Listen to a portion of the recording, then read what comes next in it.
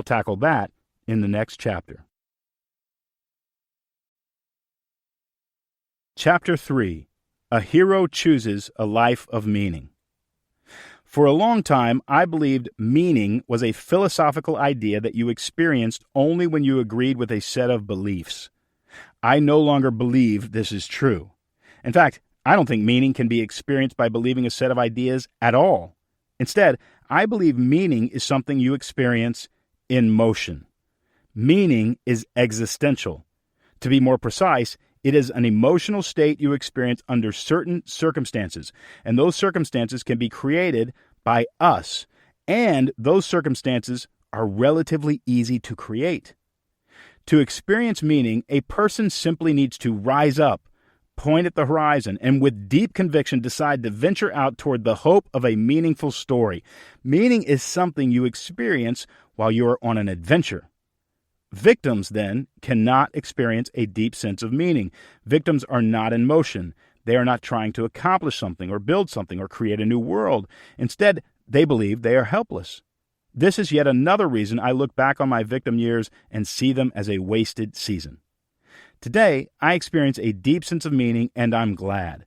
I spent years studying theology and philosophy. They were good years, but I was mistaken to believe that the study of meaning would give me a sense of meaning. Studying love does not cause you to fall in love. Falling in love happens under a set of certain circumstances. Again, meaning is experienced by a person when they are moving forward into a story. And it's terrific news that this story can be one of our own making.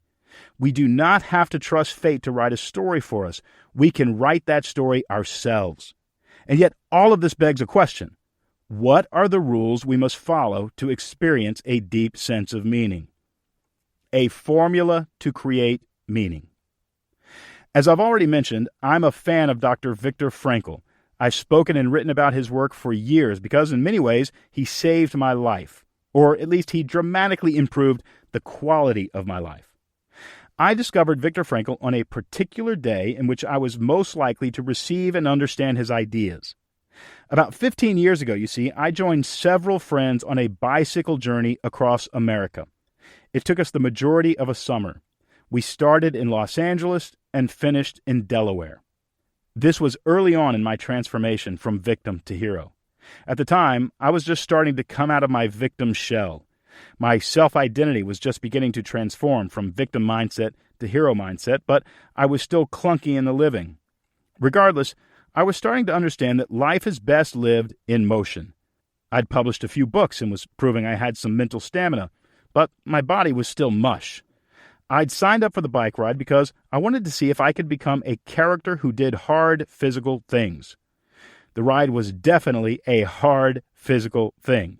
America is a large country, especially when you cross it horizontally without an engine. Surprisingly, though, I enjoyed the challenge. In ways, it was 7 weeks of forced meditation. I found comfort in the rhythm of my bike pedals flowing over each other. The trillion fence posts along America's back roads and the cows that ran away from us, spooked at the sound of the ball bearings in our gears, offered a subtle anchoring to the earth. The big weather that came at us from across the deserts gave us the feeling we shared the world with friendly and not-so-friendly monsters. We were definitely living inside a story. Flat tires, hailstorms, heat exhaustion, wipeouts, trying to find food, trying to find water, every day getting another 100 miles in however we could. There was meaning in those miles. We were characters heading east, believing if we kept pedaling, an ocean would appear and tell us we had transformed, that we were the kind of people who could do a hard thing. And yet for the final week of the ride, I had an uneasy feeling of concern. I was worried because I'd noticed something over the previous decade. When I set out on an adventure, I felt a sense of meaning. But when it ended, such as when a new book came out, a big speaking opportunity was fulfilled, or when I got into a relationship, I'd crash. After I accomplished anything good, the sense of meaning seemed to decline, and it declined rapidly. Some of my saddest, most depressing, can't-get-out-of-bed experiences have come in the season following a significant accomplishment. Meaning happens when you get a story going. I now know that when a story ends and the credits roll, you've got to get a new story going. What I was feeling in those final days of the ride across America was the ramifications of the end of a pursuit, the flickering end of a story. I lay in bed a few nights before our last day thinking about how great it was going to be to ride across Delaware and walk into the Atlantic. And yet I knew there would be a temptation to sit there too long. There'd be a temptation to stretch out the moment of accomplishment, to sit and stare at a blank page rather than slip another sheet of paper into the typewriter and get another story going. We took a day off in D.C. before the final push. We rode around the National Mall. We were fast, in very good shape. We went from the White House to the Capitol and then to Georgetown in minutes. We weaved between taxis and buses, keeping up with traffic and even passing the slower cars as their brake lights clogged up at the intersections. I'd never been in such good shape and have never been since. It was the first time in my life that I experienced the thrill of a body that worked well. It was in a bookstore in D.C. that I discovered Viktor Frankl's Man's Search for Meaning. The title seemed bold, and it also seemed like an answer to my concern. I'd certainly experienced meaning on the ride across America, but I found myself wondering how to keep that sense of meaning going. I'd heard of his book, but I'd never read it. Knowing I'd need a read for the flight home, I picked it up. The next day was thrilling. We rode 75 miles in just over 3 hours. Delaware is flat and small, and from D.C. you can get to the ocean fast. And we were fast. The mountains and the deserts and the headwinds and the blistering sun were behind us. The adrenaline of a story coming to an end fueled our legs. 10 miles from the Atlantic, we took off our helmets to better feel the ocean air. I think all of us cried. The tall grasses on either side of the road waved us in. And then there it was, big as a bathtub for the cosmos, the Atlantic Ocean. We walked our bikes to the shore, dropped them in the sand, and swam. We swam for a long time, hardly believing we'd done it.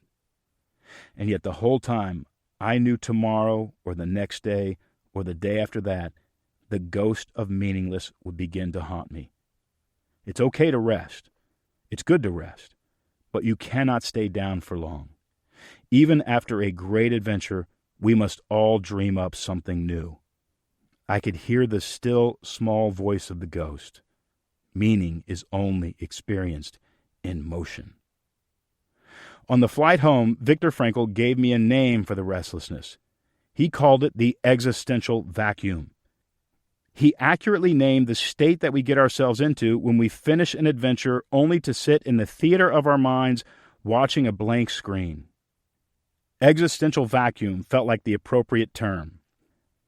I now believe the existential vacuum is where many people live. It's that feeling that life should be better, more interesting, more fun, more rewarding, and more fulfilling. Viktor Frankl was right. All the good characteristics life offers can and should happen. In fact, he had been a prominent neurologist and psychiatrist in Vienna during the 1930s. A couple of decades after Sigmund Freud popularized psychoanalysis by espousing that the desire for pleasure motivated human behavior. Frankl disagreed with Freud. Frankl said man did not have a will to pleasure, but a will to meaning. And when man could not find meaning, he distracted himself with pleasure. Why are we so restless? Because ice cream is distracting but not fulfilling.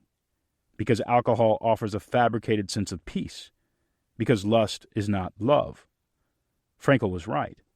We distract ourselves with pleasure when we can't find a sense of meaning.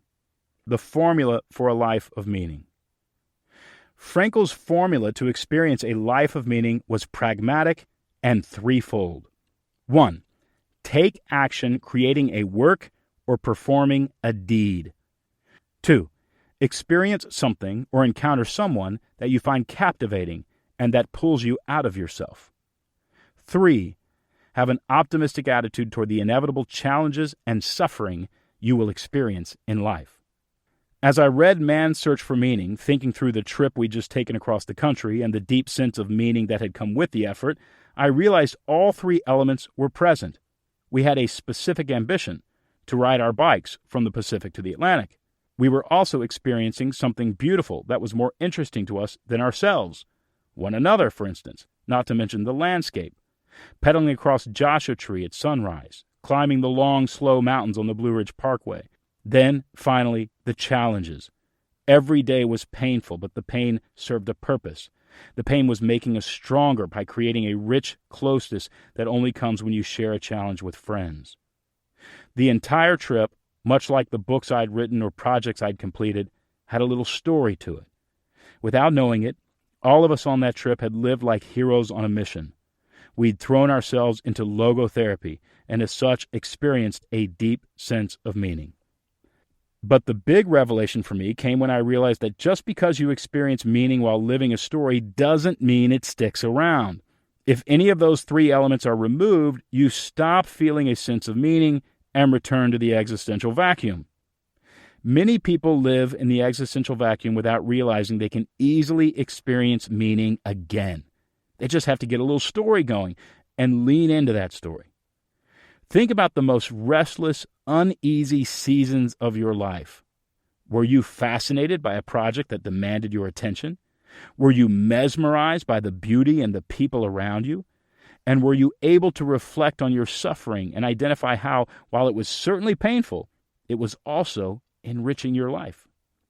If any of those three elements were missing, the sense of meaning likely dried up and you were left staring into your own belly button, holding the lid up to the light and asking silly questions like, why are we here? And why is life so empty?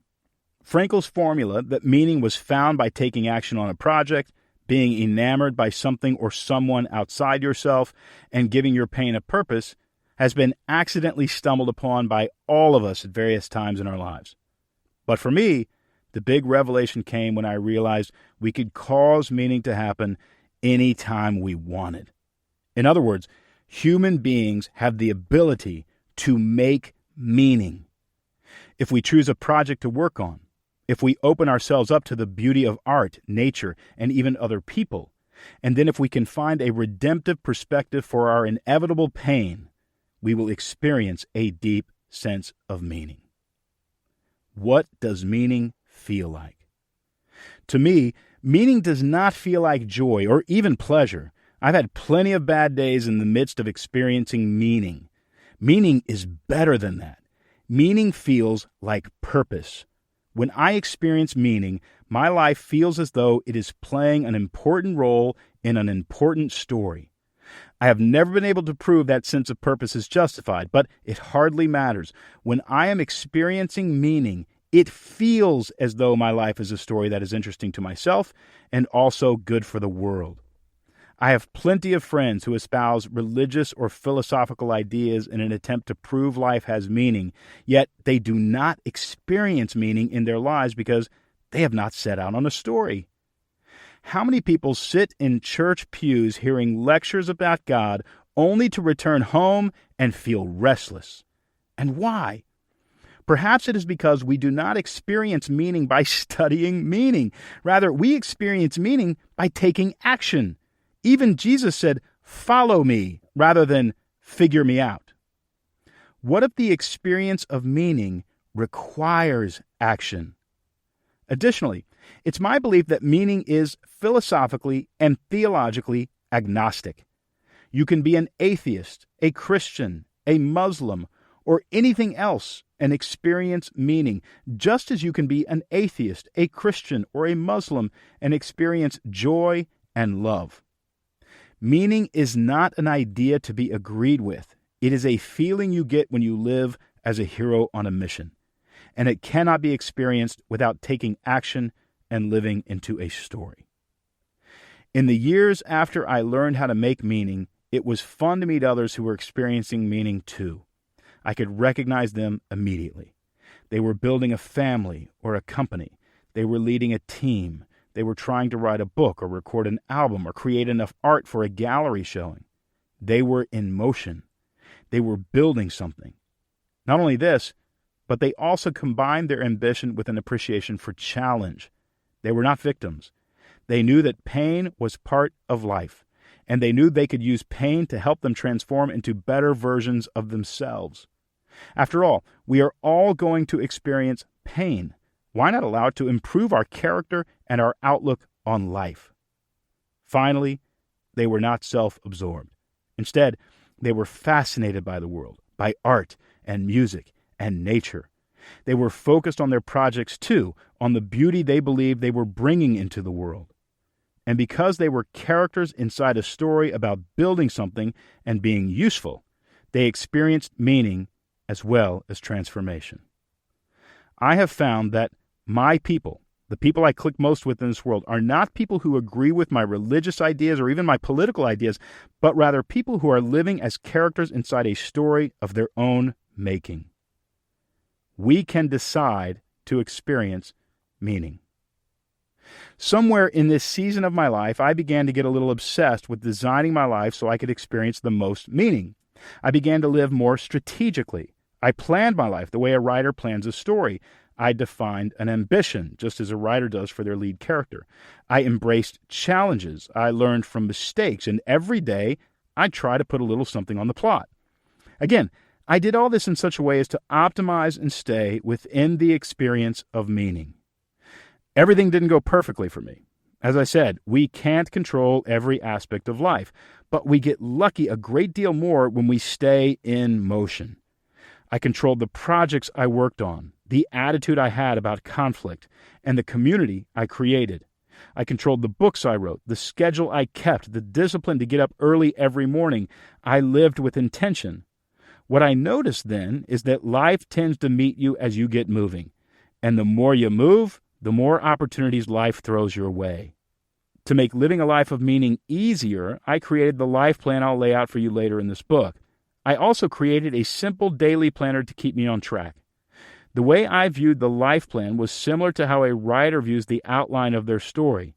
They plan their book, then they write it. If the outline needs to change because the book flows differently than they thought it would, that's fine. But by creating an outline, they established a direction and cultivated the inspiration to start writing. The daily planner then became my little secret to staying disciplined. If I filled out my daily planner page on a given day, I was always more in tune with my own story than if I didn't. The daily planner and life plan helped me lay 3 big ideas over the top of one another.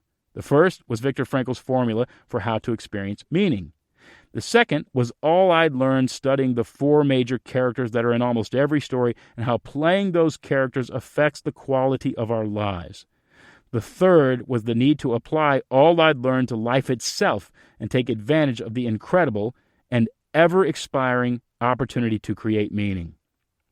The idea that we'd all do well to live like heroes on a mission didn't come to me until later, but the realization that I needed to proactively move into life rather than simply let life happen to me was enough to improve my overall experience. It is true, my life plan changed over time. Each year, I'd edit my life plan a little bit based on the slightly new direction that both my desires and the opportunities life handed me seemed to offer. Nevertheless, without the exercise of creating a life plan, my story would have devolved in entropy and ultimately a narrative void, the existential vacuum. I've been using the life plan I created for about 10 years now, and each year seems to have gotten better. As I said, to create my life plan, I went back to the 3 elements Frankl described in his formula for meaning. 1, to create a work or do a deed. Life invites us to be important and necessary. If we wake up each day and have a task to accomplish, especially a task in which other people are involved or without which other people might somehow suffer, we become necessary in the world. We sense we have a purpose, because we do. By requiring a work or a deed, I think Frankl was saying, get yourself a great reason to wake up and get out of bed in the morning. If you do, it will help you avoid the existential vacuum. 2, to experience something or encounter someone. We should acknowledge that we are not alone in the world, and in fact, the world and the stories unfolding upon it inspire awe. We all know the greatest experiences we have in life are dramatically enhanced if they are shared with others. According to Frankl, to experience meaning, we should get involved with a small group of people we love and who love us, or we should find something that invites our focus beyond ourselves to the beauty of the world around us. A lone walk through the forest is good for the soul, just as a trip to a gallery can offer inspiration and a sense of mental expansion. The point is this: Encounter something that pulls you out of yourself so that your world becomes larger. 3. To have the ability to choose a perspective toward any set of circumstances, including challenges and suffering. While I found each of the 3 elements of Frankl's formula helpful, it's this last one that helped me transform the most. Essentially, Frankl argued there was no negative event that could happen to us that could not be somehow redeemed. Redeemed is my word, not his, but I think it's fitting. By redeemed, I mean that, as humans, we are able to take the most painful of tragedies and turn them into something meaningful. Frankl believed that while tragedies should be acknowledged and grieved, they can also produce something beneficial. This doesn't mean tragedies are good. Nobody wants or should have to experience a tragedy. It only means that from the ashes of our tragedies, we can create something beautiful, and by creating something meaningful with our pain, we begin the process of healing our wounds. Another danger of victim mentality is that it does not allow us to redeem our pain. Those who see themselves as victims do not see the benefit of pain. While pain is often unbearable, it is also creating a strength or a tenderness, or at the very least, a deeper understanding of the true nature of life. It's often difficult. The benefits of pain should not be overlooked. In stories, pain is the only way heroes transform into better versions of themselves. If you wrote a story about a hero who transformed, only you did not put that hero through a great deal of pain, the audience would not believe the transformation was authentic. They might accuse the writer of naivete. Intuitively, we all know that pain is the force that transforms us. Frankl argued there was no challenge a person could experience in which that person could not find a redemptive perspective. That is a bold claim. Yet none of us can call the man naive. When asked to answer the question of the meaning of the death his family and friends had experienced at the hands of the Nazis, Frankl answered that while what happened was pure torment and we should fight against such atrocities, the death of his wife, child, mother, father, and millions more served a purpose. They proved to the world the existence of evil. While he did not wish for the deaths of 6 million Jews, he did not want the story to end in the great deficit that often happens with tragedy. He meant his counsel as a proclamation. The deaths of the Jews in Europe will serve a meaningful purpose, that is, as a warning to the world. The need to redeem our pain is not only true on a global, epic scale, but on a personal scale as well. We must take the thing that has hurt us and shape it into an inner strength, perhaps even into a prevention of that thing ever happening again. To me, this idea is paramount if we are to transform from victim to hero. A victim wallows in their pain while a hero picks it up and turns it into something useful for themselves and others. Of course, what we are really talking about when we talk about transforming from victim to hero is healing. Victims heal into heroes, and heroes strengthen into guides. My friend Allison Fallon is a good writer. She and I have a little side project going. It's called Write Your Story. In our little workshop, we teach people to reflect on something in their lives that they've overcome. Then we ask them to reflect on who they were before the challenge and who they became because of the challenge. Then we teach them to write that story in about 5 pages, following a specific story formula. Sitting and processing your own challenges and realizing how much they have transformed you should be a necessary exercise in every high school. When you sit and think about what you've been through and how strong your challenges have made you, you enter into an improved identity. You realize you are stronger than you knew, and you also realize you are interesting. Nearly everybody has overcome something very difficult, and in doing so, been given the opportunity to transform. Few people, however, fully actualize their transformation because they stay stuck in their old identity. You have to sit and realize all that you've overcome in order to believe your strength. The villain inside you will belittle the hero inside you to no good end. Processing your own story shuts the mouth of the villain. Part of my life plan years ago involved building a home on a piece of land with a large carriage house where people could meet and also a guest house for people to come and find rest. I didn't just want to build a home, I wanted to build a place from which community would grow. I shared that vision with Betsy, and we entered into the story. We've built that home now, and the carriage house too. The guest house is still being built, but will be done shortly after this book comes out. We call the place Goose Hill, named after our chocolate lab, Lucy Goose, because Lucy has always loved life and has always loved people. People ask me all the time what my favorite part of the place is, and I always tell them it's the bookshelves in the carriage house. In the carriage house, we built floor-to-ceiling shelves along the back wall. After people write their stories, I will 3-hole punch them and put them in binders on those shelves. I want my daughter to grow up in a place where she's constantly reminded of what a person can do with their life. If any of our guests ever want to be inspired, they can just go up to the carriage house and read about all those things people have overcome and the beautiful ways those challenges have transformed them. Today, the shelves in the carriage house are empty, but as we invite people to write about what they've overcome and how that challenge transformed them, those shelves will be filled with encouragement and inspiration for anybody who wants to sit and read them.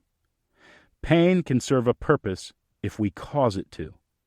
Again, while we do not have power over all that happens in the world, we do have power over our perspective. We can choose to take unfair and undue pain and cause it to serve our own story so that we become better, so that we transform. While Frankl certainly would have chosen his wife and child's lives over the lessons their deaths taught the world, he did not believe they died in vain. Their lives and even their deaths served a purpose. Meaning is something we create every day. Victims and villains do not create meaning for themselves or for the world. Heroes and guides do. We build lives of meaning by stating an ambition, by enduring challenges, and by sharing our lives with others. When the long bike ride was officially over, I knew I needed to dream up another adventure. I needed to take action, share that action with others, and accept the inevitable challenges involved in the new ambition, because those challenges would stimulate growth. When I got home from Delaware, I felt it happening. I'd sit restlessly on the couch watching the Tour de France on television. My legs needed to move, and so did my mind. I'd get up and ride 50 miles just to feel normal. I was eating nearly 10,000 calories per day because my metabolism was still racing from the cross-country ride. I decided I couldn't just sit around. Depression was closing in. I felt the existential vacuum breathing on the back of my neck. Only a month later, I found myself traveling the country supporting a candidate for president. I served as a surrogate speaker and spoke to groups about the issue of fatherlessness and how the candidate, who happened to be from a different political party than the one to which I belonged, had the best plan. These days, I don't identify as a Democrat or Republican and honestly believe the two parties have caused too much damage and polarization to offset the benefit of their proposed agendas. Nevertheless, the candidate I supported back then won the White House. A year later, I found myself on a presidential advisory council helping to write a book-sized consideration of presidential objectives that might dignify fatherhood in a culture that seemed to slowly be vilifying men. That's another story. But, as it relates to my thesis here, I did not experience a crash after our bike ride. I avoided the narrative void. Instead of losing a sense of meaning, I simply found a new story on the campaign trail. I found a certain meaning and even a thrill sleeping on airplanes, trying to get wrinkles out of my shirt in airport bathrooms, and sleeping in the back seat of a car as a small group of friends and I traveled through swing states with our message. Over the coming years, the president would implement every idea we came up with. Father's Day at the White House became a major event to showcase the importance of fathers in the lives of children. He elevated nonprofit organizations working to reunite incarcerated fathers with their children, giving them even more of a reason to stay out of prison. Federal funding was allotted to mentoring programs. I was proud of the work we did, but it wasn't all altruism. I also got something from the work. I got to avoid the existential vacuum that happens when we let fate write our stories. I got to avoid the crash and burn. While I was on the campaign trail, the text messages started coming in from my friends who'd ridden their bikes across the country. The physical toll on all of us was mesmerizing. Our bodies were in chaos, and so were our minds. Many struggled with anxiety and depression, and all of us wished we were back together, pedaling from the Atlantic back to the Pacific. We all joked about meeting at that beach and heading back in the opposite direction. What was happening, though, is something that happens to a lot of us. A story had ended, and a new one had to begin. For most of us, growing up was a fun story. Then we lived a story in high school, then college, then marriage, then kids, and then, well, nothing. At some point, life stops handing us pre-written cultural scripts. The credits roll. And few people ever figure out that they've got to create a story of their own in order to find narrative traction. At some point, life takes the training wheels off and forces you to create a story that is better than the restless boredom that comes by trusting fate. Midlife crisis happens when the cultural scripts end, but we fail to write a new story for ourselves. The point is, when a story ends, another has to begin. And if we want the story to wake us up from a sense of meaninglessness, it must include the 3 elements Viktor Frankl set out as a formula for meaning. If you live with the intention I've laid out in this chapter, life will feel different. It will feel as though you have a purpose in this world. I'll spend the rest of this book walking you through the paradigm shifts I've realized and even showing you the tools I've created to plan your life and organize your time in order to experience meaning. After the bike ride and political campaign, I've formalized my life plan and daily planner page. In the 10 years I've used the tool, I've not lost the sense of meaning, and I consider that sense of meaning a saving grace. The tools I created are available in the accompanying PDF that you can get at HeroOnAMission.com. Our stories can prove life has meaning. Does life have meaning? I believe it does. You have to admit there are times when the absurd beauty of the human experience gives you pause. What a sky can do with a sunset. What a songwriter can do with a guitar. For me, our baby moving in Betsy's belly. The garden we keep in the backyard, a good poem, a good meal. Yes, life is challenging and has tragic elements, but it is also beautiful and meaningful. It is meaningful because we make it so. Viktor Frankl used to say, it is not our right to question whether or not life has meaning. Rather, it is life that questions us. Will you make your life meaningful, or will you suffer the existential vacuum? The other day, a theologian friend came to town, and we took a walk. I've known Julie for a long time, since we were kids. I love it when we get a chance to catch up. Back when I was single, she and her husband invited me on a Greek Orthodox pilgrimage around northern England.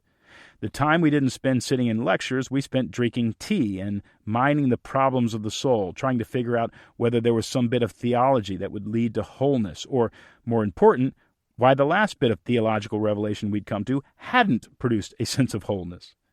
This time, however, the conversation felt different. I'd not taken a walk with Julie in nearly 10 years. As we talked about the state of the church and the state of our culture, I found myself less interested in mining the depths of philosophy or theology for answers. I even texted Julie later to say something had changed in what I wanted in life. I no longer wanted answers. Instead, I accepted life on its terms, with all its unanswered questions, and yet I wanted to take advantage of its invitation to experience meaning. This is not to say I do not have beliefs. I consider myself a spiritual person, and I pray daily. But I don't really want any more answers. The search for definitive answers has often led to tense and sometimes futile conversations. I'd rather be grateful than all-knowing. Julie texted back that she'd had some of the same revelations. She said we were in a similar place. Julie is a renowned theologian. She studies, for sure. I trust what she meant by saying we were in a similar place is that these days she studies more out of a curiosity and desire for a relationship with God than she does to feel an insatiable desire for answers and certainty. Growing up, I used to sing along with Bono as he cried out that he still hadn't found what he was looking for. I still sing along with Bono, but it feels different now.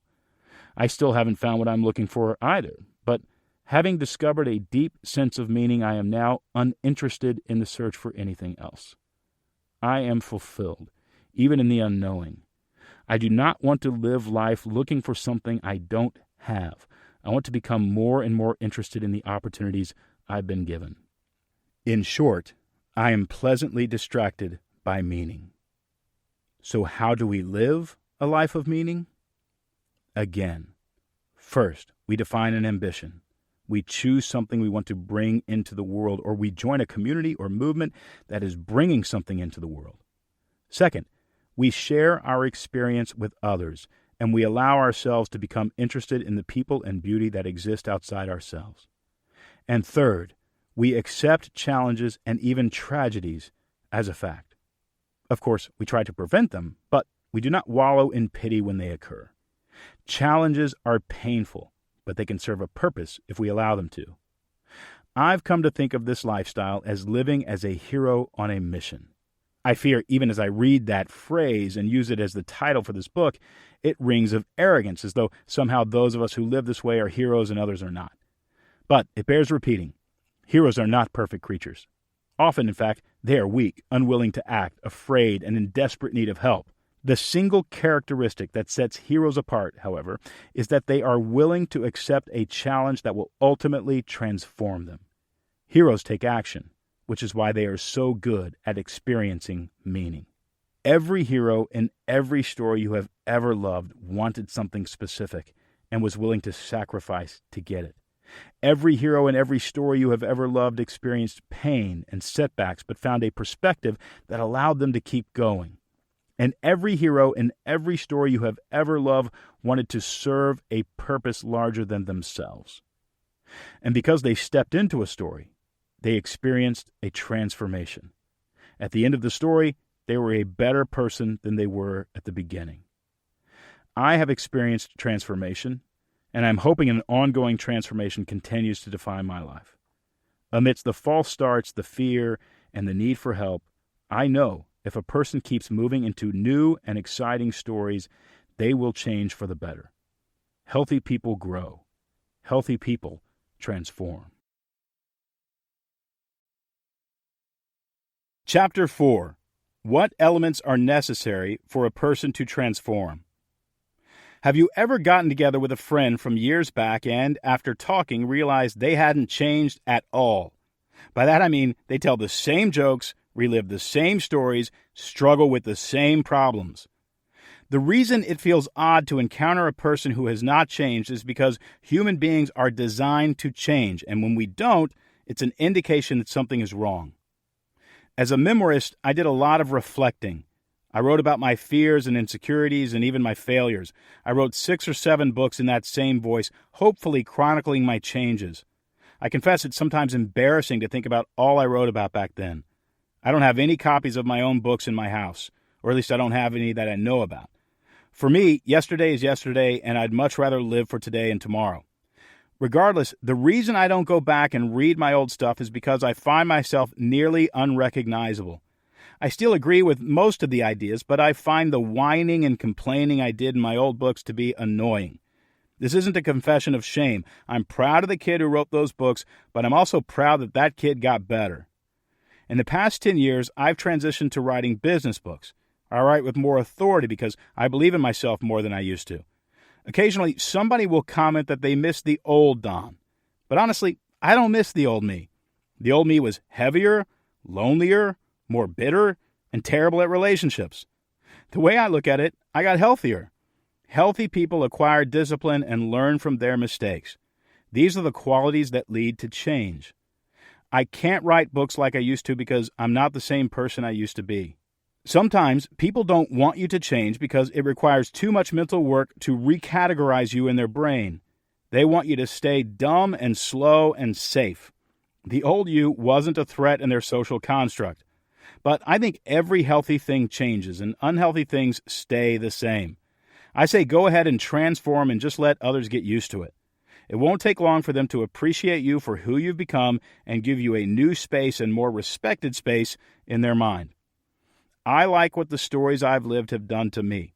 I'm not perfect, but I'm a lot better than I was. After all, if the therapy doesn't work, why the heck are we paying so much for it? The therapy worked pretty well for me, as did the self-reflection necessary to write all those books. I'm different now. I'll take this version of Don over the previous one any day. He's happier. So why do some people change while others stay the same? Why do some people get stuck and others get unstuck? Living a story is the only way to transform.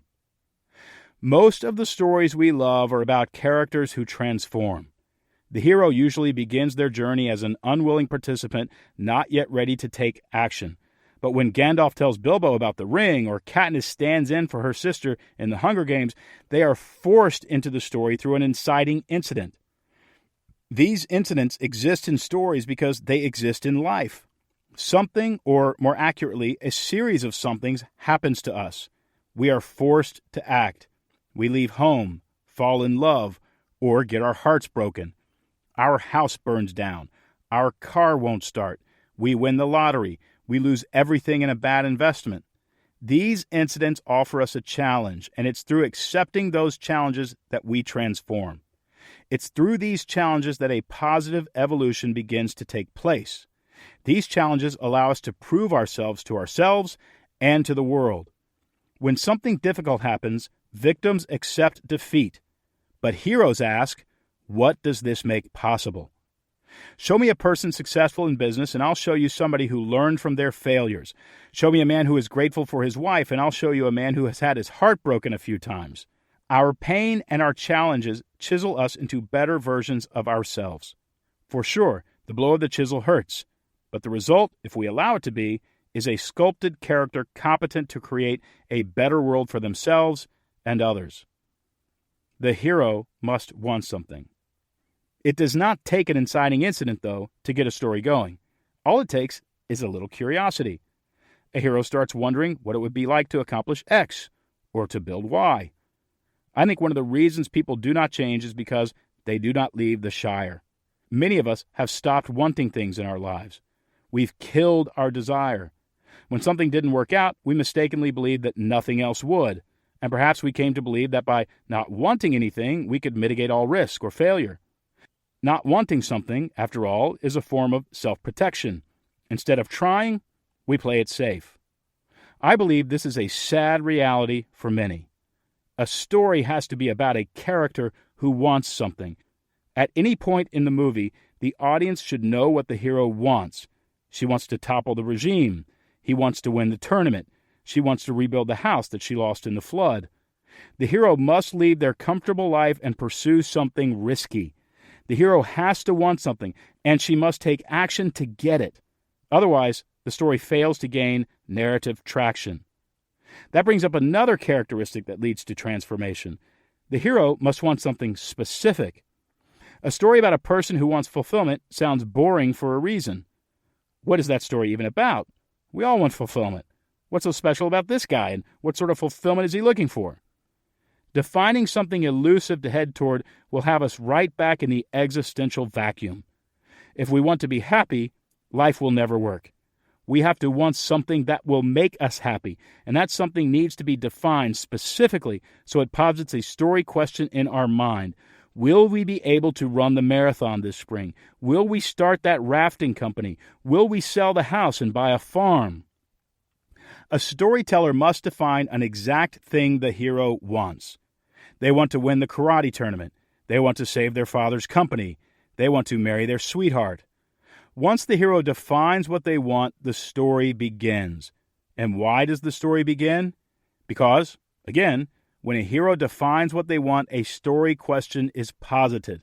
The audience, and for that matter the hero, is engaged by a single interesting question. Will the hero get what they want? When an audience can't determine what a hero wants, or when what the hero wants is too elusive for an audience to understand, the audience loses interest and becomes bored. This is yet another warning for those of us who want to sidestep the narrative void. If you don't want anything, you aren't living inside a compelling narrative. When we don't want anything, or perhaps when we cannot exactly define what we want, we become characters in a story with no plot. And let's not pretend that not wanting anything is somehow restful. Not wanting anything can actually be emotionally grueling. Imagine sitting in the theater of your mind and not knowing what you want, having to watch a confusing story day after day about a muddled character who floats here and there like a twig on water. When we don't want anything, not only do we lose interest in our own lives, but we cause others to lose interest in us. I've never read a story about a princess saying she dreams about meeting a handsome young man who rides up on a white horse and tells her he doesn't want anything. My guess is she'd rather marry the horse. As Frankl said, we must have a project on which we are willing to take action. And when that deed is done, we must have another, and then another. It's by wanting something that we enter into life and engage its challenges. And it's through engaging these challenges that we transform. What we want hardly matters. We do not find meaning in the wanting. We find meaning in the pursuit of the thing we want. As long as what we want is good for us and good for the world, we will have at least one element that it takes to experience a deep sense of meaning. Whether we want to win a dance contest or compose a symphony, start a business or build a family, it's the thing we want to bring into the world that invites us into life itself. So what do we do if we don't want anything? I've met a lot of people who have this problem, but then I start asking them what they enjoy. They enjoy music. They enjoy gardening. They love their family. The truth is, they want a lot of things. They just haven't sat down and put a compelling vision for their life into words. Do you love music, gardening, and family? Start a family band and sing about vegetables at the local farmer's market. Now that is an interesting story. I won't be buying the record, but cheers to you all the same. The point is this: don't get stuck trying to pick the right ambition. Wondering what's the right thing to do is the same as having an external locus of control. The answer isn't out there, it's in you. And there isn't a single answer. There are a million answers. The only wrong answer is not to want anything. The right answer is to point to a specific spot on the horizon and start walking. A hero must engage their challenges. 2 more reasons people do not transform. They either avoid challenges or they do not learn from them. Again, though, conflict is the only way we change. Without pain, there can be no transformation. In his lectures, Viktor Frankl posed a question to his audiences that went like this: if you look back over the hardest seasons of your life, would you choose to delete them if you could? Now that you are through them, would you not want to have lived them? For most, the answer to this question was no. They would not want to delete the hard season from their memory. They would not have wished the painful season away. This is not always the case, of course. The loss of a child, having made a decision that broke trust. There are times when we wish we could turn back the clock. But even in those instances, there was personal growth in our pain. When you decided to be disloyal, you learned of your own limitations, and it humbled you. When you made the mistake, you learned of your own fallibility and developed the strength of character required to live differently. In fact, the only reason my company actually succeeds today is because of the losses I experienced early in business. After I became a best-selling author, I lost every penny of my savings in a short-term investment. I'd just sold my home in which I'd put my life savings. I put all that money into a venture and woke up one Monday morning to find out it was gone. I cried myself to sleep for at least a week. I never thought I'd see that much money again. I'd blown it. But from that hard season, I learned more about earning and managing money than I could have learned in a decade at Harvard. The pain caused me to start paying attention. And because I started paying attention, I grew a successful business. Now, every year, Betsy and I donate to charity at least the same amount of money I lost on that Monday morning. And it wasn't just troubles with money that helped me grow stronger. I remember when I was much younger, being on a flight from Chicago to Portland. I was so big I had to ask for a seatbelt extension. The person next to me grunted every time I moved, letting me know they didn't appreciate that I was taking up some of their seat. I sat there feeling sorry for myself, but that pity never turned into ambition or action. Instead, I believed that if I felt sorry enough for myself, if I were enough of a sad sack of decomposing DNA, then somehow, some way, God would feel sorry for me and my problems would simply go away. Living under the weight of all that pain did not transform me. Year after year, I stayed the same. Again, in stories, victims don't transform. They are the same characters at the end that they were at the beginning. In stories, victims play a bit part. They make the hero look good and the villain look bad. But they do not change. They do not get stronger. Their problems do not simply go away. What I didn't realize then is that the pain isn't there to crush us. It's there to invite us to become stronger. It wasn't until I got help that I began climbing the mountain under which I'd lain for so long and transitioned from victim mindset to hero mindset. I started to exercise. I started to eat much better. I started to slowly lose the weight. I started to change. Part of the reason I started to change is because I entered into stories that required me to lose weight. A story about losing weight is one thing, but a story about riding a bike across the country necessitates getting into shape. When a story demands transformation, you are much more likely to transform. Viktor Frankl even reasoned that pain was part of life by design, that suffering was life's way of questioning us and even developing us. But what do we do with an injustice? We do not let it overwhelm us. Instead, we redeem it. We use that evil intention to transform us into better versions of ourselves. Again, the temptation to manifest victim energy is what we must avoid. You get bitter, a friend once told me, or you get better. What if life is not designed to be a joyride? What if we are not here to be entertained? What if instead life was a noble duty? If we begin our day believing life is supposed to be easy, we will certainly have a terrible day. Life is not easy, nor was it ever supposed to be easy. Life is often fun and entertaining, but that's not the point of it. The point of life is to live a great story and experience meaning, and that often involves engaging challenges. We have a responsibility to engage this world with courage. In many ways, engaging life with courage is our duty, and it's by embracing that duty that we find fulfillment and meaning. Rabindranath Tagore's poem says it best. I slept and dreamt that life was joy. I awoke and saw that life was duty. I worked, and behold, duty was joy. A hero learns from their mistakes and misfortune.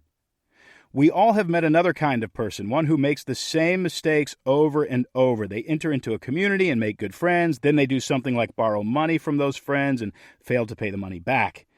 When they are confronted, they play the victim rather than account for their actions. They do not accept responsibility. The community becomes frustrated. They know they are being used.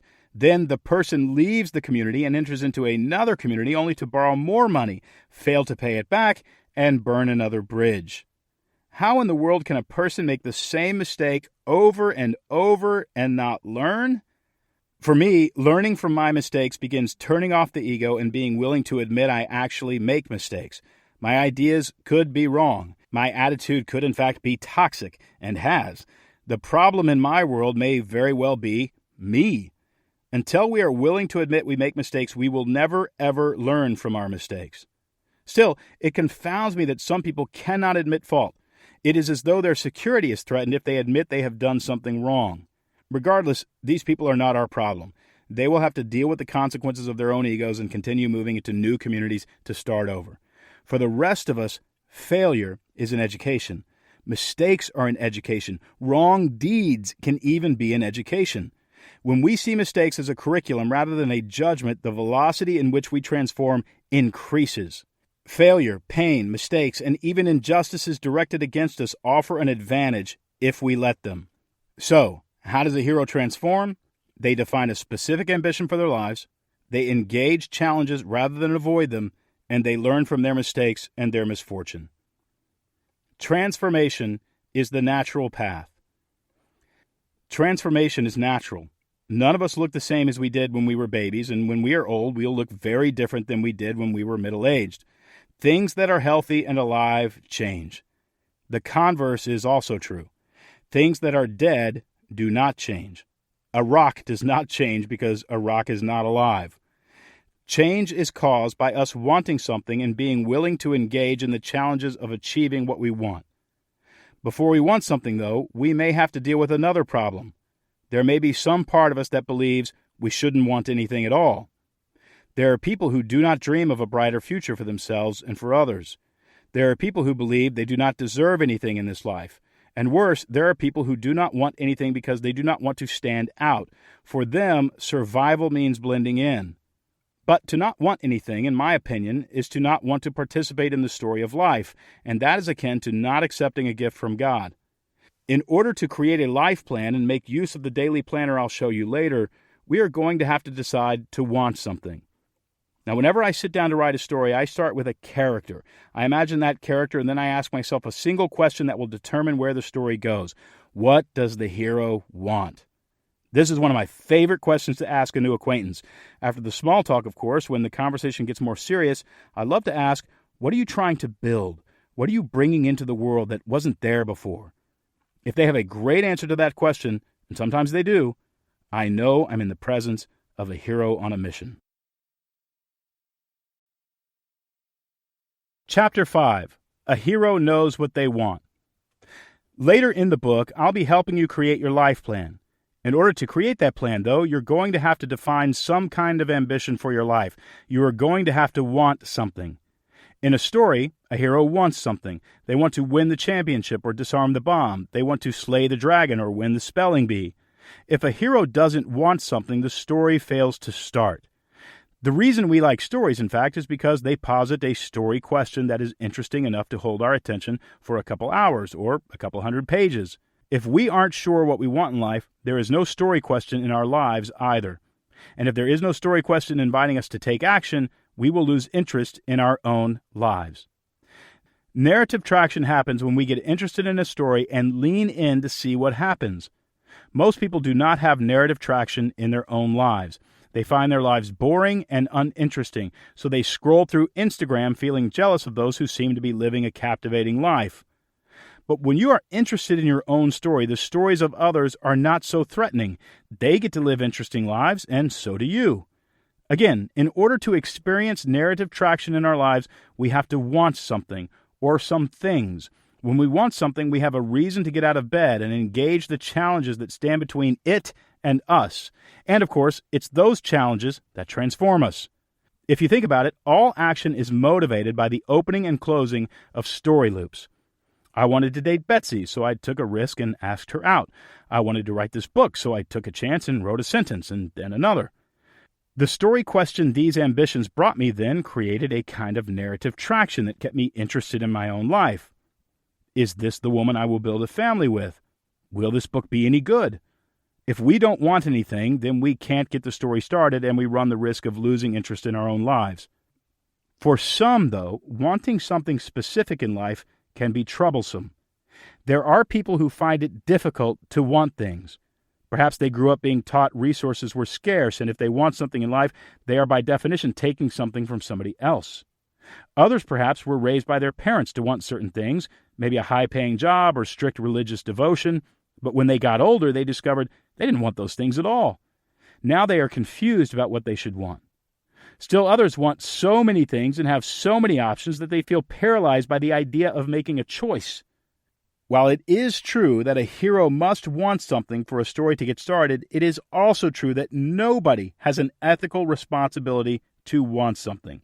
We are each free to live the way we wish. That said, if a hero doesn't want anything, their story cannot engage an audience. I also believe that if a person doesn't want anything, it will be difficult for them to maintain an interest in their own life, and it will also be difficult to experience meaning. And while experiencing meaning is not a moral obligation by any stretch, it is certainly a nice way to live. Sitting around pulling lint out of our belly buttons isn't a very interesting thing to do with our lives. That story gets boring and makes us restless very quickly. A hero is not ashamed to want something. A person's reasoning for wanting nothing in life might go like this. When people want things, it ruins the environment and leads to murder, pillage, and deceit. I do not want to be one of those people, so I don't want to want anything. But not wanting anything because some people want unhealthy things is not a sufficient answer, nor does it address the world's problems. Let's not pretend not wanting anything is somehow noble. Knowing there are starving people in the world and not wanting to help them is the plotline of a terrible story. There are plenty of noble and even moral reasons to want something in this life. All human advancement has happened because a person or group of people wanted something. I read a book once by a man who espoused a perverted version of Buddhism, claiming all our yuppie troubles would disappear if we quashed our every desire and simply stopped wanting things. But let's consider his perspective. The words you are hearing exist because centuries ago people wanted to connect with one another through the written word. Our schools exist because people wanted to learn. Our economy exists because people wanted opportunity. The wheel exists because people wanted to make work easier. Roads exist because people wanted to travel. Courts exist because people wanted justice. Homes exist because people wanted shelter. The only reason this man was able to write a book telling people not to want anything is because it was printed using words that were read by people who had learned to read, published by a company, sold in exchange for money, transported by trucks that had wheels on roads that had been built by people who wanted to travel. Even the man's copyright, through which he could legally receive royalties and buy a home, was defended by courts created by people who longed for justice. Wanting to create something new in the world is not bad. Wanting bad things is bad. A hero wants something mutually beneficial. None of us have entirely pure motives. We like to think life is clean, that people are either good or bad. That is yet another reason some people have trouble wanting anything. They sense that some of their motives aren't entirely altruistic, so they shut down their ambitions. In reality, though, progress is made when what we want is mutually beneficial for ourselves and others. If we are honest about nearly every charitable deed we perform, we will admit we get a little pleasure out of being a charitable person. I don't believe there's anything wrong with that. The reason I started a business coaching company was to help small businesses learn how to grow, and also because I grew up poor and feel insecure about my self-worth. I work hard to not be poor. Is that noble? Well, I give myself a B- on nobility. Regardless, were I not driven by my insecurity about having grown up poor, I would not have been quite as motivated to start a company, and thousands of small businesses wouldn't have the help they need. Mixed motives are what fueled me. If you are honest with yourself, you'll admit they fuel you too. Here's a complicated sentence. I love my wife unconditionally because I think she's beautiful and because she loves me back. Therefore, I do not love my wife unconditionally. I think those of us who believe our motives are entirely pure are a bit delusional. So here's where writing stories and living stories differs. In stories, characters often need to be clean, either all villain or all victim or all hero or all God. But you and I will never, ever operate in such purity. We will always have some victim and some villain flowing through our veins. You will never be as selfless as you want to be, I promise. The truth is, while you are motivated to serve others, you are also motivated to serve yourself. That's why, when it comes to figuring out what kind of story we want to live, we should look for something that is mutually beneficial. If it sounds to you like I'm saying to live a life of mixed motives, it is because that's what I am actually saying. You hear me correctly. I don't believe you will ever have entirely pure motives.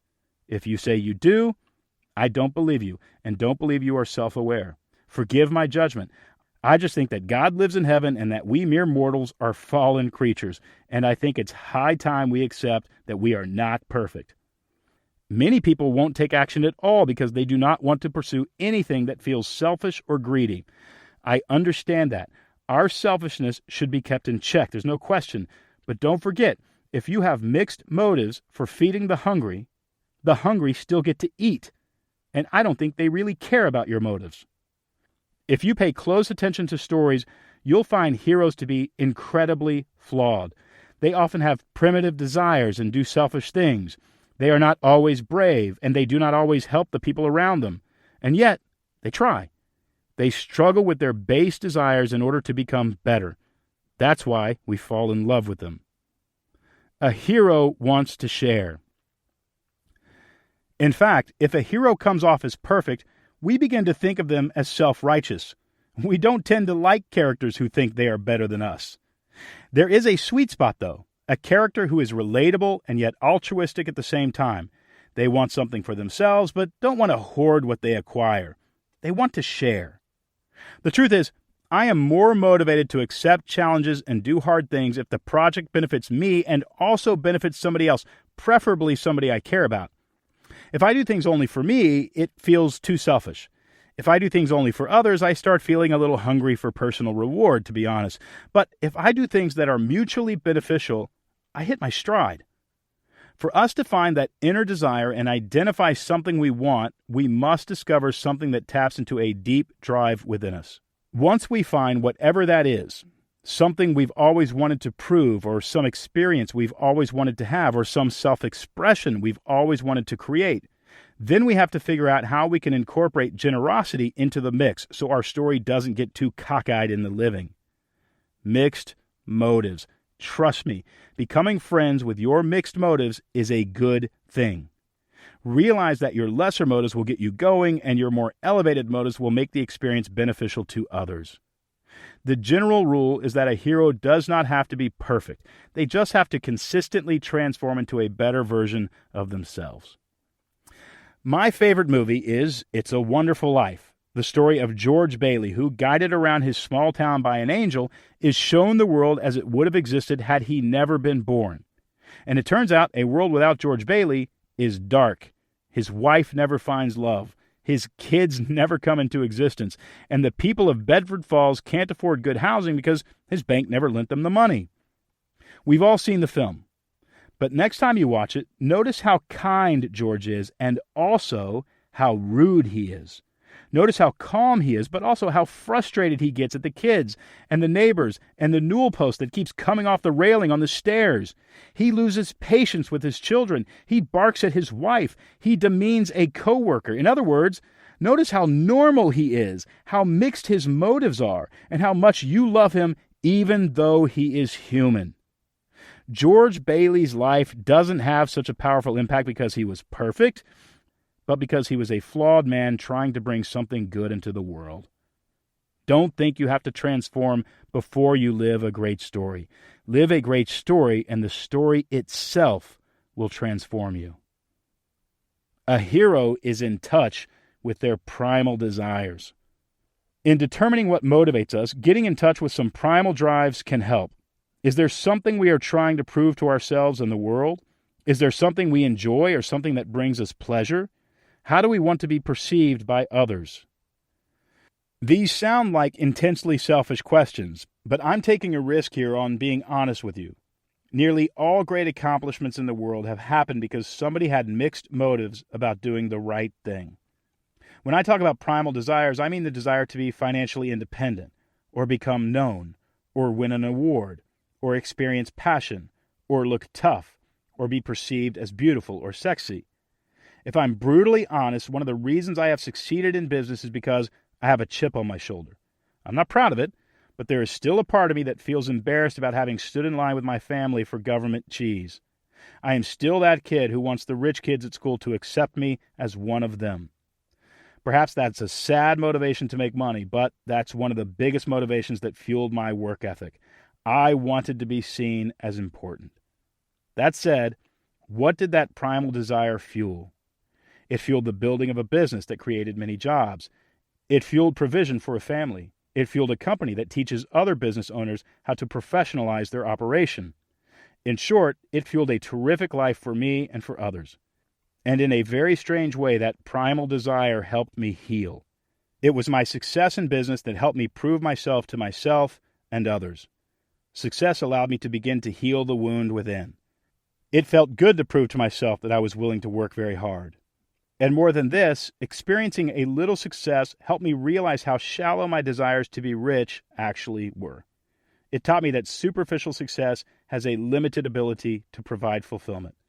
It was only after I proved myself that I began to invest deeper in relationships and in actually helping others. Life is not a journey about feigning perfection. It's about becoming better versions of ourselves.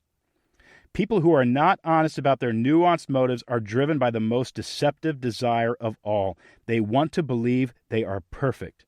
In truth, they want to believe they are better than you, and there is nothing selfless about that. Once we decide on a direction or project that motivates us, we need to figure out how to make our pursuit mutually beneficial. Is what we want something we can leverage for good? Who else will benefit from what we want to build? Will what we accomplish help resolve an injustice? And if we accomplish it, will others think we are too selfish or too self-centered? And if so, what can we add to our story to mitigate some of our own selfishness? It may sound odd to talk about our primal desires in the same sentence as our altruistic desires, but screenwriters have to deal with the nuanced ambitions of their heroes all the time. The last time I went to a movie about a boxer who wanted to prove himself and win a heavyweight fight, who cares what the movie was? There are a million of them. The writers had to first define what the boxer wanted to win the fight. and then spend an hour telling us what kind of selfless human being the boxer was. Otherwise, we wouldn't care if he won. I nearly rolled my eyes when, after tutoring a child and paying a single mother's rent and buying a homeless man dinner, the guy actually adopted a rescue dog. Why? Also, we would like him and cheer when he finally won the final fight, which, spoiler, he did, only to make eye contact with the woman he helped, the man he helped, the kid he helped, and then the dog. Roll credits. The more selfish the hero's ambition is, the more storytellers have to doctor up the script to make them look like less of a jerk. The lesson for us in all this is that while we are fueled by nuanced desires, we should discipline ourselves to do good things, to be good to people, give generously, and mitigate some of the selfish desires that operate within us. In real life, the more mutually beneficial your desire is, the more intrinsic meaning the story will have. Finding some kind of primal desire that will fuel you is critical in your pursuit of narrative traction and ultimately the experience of meaning. I'm talking about a deep drive within you that wants to build something for yourself. Then, figure out how to use that desire to make the world a better, kinder, more beautiful, and benevolent place. Otherwise, you'll have to adopt a dog. A hero makes a choice about what they want. Here's another rule about stories that will help each of us live a more meaningful life. Try not to want too many things. If it ruins our story to not want anything, it also ruins our story to want too many things. Not because it's wrong to want a lot of things, but because when we want too many things, the story itself gets muddled. If Jason Bourne had wanted to know who he really was and also lose 30 pounds and run a marathon and marry a woman and perhaps adopt a cat, but do so responsibly because, he travels for work, the movie would have lost its plot and the audience would have walked away dissatisfied. A storyteller has to make choices. In life, heroes on a mission also have to make choices. After filmmakers edit a movie, there are often as many scenes on the cutting room floor as there are in the film itself. An editor knows that an audience cannot follow a story that isn't clean. Having to pare down what I want has been a painful process for me. I love writing business books, but I also want to write fiction. The problem is, I don't want to write bad fiction. I want to write good fiction. If I'm honest with myself, I know it will take me at least 10 years to hone my skills as a novelist. And when I number my days, I realize I don't have time. I cannot do both. I also want to run for office, but I want to build my company too. I want a lot of things that conflict with each other, and so I know I have to choose. I made choices. I left some opportunities on the cutting room floor and took action on what I could actually accomplish. To some, that last paragraph will sound like a compromise, as though writing fiction is a holy pursuit and writing business books is carnal. Of course, I don't believe that's true. It's just that I sensed I had two callings, not one. There were two paths, and I knew I'd love both. Having grown up poor and knowing how much all of my literary heroes struggle with money, and for that matter with alcohol and relationships, I chose the path that offered emotional fulfillment as well as financial opportunity. In plotting our lives, there will be compromises. There will be unfulfilled desires. And that's a tension we will have to learn to live with. Yes, you could have married somebody else, but, you didn't. Storytellers make choices, and they need to commit to those choices. Not always, but mostly you've got to commit to your choices. A hero is guided by a controlling idea. Again, when writing a story, the storyteller must make decisions. Usually, this involves defining a theme even before the story gets started. The theme of the story is basically what the story is about. Some storytellers call it a controlling idea, or the moral of the story, or the log line, but regardless, it serves as a filter.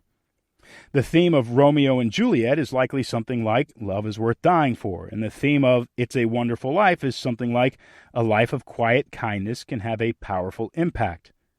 To choose something you want in life, try starting with your theme. My theme is to pave a path for anybody who wants to experience a deep sense of meaning. That theme guides most of my life. My house, my books, my family, and my company all serve that theme. When I help people create their life plan, I always start with their controlling idea. As we talk, the theme usually becomes obvious, at least to me. They value living in the moment, or they value hard work, or they value relationships over money. Once we find their theme, we start dreaming about what they can do with their lives. Now, your theme does not have to be permanent. In fact, as you get older, your theme may change. My theme when I was younger was likely something about getting the most out of life. When I got older, it was about learning a craft. Now, it's about leveraging my experience for the benefit of others. Our theme will change the deeper we get into our stories. Stories do have chapters, after all. The great thing about assigning a theme to this portion of your life is that your theme or your controlling idea will serve as a filter. At some point in your life, you may begin to have too many great directions ahead, too many options. Your theme will help you figure out what to take action on and what to leave behind. Without a theme, a writer may be tempted to include too many scenes, characters, and plot twists in their story. This will ruin the story. A story needs to be about something, and that something needs to have definition. When we get into the life plan later in this book, you'll develop a theme for the current year you are in, as well as your 5-year vision and your 10-year vision. Once you know your theme, you will have a filter that will help you leave a few scenes on the cutting room floor. When you define a specific destination for your life, your story will begin to take shape and you'll become more interested in your own life. A hero finds a story that sticks. Not every mission sticks. I've known plenty of people who decide they want to run a marathon only to give up after a few weeks. I don't judge them. The point of becoming a hero on a mission is to experience a deep sense of meaning, not to finish a marathon. If a person tries at something and doesn't like it, I've no more judgment for them than if a person starts to read a book or watch a movie and decides not to finish it because they find themselves too bored. In fact, the sooner you abandon a story that doesn't interest you, the sooner you can find the one that does. The key here is not to accept the idea that you are a quitter, but to find a passion that won't allow you to quit. When you know what your life is about, and you know what you want to pursue, I assure you that you will get up early, you will swim across the river, you will walk through snow barefoot. Find the story you want to live, and you won't have to worry about discipline. There are times I get tired of people on Instagram showing me their muscles or their private plane, talking about how we should be more disciplined. Those people have what they have because they found a story they love, a story that makes the sacrifice feel good. Discipline is a good bit easier to come by if you've got narrative traction in your life. Rather than sitting around feeling ashamed of our lack of discipline, we do better to find a story in which we are willing to engage our challenges. For me, the story of being a writer stuck. I have no choice but to write. If I were not paid to write, I'd write anyway. If you locked me in a jail cell with no pen or pencil, I'd write in my head. There are times when I don't feel like writing, but the desire to see what I can put on a page that day compels me to write anyway. My books have helped me build an incredible life. I wrote memoirs, then business books. One day I may finally write that novel. The written word is in me just like something is in you. What is that thing that you just have to do? It should guide your story. I should also say becoming a writer is not the most fulfilling thing that has happened to me. Having a good career is nice, but our stories don't have to be about professional accomplishments. All my life, I've wanted to write important books, work on important projects, and perhaps even become somebody important. The returns on those efforts have been fine, but minimal. Absolutely nothing has made me feel more important than becoming a father. The second Emmeline was born, I knew without a doubt I was necessary. I never saw that coming. As the author Andy Stanley says, your greatest contribution to the world may not be something you do, but someone you raise. I would add to that the place you get the most meaning from life may not be in your accomplishments, but the necessary sacrifice you make on behalf of somebody else. Meaning is centered in love for our projects, our world, our communities, and our families. We've got to find something that pulls us out of ourselves. When our babies cry in the night and we are tired and dragging and wonder if we have lost our freedom, the answer is yes, we have lost our freedom. But we have gained meaning, and meaning costs something. Regardless, when I work with people to help create their life plan, it's important to figure out what makes them happy. The real question is, what are you endlessly curious about, and does that curiosity draw you into a life of sacrifice? What will you give up your freedom to build? A hero asks, what if? Sometimes when I'm writing a story and the plot seems stuck, I ask myself, What if? What if the hero falls in love? What if the hero gets caught up in a bank robbery? What if the hero discovers she can walk through walls? What if is a terrific question to ask in order to overcome writer's block. What if isn't a bad question to ask in life, too. What if you quit your job? What if you lived in an RV for a year? What if you adopted a child? What if is a question that leads to adventure. It gets you into a story that makes you excited to get up in the morning and perhaps a little terrified. Years ago, I asked myself, what if I wrote a book? Then after writing a few books, I asked myself, what if I wrote a business book? And then, what if I created a learning and development company? These days, I ask myself, what if I created a third way in the American political process? Asking what if can drive incredible change in your life and give you a terrific reason to get out of bed in the morning. A hero needs a thing to do. If that thing is exciting and important, the hero will wake up feeling compelled to act. This is the essence of narrative traction. A hero can join another story. A hero doesn't always have to dream up their own story. It can be just as fulfilling to join somebody else's. I've done that plenty of times.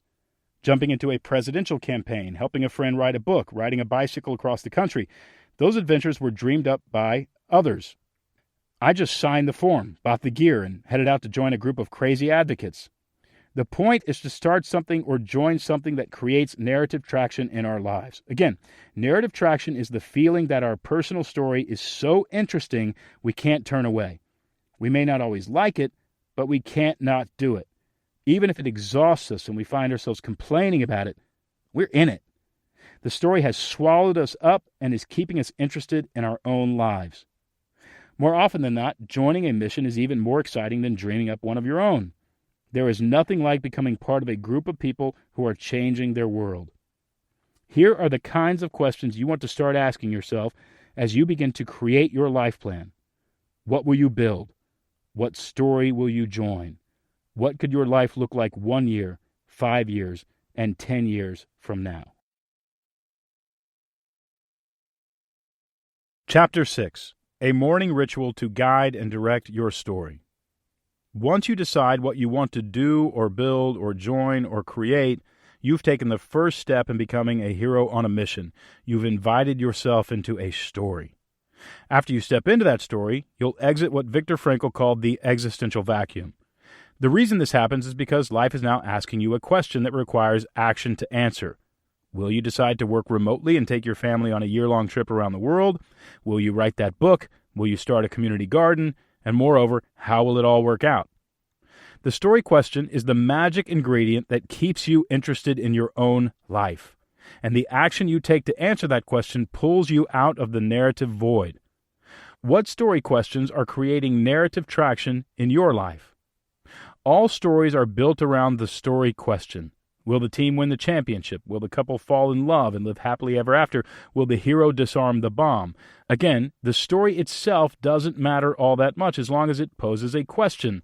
And that question must be so compelling that you are willing to change the trajectory of your life to make the preferred answer happen. After we decide what we want, the next challenge is to see the ambition through to its conclusion. But seeing things through is a challenge in and of itself. The hard thing about reading a book like this is that we get inspired and feel great about life and then find ourselves right back in the sea of distractions. A year later, we sadly realize we haven't moved forward on our story. To make a story happen, we have to get up every day and put something on the plot. That's the exact phrase I used the entire time I was starting my writing career. I'd get up in the morning, go down to the local coffee shop, and put something on the plot. More recently, it's the phrase I use as Betsy and I build Goose Hill, our home that functions as a kind of mini retreat center for friends and family. It's the phrase I used as I built my company, and it's the phrase I used every morning when riding across America, sometimes with an expletive mixed in. Talking about all these stories is easy, of course. Living them is hard. The process of living a story, or for that matter writing one, can feel overwhelming. During Ernest Hemingway's early writing days in Paris, he used to stand at his apartment window, looking down over the city and say to himself, "Do not worry. You have always written before, and you will write now. All you have to do is write one true sentence. Write the truest sentence that you know." With that in mind, he'd sit down and add another line to his legacy. The stories we live seem romantic in hindsight, but in the moment, it's all work. When we are trying to live these stories, we are attacked by the fear that things won't work, or we're just not in the mood to put a little something on the plot. It's the constant interruptions and diversions and other people thinking we are a little crazy that cause us to stall in our stories and return us to the narrative void. But we have to keep going. We have to keep putting a little something on the plot, day after day, if we're going to find the narrative traction necessary to get us interested in our own lives. What we need is a tool to help us stay on track. For more than 10 years, I have been performing a simple morning ritual that channels my focus and intensity. The ritual involves reviewing my life plan and then filling out a daily planner page. Regardless of how foggy my mind is, my ritual changes the way I see the world. My morning ritual gives me clarity about what my story is about, why it's important, and what I need to do that day to put something on the plot. With that clarity, I start my day. The ritual goes like this. First, I read my eulogy. Yes, I've already written my eulogy, and every morning that I perform my ritual, I read it. I got this idea from Stephen Covey. It benefits me to read my eulogy because it helps me start with the end in mind. In a coming chapter, I'll read to you my eulogy. I'll explain how I wrote it and how it helps center me as I start my day. Second, I read my 10-year, 5-year, and 1-year visions for my life. In the life plan I've included later in this book, there are 3 pages that, in a way, set my life in motion to become the sort of person I read about in my eulogy. Not unlike a professional golfer lines up her putt to roll over a line of specks on the green so her ball finds the hole, I use my 1, 5, and 10-year vision pages to direct my life at a closer range. Third, I read my goal-setting worksheets. I read about the 3 goals I am currently working on. Each serves as a sort of brick in the wall for my overall life plan.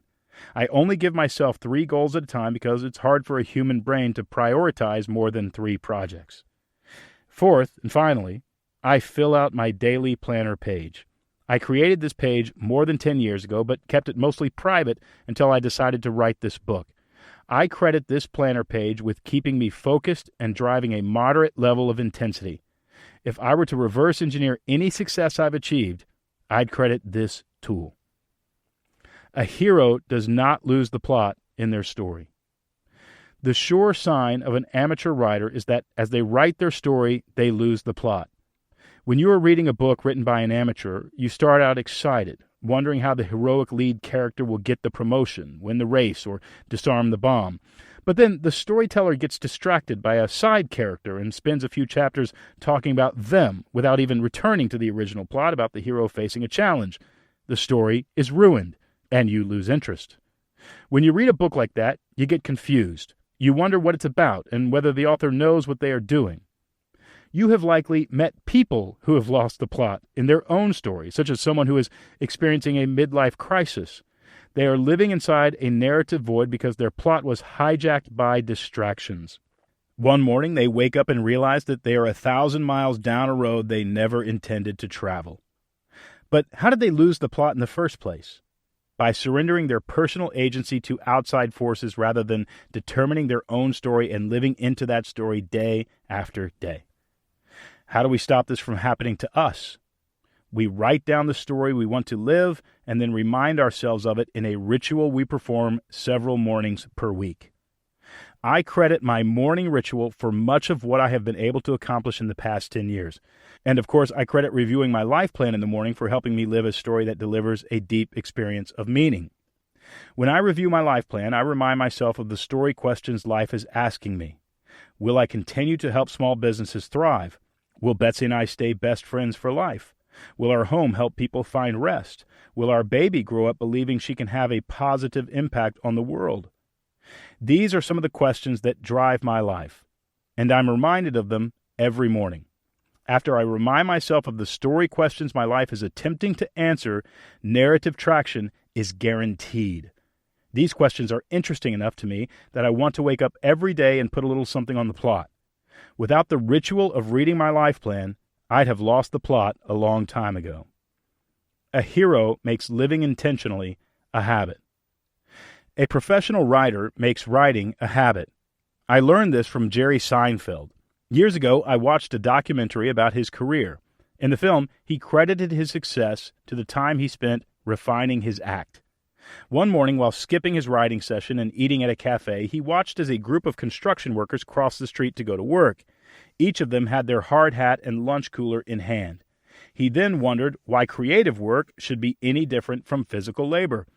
If he woke up every day and went to work on his act, refining his jokes and building a new routine, what would happen to his career?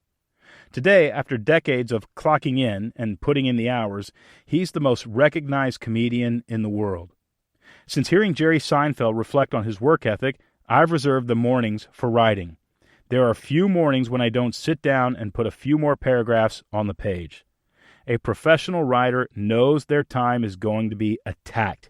They have to lock down the hours it takes to finish the book and then show up to work when they said they would show up to work.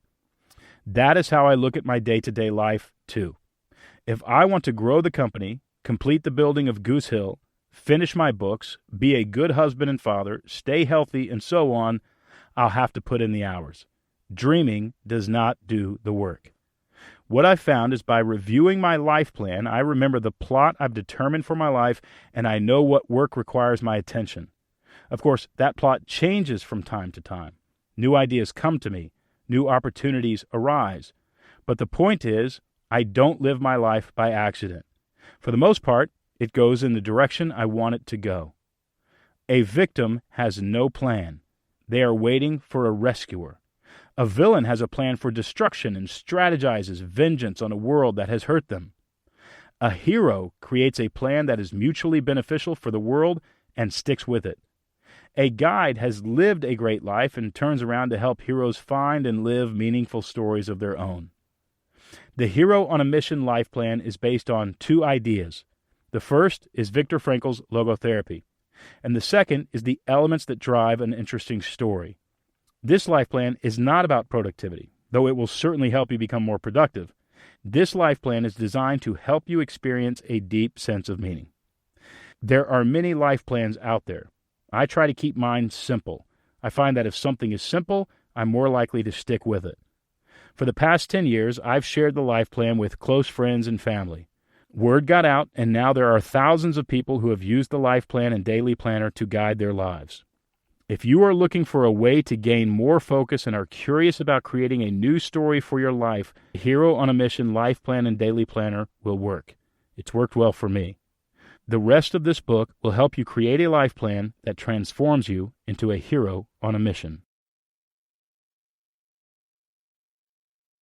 Act 2. Create your life plan. From this point on, the book will guide you through the creation of a life plan and also teach you to use the Hero on a Mission daily planner.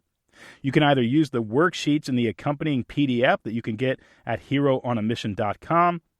In order to fill out your life plan and daily planner, download the PDF worksheets at heroonamission.com. You will get the life plan, plus you will get daily pages that you can 3-hole punch and put into a planner. It is all completely free. The life plan begins with the exercise of writing your eulogy. Several chapters of the book will help you imagine the life you want to live so that your eulogy invites you into a meaningful story and also creates a sense of urgency for your life. You will also be guided through the 10-year, 5-year, and 1-year vision worksheets. These worksheets will help you begin to picture the life you want to live and help you take small steps toward an objective that matters. Following your vision worksheets, you'll learn how to fill out goal-setting worksheets that use a few tools to increase the chances you'll actually achieve your goals. Then, finally, you'll learn how to fill out a daily planner page that brings the entire process together and keeps you on track every day that you use it. Not only that, but if you visit heroonamission.com, you will find our online software that will allow you to create your life plan online and also join a community of thousands of others attempting to live lives of meaning. The software version includes videos in which I help you create your life plan and daily planner. Again, just go to heroonamission.com.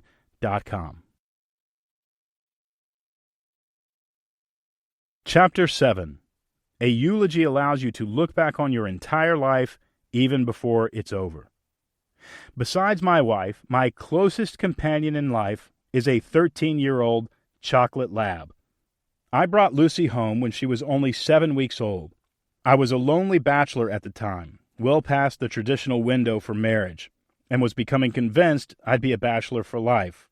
It was actually Lucy who cured my loneliness. Every morning when I lived in Portland, Lucy and I would take a walk by the Willamette River. We'd walk a mile down the water and a mile back, me throwing a tennis ball into the water for her to retrieve. I can still see her dropping the ball at my feet, digging a trench in the sand, and barking until I picked the ball up to throw it again. When she was tired enough to sleep at my feet, we'd return to the house. Then I'd write. There were days when walking Lucy would take hours, but I didn't mind. Her energy did as much as the writing to make me feel alive. If a creature can enjoy a river and a walk and a ball, I could enjoy a day of writing. Lucy reminded me that work could be play. That was nearly 14 years ago. She doesn't chase balls anymore. Betsy and I let her swim in the pool just a few days ago, and the next morning she couldn't get up from her bed. Her hind legs are thin. She wobbles to stand. Lucy has taken her last swim. Watching Lucy get old and prepare to transition from this life has caused me to wonder more and more about my own story. Am I living a story that is meaningful? Will the story I leave to my child be one they want to emulate, or that will help them experience a deep sense of meaning themselves? Every cold morning this winter, Lucy has stood on the porch for a minute or more, looking down at the 5 steps between her and the yard. Her eyes, genetically sad to begin with, finally have reason. She seems to calculate each painful step it will take to find the yard and relieve herself. She slides both feet down the first step, pulling her hind and tail behind her like a trailer. Her rear legs shake when she goes. She no longer kicks up grass with her back feet when she's done. Her nose lifts into the air and twitches as though she were reading news about a faraway event. Finally, she turns back toward the porch and looks up at me. We both wonder whether she still has what it takes to climb back into the house where she will sleep away the day. Betsy and I have consulted with our vet about when to let Lucy go. She's on an anti-inflammatory, and the doctor says she is more tired than in pain, but that will change soon enough. It is a sobering reality, and frightening. Stories must end. Children live in eternity, as do puppies, but people and dogs die. How long do we have? I have 2 more Lucy lifespans in me, maybe 3. But I don't want any more dogs. I want this one. And I want her to be around to watch the baby grow up. And I want us to walk along the river and then come home to write our stories forever. I can hear Viktor Frankl in my ear, though, whispering, "We love more what we cannot keep. And none of us get to keep our lives. We have to leave them behind." In some ways, I've learned more about life from Lucy than I've learned from 1,000 books. I've learned to be excited when somebody comes to the door. I've learned exercise is fun and naps are fundamental. I've learned it's okay to let people know when you are sad. I've learned to be loyal. I've already mentioned that the house Betsy and I have built in Nashville is called Goose Hill. Lucy's nickname is Goose. We named the property after her to remind us to be excited when people come to the door, to treat people with loyalty and love, and also to enjoy food and take naps. If my life tells a story like that, I'll be satisfied. We pass our stories down. Betsy and I have worked hard to have a good marriage, to be sure. We've learned what to argue about and what to let go. We've aligned our values. We don't want to fight about anything. We are sold on our vision for Goose Hill and the company. We agree on the basic rhythm of life. We work, we rest, and we play. Betsy told me before we got married that she didn't want to marry a workaholic. I took that to mean I needed to create stories in my life that weren't just about professional accomplishment, but also about family and travel and fun. Betsy is accomplished in her own right, but she also taught me how to sit on a beach and read a book, something I never thought I would enjoy. We knew, though, before Emmeline was born, that things were about to change. We began to wonder if drama was coming. Would the baby like us? Would she fit in? Would she be able to sit on a beach and read a book? I know all of this sounds like selfish admissions, but there it is. Betsy and I had a great life filled with beauty and meaning, and we were a little afraid that that life was going to come to an end. Does anybody really get off that easy? Emmeline was active from the first signs of pregnancy. Betsy was a swimmer in high school, and I swear Emmeline was doing flip turns in the womb. Betsy would put my hands on her stomach in the mornings and evenings and smile as the baby danced and kicked against her tummy. "That child wants out," I said. "Good thing you got knee surgery," Betsy laughed. "You're going to need good knees." We knew intuitively the next season wouldn't be so much about enjoying each other and our romance as it would be about a very serious responsibility. Our partnership would have to evolve from enjoying each other to depending on each other to serve a greater purpose. We'd have to work together and pass along all we knew about love and life to another who can then use what she learns to build a life of her own. In fact, when Emmeline was born, I got the feeling that I'd just been handed the greatest responsibility of my life. I never saw it coming. But for all my desire to be important and do important things, all it took was having a child. They don't tell you how bright the lights in the operating room are before you go in. It's like a football field during the Super Bowl. It's all routine for the doctors, and you are glad. They'd done 3 C-sections that morning. Betsy was calm, and I was steady. They sat me on a stool at her shoulder, and I took her hand. There was a partition over which Betsy couldn't see, so I saw the baby first. Emmeline. I described her to Betsy. "She's beautiful, honey. She's gorgeous." The doctor held her up to the light as though she'd walked up onto a stage. She was gray and pink, mouth agape, discovering air. Her cry called out like a terrified lamb. Her eyes were clenched closed. She was at once helpless and miraculous. I stood up out of reflex, still holding Betsy's hand. The doctors cleaned her off and weighed her. Then I held her, mesmerized. How could so much change happen inside 3 souls in just an instant? I stared into her face as though it were a portal, a crystal ball conjuring all our family's past, present, and future. The doctors measured her, then I placed her on Betsy's chest, and the 3 of us cried together. Later, when Betsy and I talked about it, we admitted she looked nothing like we thought she would. She was instantly the love of our lives, and yet a complete stranger. About a minute into life, she snorted like a little piglet. Betsy and I laughed. "What a good party trick, little girl. You belong with us." Before you have a baby, people tell you they can't believe the hospital lets you take them home. You need a driver's license to drive a car, but you don't need anything to raise a child, they say. But when you are 49 and run a company and have your first child, you don't think that way at all. I was ready. I wanted to apply lean management strategies to her upbringing. I wanted to bring her home to Goose Hill where everything was safe. Another thing I worried about before Emmeline's birth was that I'd lose my motivation to change the world. I was afraid I'd not want to write or work because I just want to be her dad. My friend Paul Burns said it wouldn't happen that way, though. He pointed out that I'd actually begun to think about my legacy, and that would provide a new level of inspiration. He said my story and my name would mean something, and I'd want to protect it because it would affect my kids. In the weeks after we brought Emmeline home, that's what happened. I've never been the type to want to be remembered, but knowing this little girl lives with my name makes me want that name to mean something good. Emmeline also got me thinking about how short life is, or at least how short the rest of my life is going to be. I've got about 30 years left, maybe less. There's a chance I'll never meet my grandchildren. There's a chance Emmeline will be rightfully pulling away from her parents to break away on her own during the very season I pass away. I know it's all cryptic to think about, but the truth is that as beautiful as life is, it's also temporary. We aren't here for that long. The beauty of new life and the sadness of death are all around us. Even before Emmeline was born, I started filming little videos, messages to her that she can watch when she's older. I showed her Goose Hill and how small all the new trees were when she was born. One day she might get married beneath those trees. She and the trees will have grown strong and beautiful together.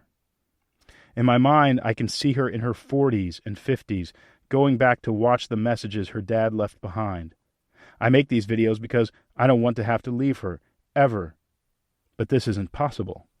We all have to go, and all we can actually leave behind are the stories we have lived, the stories our children and grandchildren get to tell about us. Every story must actually come to an end. On the morning we brought Emmeline home from the hospital, I helped Betsy and her sister into the car. As the nurse and I were strapping the baby into the child seat, we heard a blood-curdling scream from the next floor up in the parking garage. I looked at the nurse and confirmed she'd heard it too. The nurse stayed with Emmeline and I took off running. As I rounded the corner at the top of the ramp, I saw a woman collapsed on the ground, sobbing. 2 other women were with her, all of them crying. As I got closer and asked if they were okay, one of the women let me know they'd just received terrible news. They'd lost a loved one in the hospital. I held my hand over my heart and mouthed the words, "I'm so sorry." I helped them get the collapsed woman off the ground. Walking back to the car was sobering. I thought to myself, it all ends as sure as it all begins. We come and we go, and while it seems like we are here forever, forever is a perspective reserved for the young. Emmeline has forever. I have around 30 years. Again, this all may sound cryptic, but our aversion to thinking about death is also an aversion to accepting the truth. Victims hide their eyes because the world is too scary, but heroes don't look away. They face the facts of reality and attempt to live an inspiring story within those facts. Another truth is that death is not bad. All good stories have a beginning, a middle, and an end. And it is only because they end that they can be understood. When we are done living our stories is when a moral can be determined. Inspiration can be felt. You can live on in the memories of others and serve as a model for them to experience meaning themselves. Even as I grieve the fact this life with Betsy and Emmeline and even Lucy won't last forever, I reflect on the idea that death also serves us in many ways. Because we know that our stories will end, we are gifted a sense of urgency. If our stories went on forever, no action would be important because everything could wait till tomorrow. It's the sense of pending death that encourages us to get busy living. Whether our stories are meaningful to ourselves or inspirational to others is entirely up to us. Screenwriters and novelists often begin with the end of a story in mind before they start writing. It's an old writing strategy. You start with a final scene that is beautiful and meaningful, and then reverse engineer the story to get to that scene. I bring up all this talk of life and death because the best way to ensure our stories are filled with meaning is to perform a creative exercise. Pretend we are at the end of our lives, look back, and write down what we want to have happened. Write your own eulogy. To create your life plan, we'll go through a series of exercises and assignments. Each exercise is designed to help you think through and complete the assignments. In all, the assignments will help you create a life plan you can review as a morning ritual. And also, it's going to give you a daily planner so that you stay on track. The first assignment we will perform in creating our life plan is to write our eulogy. At first, again, this may sound morbid, but I hope you find it to be centering and even inspirational. The next few chapters will help you think through your life and then write a eulogy that will anchor you and help you own more agency in your life. Writing my eulogy has created a filter that helps me make better decisions. This morning, I could have finished watching that terrific documentary I started last night, the one Ken Burns created about the life of Ernest Hemingway. Instead, I chose to open up this book and continue writing. Why? Because morning after morning, I'm reminded that by the end of my life, I want to have been a man of words, words that built worlds. I can't do that by watching a documentary about a guy who wrote books. I actually have to write them myself. And there are several more ways writing our eulogy and processing the reality of our own deaths can make our lives more interesting and more meaningful. A ticking clock creates a sense of urgency. Storytellers use the tool of expiring time to ramp up the drama. Without a ticking clock, a story gets boring. The next time you watch a love story, notice the story isn't a simple tale about a couple that fall in love. Instead, you'll notice the movie is about a man who has fallen in love with a woman, but the woman is planning on marrying the hero's older brother, who is a jerk. Only the woman doesn't know that her fiancé is a jerk. The wedding is to take place next Saturday at noon, and our hero has only 6 days to convince her she's making a mistake. Now that's a story. Why? Because the deadline of next Saturday at noon forces action. This is true in nearly every story you read or any movie you watch. The bomb must be disarmed before a certain time. The treasure must be found before the bad guys get to it. Even in sports, it's the ticking clock that forces the drama. Our team must score 2 more times before the clock hits 0, or else they'll lose the championship. Without an expiring clock, it's difficult to make a story compelling. Our eulogy defines our role. When I think about the role I'll play in the life of my wife and child, the only definitive description I can come up with is that I want to serve as a foundation. Betsy will bring the warmth and the windows. She will bring the joy because she always does. She also brings a stability in her capacity to disarm tension. She will bring the nourishment. Women are miraculous beings. But I will not be unimportant in this operation. I want to be a foundation. I want the people I love to be able to build their dreams on me, and I want to be a stable foundation on which those dreams can rise. I want to stay low, and I want to stay strong. But having an ambition for my life is not enough. Without the clock loudly clicking down to death in the background, I'd not feel the urgency to take action on my ambition to be a good father. Actress and director Bryce Dallas Howard, the daughter of Ron Howard, made a documentary recently about fathers. It's called Dads. Betsy and I watched it together the other night. Ron Howard, who had a terrific father, worked to leave a legacy for his own children. Even while he built a successful career, he was always there for his kids. When I talk about serving as a foundation for my family, I cling to the 3 things Ron Howard said he tried to provide for his children: love, security, and an example to follow. I included the fact I wanted to provide love, security, and an example to follow in my eulogy. If I didn't read my eulogy every morning, I would quickly forget my desire to be a good father. If we don't remind ourselves of whom we want to be every day, distractions can steal our story. If I hadn't written my eulogy and read through it several times each week, I'd forget that I want my daughter to be able to say I set her up to succeed in love, work, and life. I want her to marry somebody who loves her as I love her mother. I want my story to have a beginning, a middle, and an end that will inspire the stories of the people I leave behind. Without my eulogy, I'd probably forget I have a limited time to live my story. I'd likely get distracted and numb myself with pleasure rather than accept the challenges life offers. I don't want to distract myself from the task at hand, and that task is life. To be clear, I'm not overly excited about the idea of death. I really like this life. It is full of hidden treasures, and I want to keep searching for them. This is, perhaps, the downside of living a life in which you experience meaning. You cling to it all the more because it means all the more to you. And yet, the storytellers are right. Were it not for the reality of death and our willingness to openly process it as a fact, we'd likely not cling to life at all. We don't tend to cling to things until we realize they are going to be taken away. Death is serving each of us, day after day. Again, the reality of death provides a ticking clock that clarifies our values and creates a sense of urgency. How long do you have left to live? We've already established that stories with a ticking clock increase the sense of urgency for the hero. When it comes to your life story, you only need to know how much time is on the clock. How long do you have left to live? It's a puzzling question. But it's the clock you must face to increase the narrative traction you experience in life. How much longer do you have left to live? How much longer till the credits roll on your story? Now listen, nobody knows when they will die exactly, but if we do a couple calculations, we can make an educated guess. The average American lives to be 78.5 years old. If you've got good genes, give yourself another 5 years or so, but if folks in your family tend to die younger, take off about 5 years. And that's about how long you have left. If you've already passed 78.5 and are feeling good, you are among the people who are upping the curve. I have every intention of joining you. You may even have 20 years left. Scientists are now saying that children being born today will live to be 100. My grandmother even lived to be 96. If you've beaten the odds, there's a chance you have saved your best chapters for the end of the story. Regardless, whether or not your story has a great third act is, of course, up to you. Regardless, whether you have 60 years or 6 months, life invites you to live a great story with the time you have left. I only press on this reality because I believe numbering our days benefits us.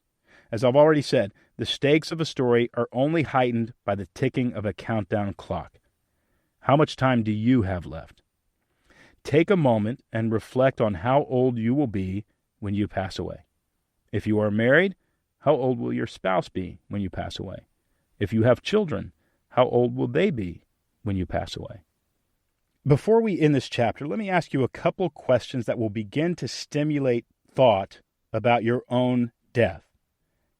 These questions are designed to stimulate thought about that ticking clock and create a sense of urgency, even before you write your eulogy. Here is exercise question number 1. I will likely pass away when I am about blank years old. Now exercise question number 2, which really creates the ticking clock. If I die when I am blank years old, that means I only have blank years left to live. Soon we're going to be writing our eulogy and starting our life plan. If you have not gone to heroonamission.com to download the free PDF so that you can create your life plan on paper, you want to do that today. Just go to heroonamission.com and download your free life plan and daily planner. Chapter 8. A good eulogy talks about who and what the hero loved. Betsy had me take a baby blanket home from the hospital the day before we brought Emmeline home. She'd read that if you bring home the scent of the baby and familiarize your dog, the dog will somehow know the person was safe. I'm not sure about all that, but I know when we brought Emmeline through the front gate, Lucy sensed immediately somebody special had come home. She crept down the steps and stood her stiff legs straight. Panting, her tail wagged behind her like a flag. We set the car seat down and Lucy sniffed around Emmeline's toes, looking up at us as though to affirm our accomplishment. Emmeline's tiny arms flung reflexively toward the sky. Lucy didn't have any questions. She'd protected the two of us for years. She could handle one more. I know it sounds strange to say it, but I hope that one day Emmeline has a dog as loyal as Lucy, and I hope she has friends who are as excited to see her. As I rock my daughter to sleep, my number one prayer for her is that she will have the wisdom to choose good friends and the ambition to create community. I ask God to give Emmeline kind, gracious, and wise people to be with all her life. A good story isn't just about the hero. It's about the people the hero loves, the people dependent on the hero, the victim the hero is going to rescue. Stories may be told through the lens of the hero, but they are almost always about what is happening to a community of people. The next exercise we will do in preparation of writing our eulogy is to consider who we are living our stories with and who we are living our stories for. After defining a project to work on or a mission to join, the next necessary element of a meaningful life, according to Viktor Frankl, involves the community we belong to and a general awareness of what's going on outside ourselves. In stories, heroes are determined to complete their tasks with and on behalf of others. It is a characteristic of heroes that their ambitions are not entirely selfish. Certainly, they're going to get some glory for their accomplishment, but the fact that their actions are benefiting the lives of others makes their actions more meaningful. Often, screenwriters go through enormous pains to show the hero's relational connections. We meet the hero's mother and her father, her sister, her friends, her kids. We sit and watch them have deep conversations with their loved ones, working through conflicts. And why? Because we root for people who connect deeply with others, and we are suspicious of those who do not. When our lives consider the welfare of others, our stories improve. Villains stand in contrast to heroes in this regard. Villains do not have friends, they have minions. Villains surround themselves with people who do their bidding out of fear. To the villain, people are expendable. They do not love people, they use people. Villains may look like they have friends, but they do not. Friends forgive each other and work through problems. Villains, on the other hand, dispose of their minions when they no longer find them useful. Now, without question, people are drawn to villains, but not because they sense in them a companion. What people are drawn to is protection. In fact, confusing strength for security is why people become a villain's minion. When we perceive ourselves as weak and in need of a strong person to protect us, we are more likely to submit to a villain and serve them in order to associate with that strength. Minions believe if they are loyal to the villain will be loyal to them. This is almost never the case. Again, villains do not intimately connect with others. Villains use others. In Disney's origin story of Cruella de Vil, the screenwriters tell the terrifically imagined story of Estella, an orphaned girl who, upon encountering a villainous fashion baron, attempts to destroy her empire by disrupting the market with beautiful designs of her own. It must have been difficult to tell the story of a historic villain and yet have an audience sympathize and even root for her. But the storytellers navigated the terrain extremely well. The first trick was to create an even worse villain so that Cruella's crimes didn't look all that bad. Second was to surround herself with sympathetic friends. Her makeshift orphan family included Jasper and Horace, along with their pet dog, Wink. What is interesting about the story is that when the character reveals her heroic instincts, she is Estella and treats Jasper and Horace as equals, even brothers. But when she surfaces her villainous instincts as Cruella, she treats her former friends as cogs in a machine that generates vengeance. She treats them as though they are her minions. If taken too far, the audience would have turned on Cruella. But in an attempt to lure the audience back to her side, she repents for her mistreatment and reconciles with her friends, all, of course, before the final scene. In other words, the characteristic the screenwriters chose to differentiate Cruella from Estella, the hero from the villain, was how she treated her friends. I think that's a life lesson for us. This vacillation between villain and hero is common amongst the powerful. As their responsibilities increase and they find themselves working with an ever larger team, the temptation to use others rather than work with them increases. Many a celebrity has been taken down by former friends who had suddenly been reduced to minions. The kind of relationships we have in our lives matter. We may be tempted to use others rather than connect with them, but those actions will cost us. While many scenarios make a chain of command necessary, heroes and guides genuinely care about the people they work with. As you write your eulogy, you'll want to consider the friends and family you will leave behind. But what do you do if you don't have a rich community from which to live your story?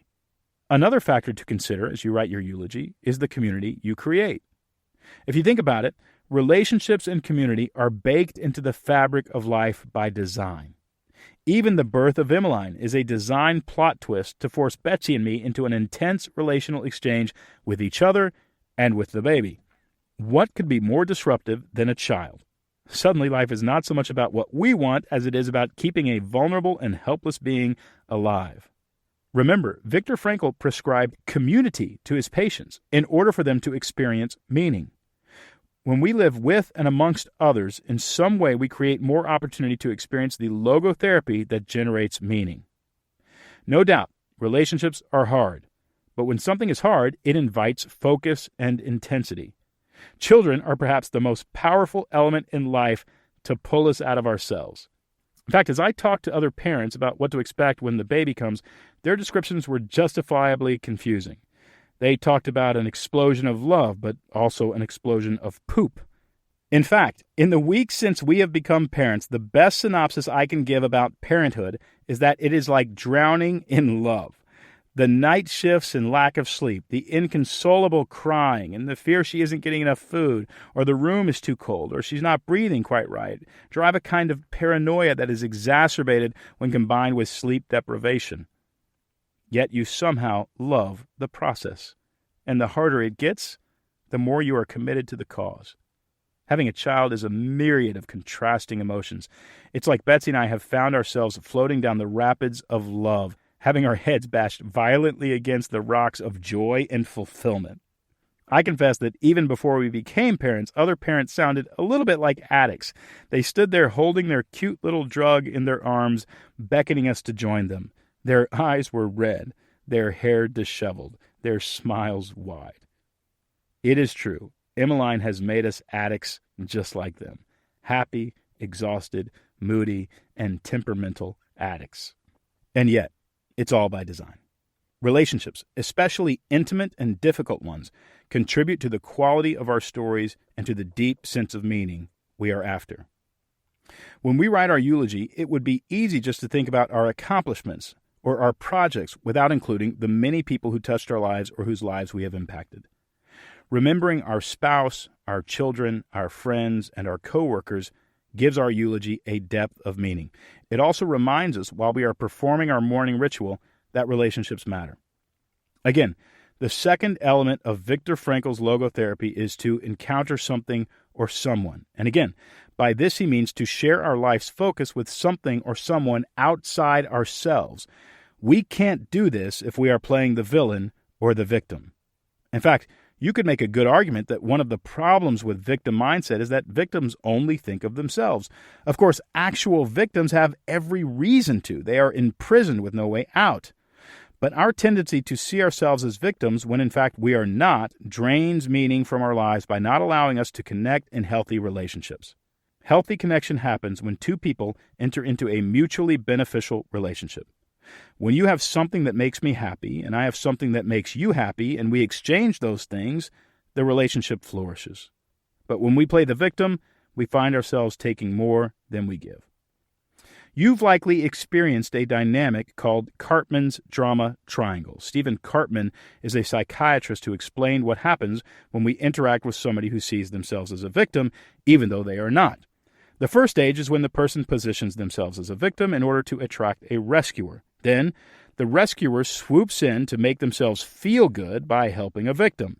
Then, when the rescuer's resources and patience wear thin, they begin to blame and persecute the very person they were attempting to rescue. If you look back on your life, you likely see yourself having played all three of those roles. Regardless, entering into Karpman's triangle makes a healthy relationship difficult, if not impossible. Again, healthy relationships exist between people who find each other mutually beneficial. They are each strong in their own right, giving to the other out of their strength and generosity. I once wrote in a book that true love does not keep score. I admit now I was wrong.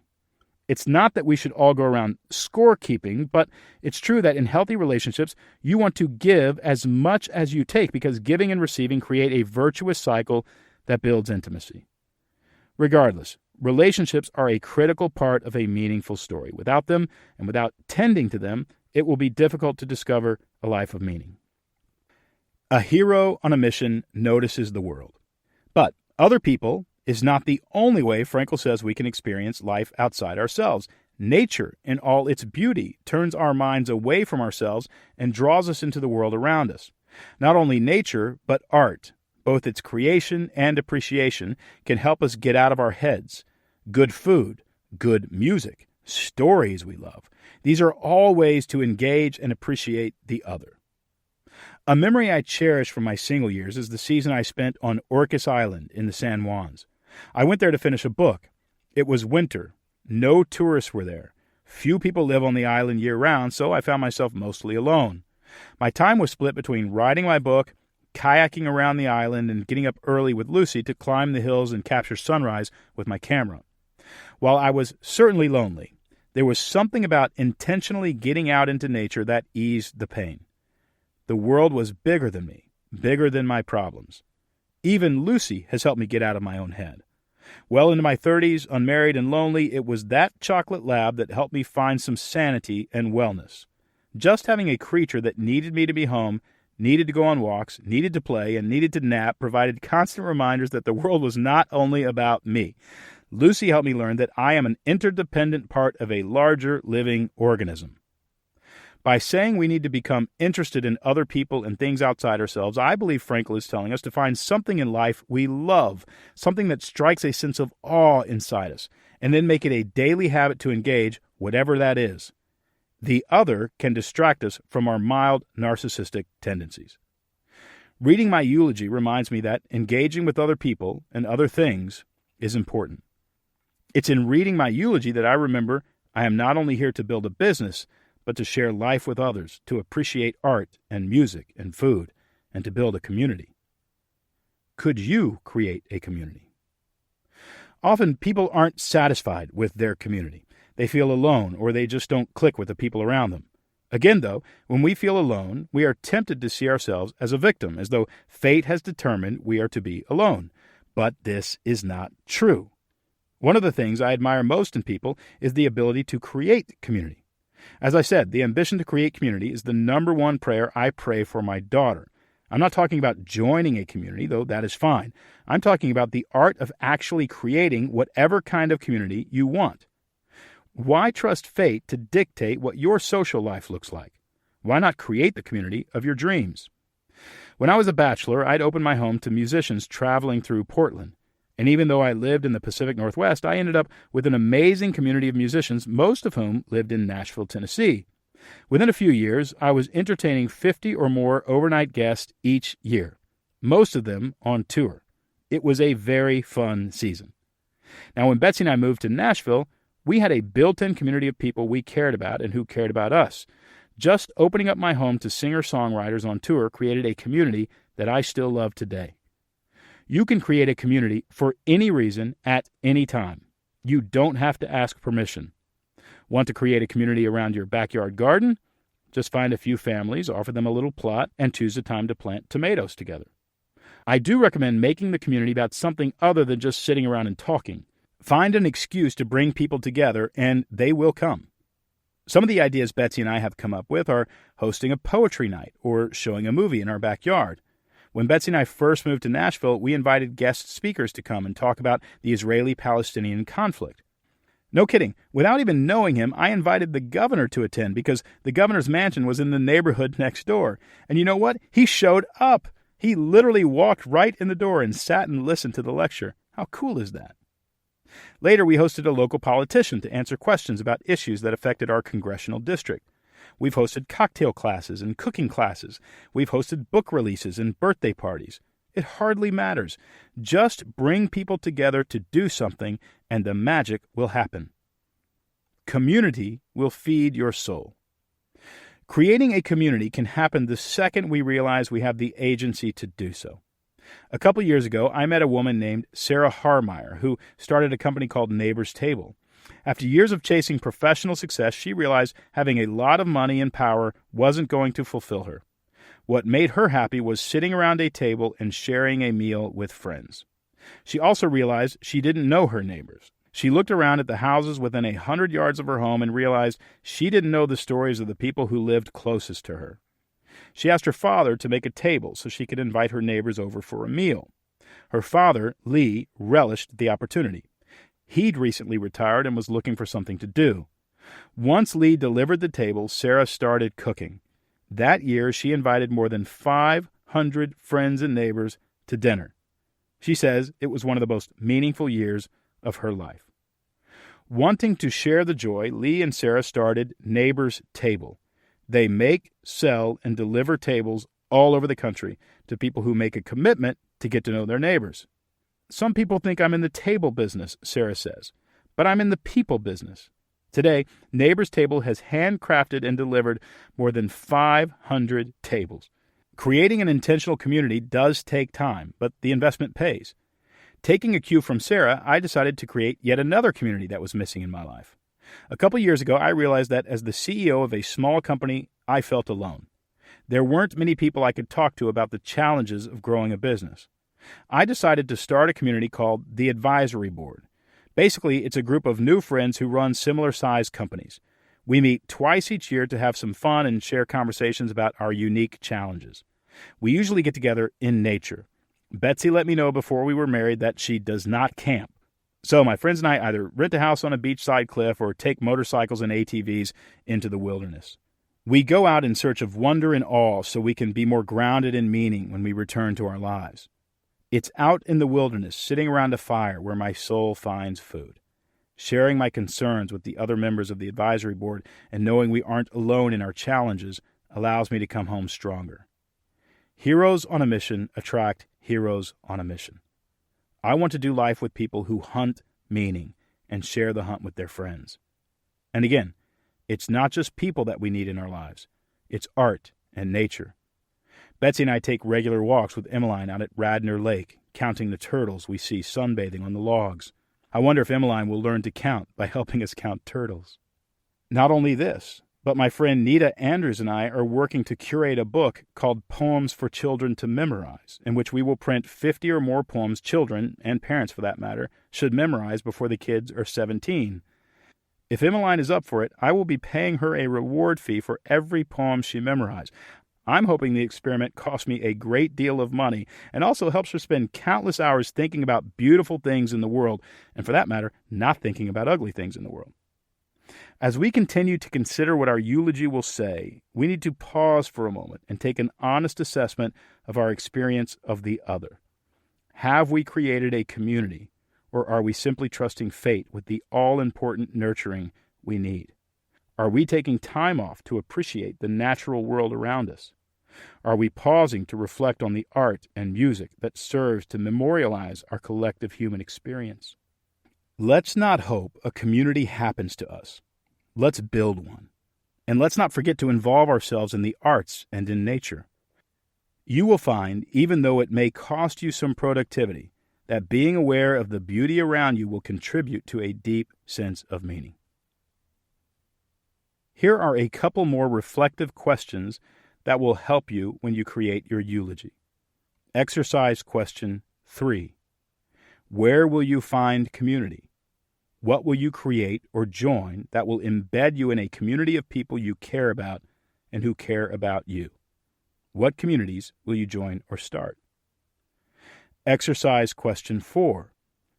How will you choose to engage nature or art and help yourself become more aware of the world outside yourself?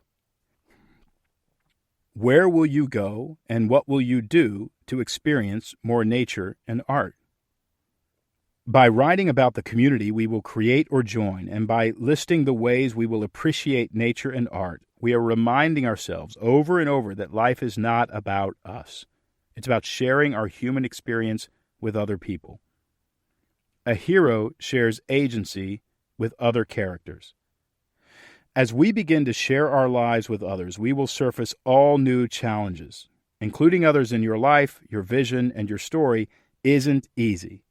When others are involved, we have to make compromises. Our story becomes less about an individual hero and more about a group of protagonists seeking meaning. Before Betsy and I were married, neither of us would have dreamed of living on 15 acres and running what amounts to an informal retreat center. Betsy would rather live in the French Quarter of New Orleans, or perhaps Manhattan or Paris. She wanted to be able to walk to a bakery. She wanted to share life with friends who lived next door. She did not want to build a business or, as previously disclosed, lie under the trees in a camping tent. There are no ticks dropping from the ceiling of a bakery, she reminds me. I, on the other hand, would want to live on an island, preferably in a cabin with a wood-burning stove and a boat tied to a buoy just off the shore of a deep, dark sound. Lucy and I would sail around the San Juans, docking only to eat or attend a concert or perhaps a Seahawks game, often forgetting where exactly our cabin was so that we'd have to find our way home by the light of the moon. With Betsy, though, I do not live the story I want to live, and she does not live the story she wants to live. We have sacrificed those stories. We now live the story we want to live. The two of us have become something other, something with dreams of its own, and they are wonderful dreams. While I like the idea of my dreams, I prefer the dreams that happen when Betsy and I connect our stories. I would not trade the front porch I share with Betsy for a sailboat on the Sound. I would not trade the view of her picking flowers in the garden for the moon rolling over the water. We have both compromised and discovered the story of we is better than the story of me. That said, I still camp with friends, and Betsy still visits big cities and eats at bakeries. I wonder how Emmeline will change our story. I can't wait to find out. Again, the idea that we must share life, that we must find something that draws our attention outside ourselves, is an element necessary to create a life of meaning. According to Frankl, if we find something or someone outside ourselves that reduces our inward focus, we will begin to experience even more narrative traction. We will become more interested in our own lives. For me, that used to be the rivers and the mountains.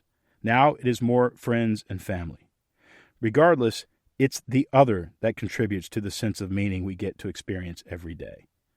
Who or what draws you out of yourself? In your eulogy, talk about what you listed in exercise 3 and 4. Talk about your appreciation for the world and for the people around you. But it's not time to write your eulogy just yet. A good story needs more than an ambition, a community. and an appreciation for nature and art. It also needs a vision that requires risk. Chapter 9. A good eulogy helps you find narrative traction. Now that we know we need to include other people in our lives and/or find a way to appreciate art and nature, what are we going to do? What kind of story can we live that will require us to expand our scope so that others are involved? It's time to start dreaming up a new story. There is yet another factor that is necessary to make our eulogy interesting and to find meaning in the actual living of that eulogy. We need to create something new. We need to bring a reality into the world that did not previously exist. And to do this, we will have to accept our own agency to effect change. The ultimate sign that we have accepted our own agency is when we see ourselves as creators, not just consumers. Consumers buy things other people create and either like those things or complain about those things. Creators, on the other hand, actually create the things consumers consume. I'm not just talking about products here, but stories and adventures and real-life experiences. Creators make things that did not previously exist. They make companies and paintings and songs. They even make other people. If there is one unique characteristic that sets the human animal apart from other species, it's that a human can envision a different world and then work to create it. When I talk about creating something, I'm not just talking about creating something grand and impressive. Even though there are people who build rocket ships and go to space or win Olympic medals, the meaning we get from creating something epic and creating something simple is actually the same. In fact, the most meaning I've ever created in life came from the birth of our daughter. As a guy who chases meaning, this was surprising to me. I thought meaning required enormous risk and grandiose plans, but it doesn't. It simply requires dreaming up something that doesn't exist and doing the work to make it exist. Emmeline is, of course, not a project, and technically God made her. But when we brought her into the world, we created a new kind of marriage and a new kind of home and a new kind of way of seeing the world. As my mother-in-law said to us when the baby was born, remember, Emmeline isn't a problem to fix. She's a relationship to build. Building a new relationship is a beautiful act of creation. With Emmeline, I want to create a relationship in which I am a good dad, a fun dad, a creative dad, a present dad, a forgiving dad, a wise dad. These things can happen, but only if I do the work to make them happen. There are times when I find myself wondering if Emmeline and I will have a strong relationship. Certainly things can go wrong. I don't get to control how Emmeline feels about me, for instance. But whether or not I'm the kind of person she wants a relationship with is actually entirely up to me. And that's an awful big part of the equation. This is another reason victimhood is a sad state. The psychologist Alfred Adler taught that when we see ourselves as inferior, as victims who are not wanted or needed, we are intentionally choosing that view to protect ourselves from the possibility of getting hurt in relationships. He argued that we should stop seeing ourselves as victims and have the courage to take chances in interpersonal relationships, boldly and humbly putting ourselves out there in order to create the intimacy we need in life. There have been a lot of pushback to Adler's theories, stating that many people have trauma that causes them to be fearful in relationships.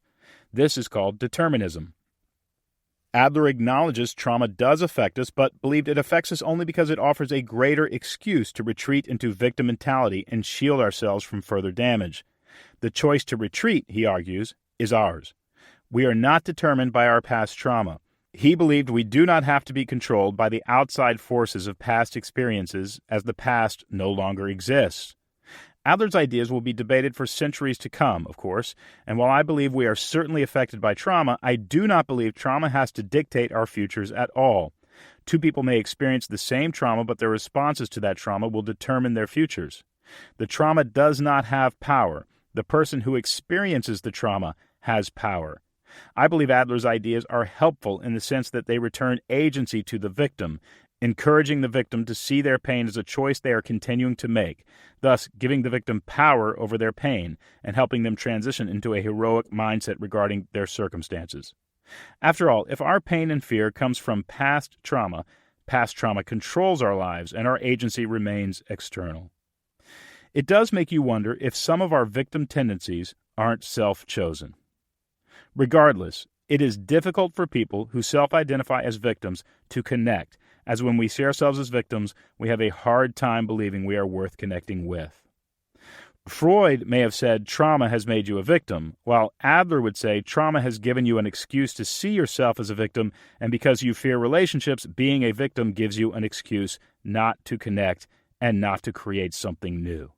Villains have an even harder time creating relationships. Of course, they believe they can change the world, but they use their agency to create a world in which others are weak so that the villains themselves can feel powerful. They seek vengeance. They seek power as a show of strength to fend off foes. Again, they use people rather than connect with them. In order to accomplish their perverted vision, they railroad others into submission. A vision like this, though, does not produce a deep experience of meaning because we cannot control people and love them at the same time. To love people, we must set them free to decide on their own accord whether they want to love us back. Villains do not take these kinds of relational risks. They are too afraid people won't be loyal to them, so they control those they are close to and use them to bring about a feeling of self-protection. Heroes and guides contend with villains by bringing more light than darkness into the world. If heroes make the world better than villains make it worse, then the world improves. But the more heroes slip into the deception that they are actually victims, surrendering their agency to others or to fate, the more ground villains will take. Regardless of whether we want to create community, intimacy, art, a product, a company, a book, a nonprofit, or anything else, we will have to accept our agency to do so. Nothing will change until we decide to bring something new into the world and trust in our God-given abilities. So, that being said, what should we want? What are the characteristics of a vision that helps us experience a deep sense of meaning? There is another truth and story that is applicable to life. The hero should want something specific. Too many of us want more personal freedom or more time with our kids or to somehow be heard and understood. While those things are noble, they aren't specific enough to generate narrative traction. If I invited you to skip work and go with me to a movie about a guy looking for fulfillment, you'd likely turn me down. A movie about a guy looking for fulfillment doesn't sound that interesting. It's not clear what the movie is really about. But if I invited you to skip work because another one of Liam Neeson's daughters had been kidnapped and we could watch him get her back at a matinee, you'd be more likely to attend. When the hero wants something specific, something the audience can actually picture in their minds, the audience is more likely to experience narrative traction and stick with the story through to its end. In order to invite ourselves into a story, then, the vision we have for our lives must also be clear and specific. It will not do to say, I have a vision for being a good person or of building a community. These vague assertions will die on our lips. Instead, we will build a grocery store in which the homeless population of our town can shop for free. Nashville locals Brad and Kim Paisley did exactly that, and no doubt experienced a deep sense of meaning as they hatched their exciting plan and sacrificed to make it happen. Again, a specific vision isn't necessarily a grandiose vision. We can invite 10 close friends to a golfing retreat in which we create our life plans together. We can work with the kids to build a garden and sell tomatoes at the local farmer's market, or, for that matter, on the sidewalk in front of our home. We can start a father-son community of friends who go fishing every year in Montana. We can start a mother-daughter community to teach young women about politics and show them what it would look like to run for office someday. We can create a bunch of enormous bingo boards, buy binoculars, and identify 200 species of birds in our region. The list of things we can do with our lives is immense. After the murder of George Floyd, I looked around and realized I had built a mostly white company. The business had grown so big so fast, I'd neglected to make it diverse. I confess I'd been operating with a subconscious bias. Still, I didn't just want to send out an Instagram quote and pretend I cared about the issue. Instead, I started a black-owned business cohort so I could get to know the black entrepreneurial community in Nashville and grow our team through friendships and understanding. To say the least, the experience has been eye-opening. Again, we may want things like fulfillment and joy and equality and love, but to get those things, we have to enter into specific stories. Definitive, specific plans tend to get accomplished while vague assertions wisp weakly into the wind. Why? Because vague and elusive notions do not help us find narrative traction. When we are vague, we have trouble getting our minds around the story question that invites us into our own lives. A story question such as, will I expand my understanding of the arts, does not create the kind of narrative traction of, will I memorize 25 poems and be able to recite any of them at any given time? The first story question is vague, while the second is specific. The first story question does not generate narrative traction, while the second story question does. It's also okay to have several story questions going at once. Stories, after all, have plots and subplots that work together to weave into a fantastic overall tale. If your subplots all fit under your main plot, you won't get too jumbled with so many ambitions. Right now, Betsy and I have a few stories brewing. We've got narrative traction, meaning we're invested and contributing to the resolution of the build-out of Goose Hill and are using it to positively impact the world. That story, by the way, is certainly about making the world a better place, but it's much more about doing something fun, hard, and meaningful with our family. Emmeline will grow up thinking it's normal to grow a garden so guests can eat the tomatoes, and she'll think it's normal to attend a pop-up art gallery in the backyard. And why shouldn't such things be normal? They can be, so why not make it so? Many people will read this book and say, my story is easier because I've succeeded a little bit financially. That's true, but it's also true I only succeeded financially because I wrote down a vision to start a company and then did so. Victims believe other people can do things that they cannot do.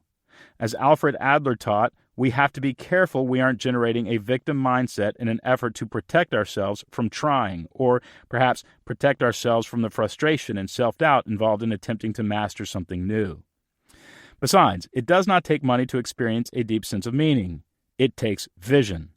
All we have to do is make our vision happen and then dream up another. What you'll find is the compound interest on living terrific stories adds up very fast. Again, the point here is to make the visions you have for your health and your career and your community and your family specific. The more specific they are, the more narrative traction you'll create and the more excited you'll be to wake up in the morning and put a little something on the plot. What is the vision you have for your life? What will the things you did be when your friends and family sit at your funeral and read your eulogy? And what close relationships will you build that you will take with you into this new story? When it's done, your eulogy will read like a summary of the story of your life. And even though you won't be there to hear it, you get to have been the person to live it. Every day we write a page that people will someday read. Not only this, but how grateful will your friends and family be because you involved them in so many of those stories? And how grateful will they be knowing that because you lived such remarkable stories, you inspired them to do the same? But how do we know what to want? Occasionally, I'll meet somebody who doesn't quite know what they want. They know they want to enjoy life, but they aren't sure how to go about it. What kinds of things should we want? What makes for a good ambition in our stories? In order to help you find narrative traction, here are 3 characteristics of a good ambition. 1, the vision should probably embarrass you. It's okay to be a little embarrassed when you share what you want to do with your life. Being a little embarrassed means you want to do something that other people might not think you are able to do. Or worse, you want to do something that threatens your community's status quo. But remember, we are all people who can transform into better versions of ourselves. To be sure, striving for a creative ambition will invite pushback. People want you to stay in your lane and not threaten the tribal pecking order. But here's a secret I learned years ago. After the initial power tussle, usually consisting of a few passive-aggressive comments, everybody accepts the new pecking order. To experience a great life and accomplish much, you just have to be willing to make a few people uncomfortable for a few minutes, or maybe a few months. Your friends and family will get used to you and your ambitions.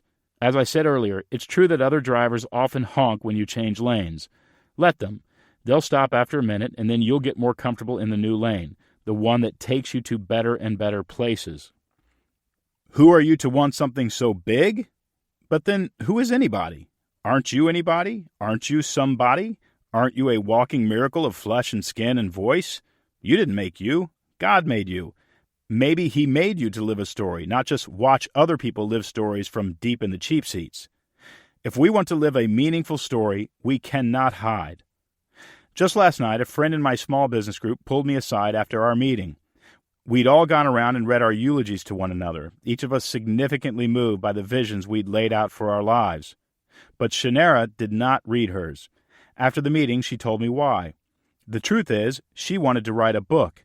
She wanted to show the world the beauty and challenge of being a black mother raising black children in a white upper-class neighborhood. She wanted her friends to know how often her teenage children get pulled over by police. She wanted the people she loved to hear about life in their community, but from a different perspective. She wanted to expand her friends' understanding of the world so that it was more true, more relevant. She was going to call the book Brown Mama Bear. Listening to her, I was moved. Shanera, there's a story there, I said. The world needs that book right now. She looked at me puzzled. She seemed to be saying, who am I to tell my story? But in our current cultural climate, don't you agree it is imperative she offers the world her perspective? Her story would be good medicine for all of us. It would heal some of the cuts we've made in others and stop us from cutting further. And it would help other women like Shanera know that they are not alone. We cannot let a little "who am I to do X" stop us from living an exciting story that inspires the people around us. If the vision you have for your life embarrasses you a little bit and makes you wonder if people are going to say, who do you think you are to want X? Then you are onto a story that will gain you a little narrative traction and contribute to your sense of meaning. 2. The vision should probably scare you. On my team, we have a saying, swim out past the breakers. By that we mean to make sure you are stretching yourself as a professional. We love throwing people into publicity campaigns, even though they have no experience as a publicist. We love handing our design team software ideas that they aren't quite sure they can pull off. Why do the members of my team need to swim out past the breakers?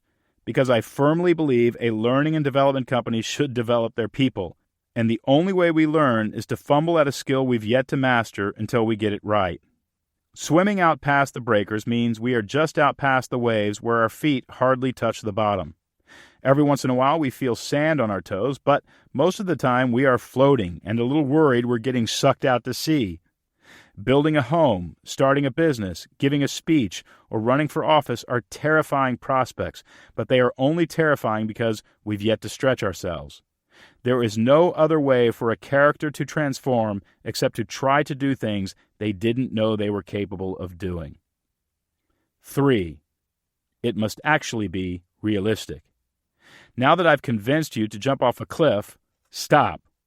Our stories must also be realistic so that we can actually, or at least likely, bring our vision into the real world.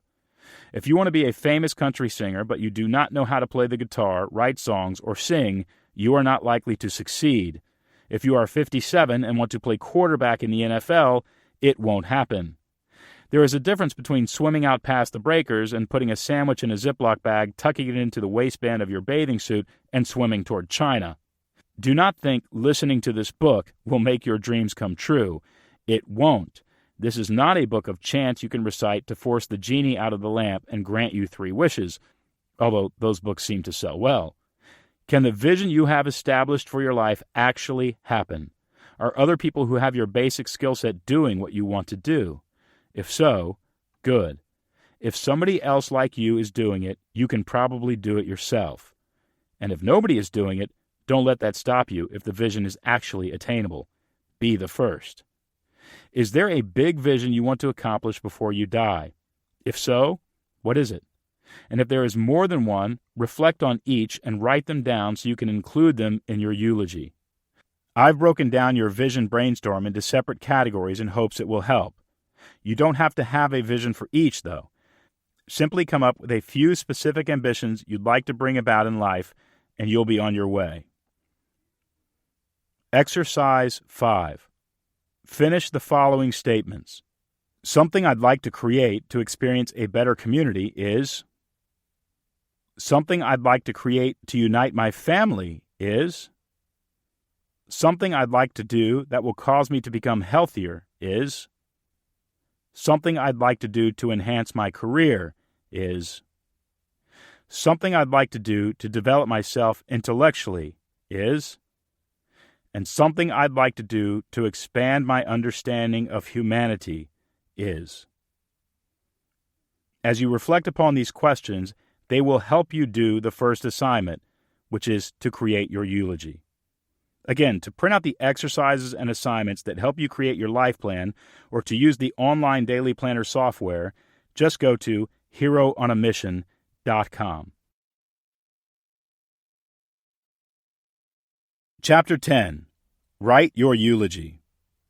Now that we have reflected on how long we have left to live, what we want to do on earth, and who we want to share our lives with, it's time to imagine what kind of story we want to live. The first assignment in the Hero on a Mission life plan is to write your eulogy. Writing your eulogy and then reviewing it in your morning ritual will benefit you in 4 ways. First, it creates a filter. Because your eulogy will include at least one major project you've worked on, it will provide a vision for your life. That vision will create a filter helping you decide how to spend your time. Having a project that requires you to take action will help you experience a deep sense of meaning. Second, create community. Because your eulogy will mention the people you live your story with and for, it will remind you to remain connected to the people you love. Being relationally connected is one of the elements that help you experience a deep sense of meaning. Third, redeem your challenges. Knowing that the challenges you face each day will contribute to a better world gives purpose and meaning to the conflict you encounter. The challenges you encounter are transforming you into a more healthy, better version of yourself. This perspective will contribute to a deeper experience of meaning. And fourth, generate narrative traction. Reviewing your life plan will actually help you accomplish your vision by creating cognitive dissonance. When you compare what your life is supposed to look like to the way your life is now, your mind will generate a kind of tension. This cognitive dissonance will motivate behaviors that ease the tension. The only way to alleviate the cognitive dissonance is to actually become the person you are reading about. Your eulogy will evolve over time. Consider the first pass of your eulogy a rough draft. Your life plan is designed to be edited. It should evolve over time. Let's not consider our life plan a fixed document we must obey. I review my eulogy and change it a few times each year, even though I wrote it for the first time nearly 10 years ago. Remember, this isn't your actual eulogy. It's a creative tool that will help you build narrative traction in your life and also help you make better decisions. But before you write your eulogy, here are some suggestions you will find helpful. Keep it short. You will be tempted to get long-winded, but remember, you'll be reading this as part of your morning ritual. If it's too long, you'll find yourself skipping this reflection and moving straight into filling out the day planner. I do that myself sometimes, but I try not to do it too frequently. Your eulogy will serve as a North Star. Take your eye off it, and you are more likely to wander off the path. Keep it short so it's more likely to do the job you need it to do. Help you create narrative traction. Make it ambitious but realistic. If you are 50 and hope to win Olympic gold on the Serbian rugby team, your eulogy is not going to help you create narrative traction because it will find nothing but dead ends in the actual living. The vision you have for your life must be ambitious enough to posit a story question, will you get it done, without being so delusional that it's simply impossible. That said, I never thought I'd actually become a best-selling author or run a company or marry a woman as incredible as Betsy. You are likely able to accomplish more than you think, so make the vision you have for your life ambitious. Also, remember, it doesn't matter whether the vision actually comes true. Meaning is found by taking action toward a vision, not by accomplishing that vision. Whether what you accomplish what you want or not, you'll find meaning in the attempt. Don't get bogged down in the details. Stating the date you'll die and listing the people you are survived by is the stuff of a real eulogy. But remember, this isn't a real eulogy. This exercise is about creating a vision for your life that you find compelling. It isn't about anything else. This is a fictional document you are going to live into so that it's more likely to become true. Again, the point is narrative traction. You don't have to include everything. There are plenty of projects and communities I'm working on in my life that are not listed in my eulogy. These things may show up in my 10, 5, or 1-year vision, but they aren't necessary in my eulogy. The point of the eulogy is general direction when it comes to my story. We've made space to include more projects in the vision worksheets and the goal-setting worksheets that we will explore later in this book. Not sure what all to include in your eulogy? Here's a brief checklist of things you can include to make it interesting enough to inspire the narrative traction you will need to move into a meaningful life experience. What major projects did you work on and accomplish? Why did you choose those projects? What message were you trying to send to the world? What causes were you passionate about, and how did you defend them? What significant relationships did you engage in, and what do those people mean to you? What communities did you belong to or create? What is the legacy you hope to leave behind? How did you want people to feel about themselves after they interacted with you? What significant challenges did you overcome? What's the one thing you want others to remember you for? And what one piece of wisdom do you want to pass along to those who come behind you? Of course, you don't need to include all of these elements. Your eulogy is your eulogy. All you need to do is write a paragraph or two that inspires you enough that you want to wake up in the morning and put a little something on the plot. When and where to write your eulogy. If you want to take a crack at writing your eulogy right now, feel free. Consider that attempt a rough draft. The actual assignment should be a little more reflective. When Hero on a Mission is taught in a workshop or class, the assignment of writing your eulogy is given a full hour so that participants have time to reflect. And again, don't forget that it's an evolving document. There will be times you'll think of something you want to do with your life while you're on a walk or taking a shower. Edit and develop your eulogy over time. Many people who create the Hero on a Mission life plan set aside a morning or even go on a weekend retreat to make sure they have enough time to reflect. You want to think of your eulogy and life plan like an outline for a novel.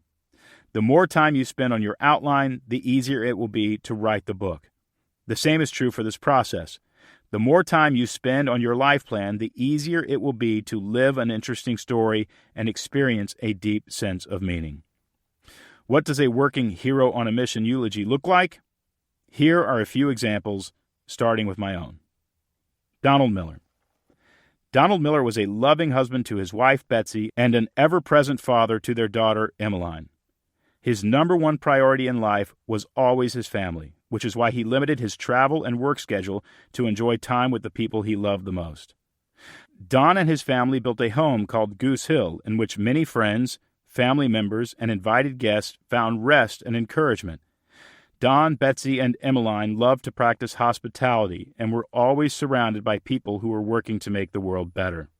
Goose Hill housed book readings, picnics, small concerts, fundraisers, planning sessions for bipartisan political initiatives, family game nights, lectures, poetry groups, and many other activities that helped people get some rest, gave them hope, and cast a light on important ideas being brought into the world.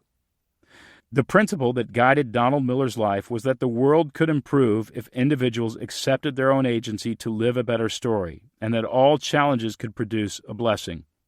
He felt this as a calling from God and chose to serve God by joining him in the process of creation. Don's company, Business Made Simple, helped business leaders discover what was wrong with their businesses and gave them the simple frameworks they needed to keep those businesses growing. His company certified more than 5,000 business coaches and marketing consultants to help business leaders grow their companies. Before he died, Don wrote more than 20 books. He wrote memoirs, business books, novels, and even a book of poetry about life with his family at Goose Hill. Don provided his children with love, security, and an example to follow. As a husband, Don supported his wife by being a constant encourager and never losing track of what a gift he'd been given in his family. Don never let the ambitious stories he wanted to live come before the love story he got to experience with Betsy. Here's another. Joan Freeman. Joan Freeman was known for teaching her neighbors how to grow a vegetable garden. Each house on her street was given a small, raised bed in the field beside her house, and each season she'd visit families and help them plot their summer garden. Looking back, though, we realized she had little interest in gardening at all. Joan loved people and loved to see how much they grew season after season. She knew that people, like plants, flourished when tended to. Each summer, she'd established work days where all the families would come together to share the workload of tending the garden. Many of the families on her street now credit those days to the deep friendships that they have established in the neighborhood, and some parents even credit Joan for creating the much-needed time they needed with their own busy children. Each year, her neighborhood enjoyed a peak season feast where they'd eat from the produce they grew. Joan is survived by her husband of 37 years and their 2 adult children who have created community gardens in their own neighborhoods. Above all, Joan valued time with family and friends, nourishing conversations, the joy of fresh food, and the bounty of hard work. After her funeral services on Thursday, the neighborhood will dedicate the community garden in her name with a sign and a plaque. The Joan Freeman Community Garden will now be tended by a board of directors made up of family members from Joan's neighborhood. And another, Matthew Cornelius. Matthew Cornelius leaves behind a legacy of family, terrific friendships, and fly fishing. In his mid-40s, Matthew and his wife decided to quit their jobs, sell their home and possessions, and buy an abandoned retreat center in Montana. It was there that Matthew began leading fly fishing trips down local rivers, pouring himself into groups of executives from businesses and nonprofits he believed were changing the world. Hundreds expressed their condolences and recalled long conversations in fishing boats during which Matthew, over and over, proved himself a terrific listener and encourager. Matthew leaves behind his wife and 2 children, all of whom are avid fishers and each, in their own right, terrific listeners and encouragers. And yet another, Sarah Carter. Sarah Carter raised over $1 million for charity by running more than 25 marathons.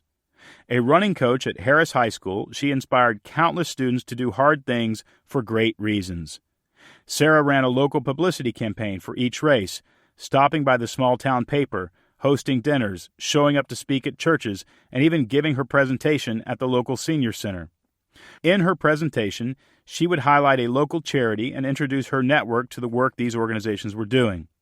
Then, she'd raise money and run the race, always taking a runner with her who either worked at the charity or was being benefited by it.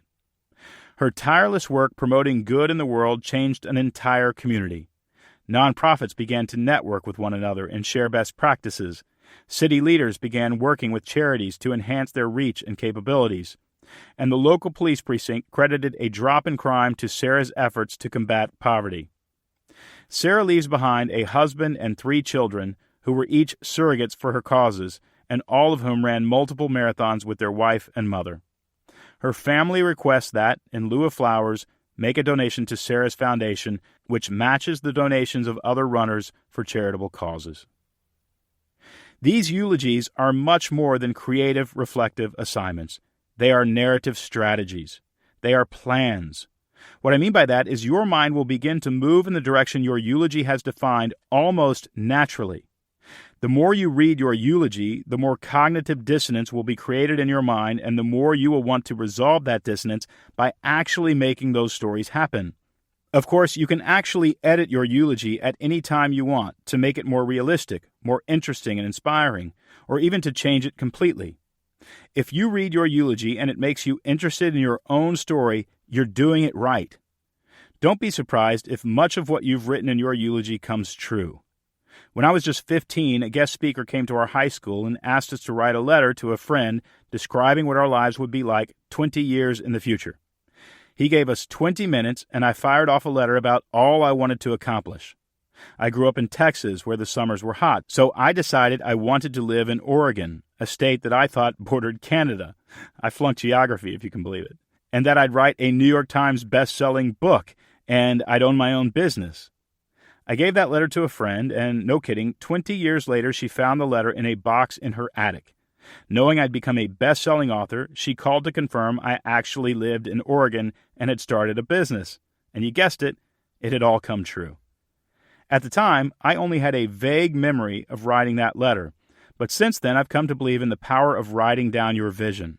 I don't believe writing down a vision for your life creates any sort of magic in the universe, but I do believe it sets a general compass for your subconscious. Then, when you move out into the world, you make decisions that align with the set vision. As a result, you make progress toward your goal. Recently, one of our business coaches, Tony Everett, took the eulogy exercise into a juvenile detention center in California. Tony runs an organization called Pure Games, which uses sports to teach character building in schools and detention centers. Tony told me that in the detention centers, kids often come from difficult backgrounds and family dynamics. Most of the kids in juvenile detention, he said, have been abandoned. As the kids wrote their eulogies, I was struck that every single one of them talked about how they wanted to be a good parent, how they would be faithful to their spouse, and how they would be there for their children. It was as though they wanted to live lives that would stop the cycle they'd been spun into.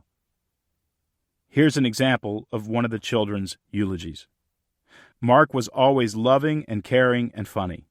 Mark was a great husband who would do anything to make his wife happy.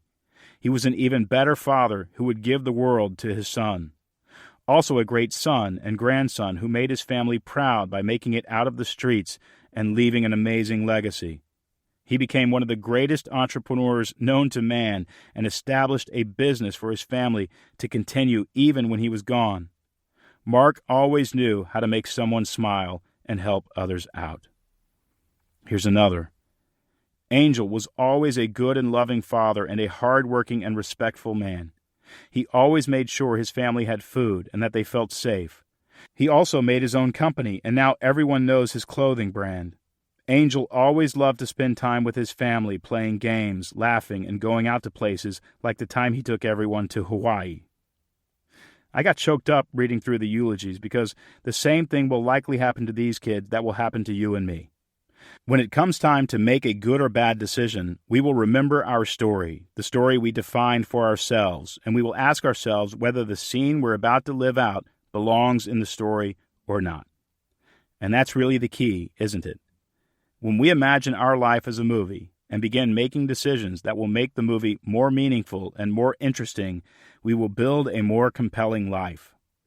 When we ask ourselves, if a character in a movie did this, would I respect that character? We find a deeper place of wisdom and set ourselves up for a greater life experience. Fate doesn't have to write our story, at least not all of it. We get to direct our own stories. We get to establish the vision and put a little something on the plot every single day. We do not have to be victims stuck in a story written dispassionately by chance. If we make a plan and we review that plan in a morning ritual, we are much more likely to live a fulfilling life and experience a deep sense of meaning. Take some time and complete the first assignment in the Hero on a Mission life plan and morning ritual. Write your eulogy.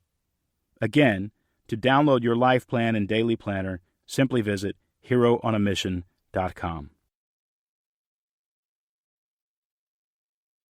Chapter 11. Cast your long-term and short-term visions. I hope the eulogy assignment was life-giving.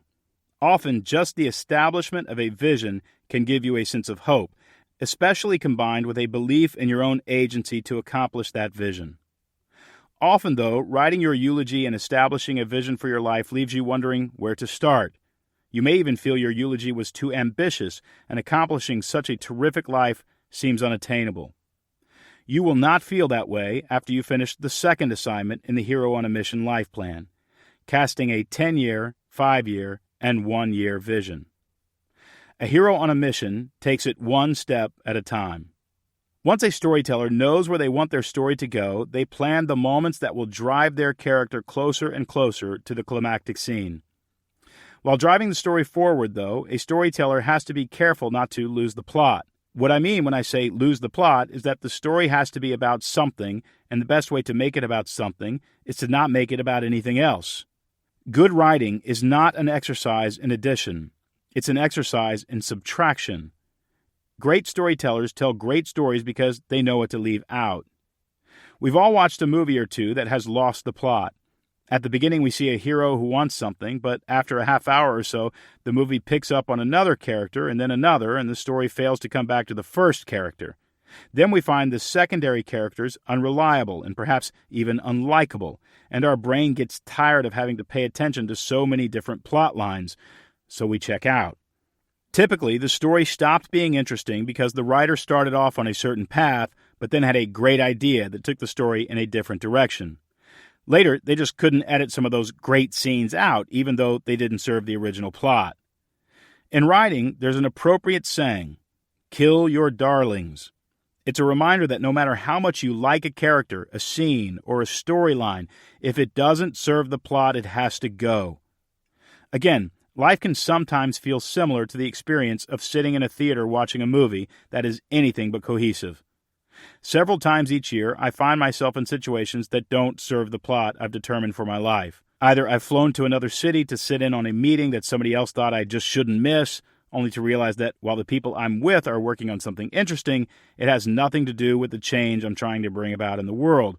Or worse, I find myself diving into a project because I wanted to please somebody at the cost of losing traction in my own story. Regardless, knowing what our story is going to be about and writing a eulogy to memorialize that story are not quite enough to ensure we maintain focus. What we need are some baby steps. We need to write down some scenes that will pull us into the story and ensure it is attempting to support the theme we've determined for our lives. Of course, we can't control everything, nor should we.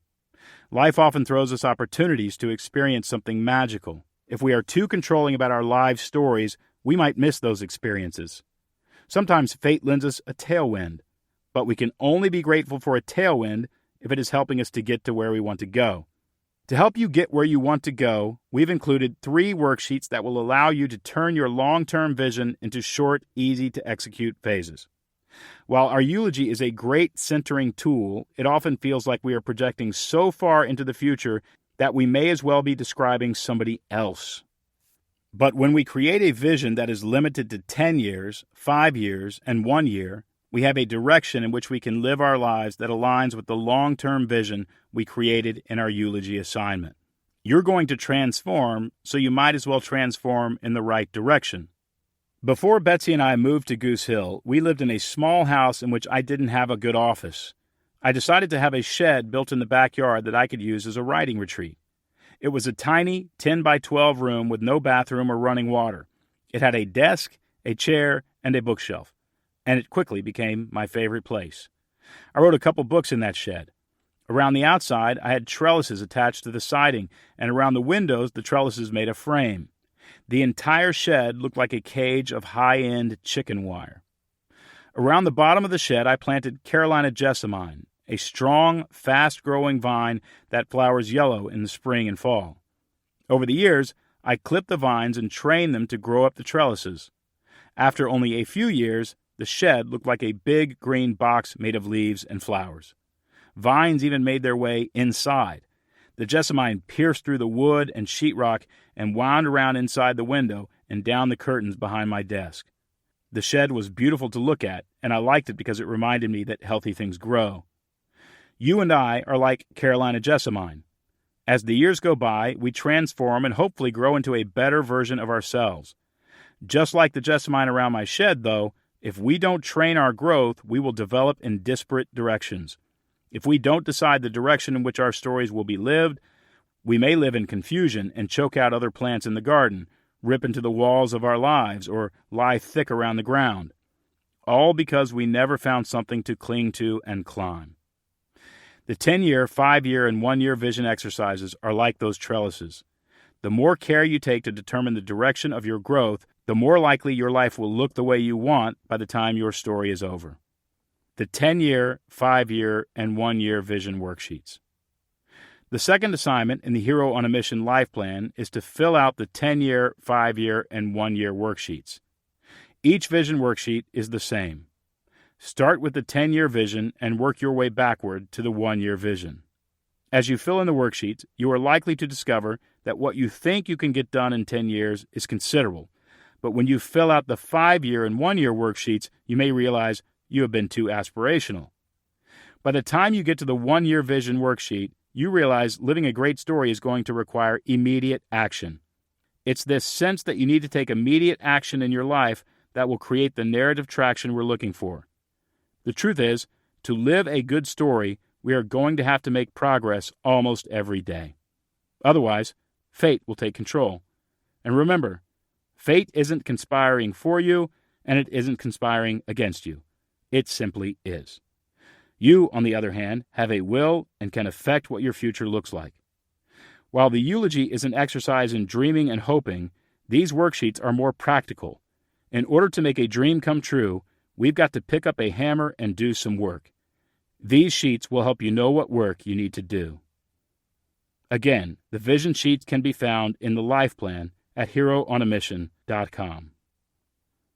After you finish this chapter, you can create your 10-year, 5-year, and 1-year visions.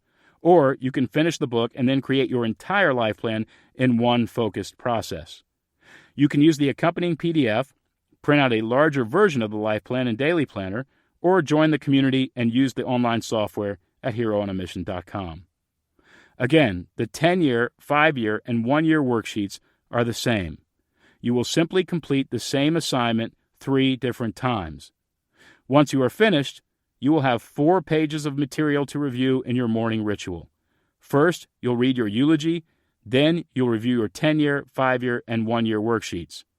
Reviewing these pages, along with your daily planner page, will increase the amount of narrative traction you experience in your life. You will wake up morning after morning more and more interested in your own story.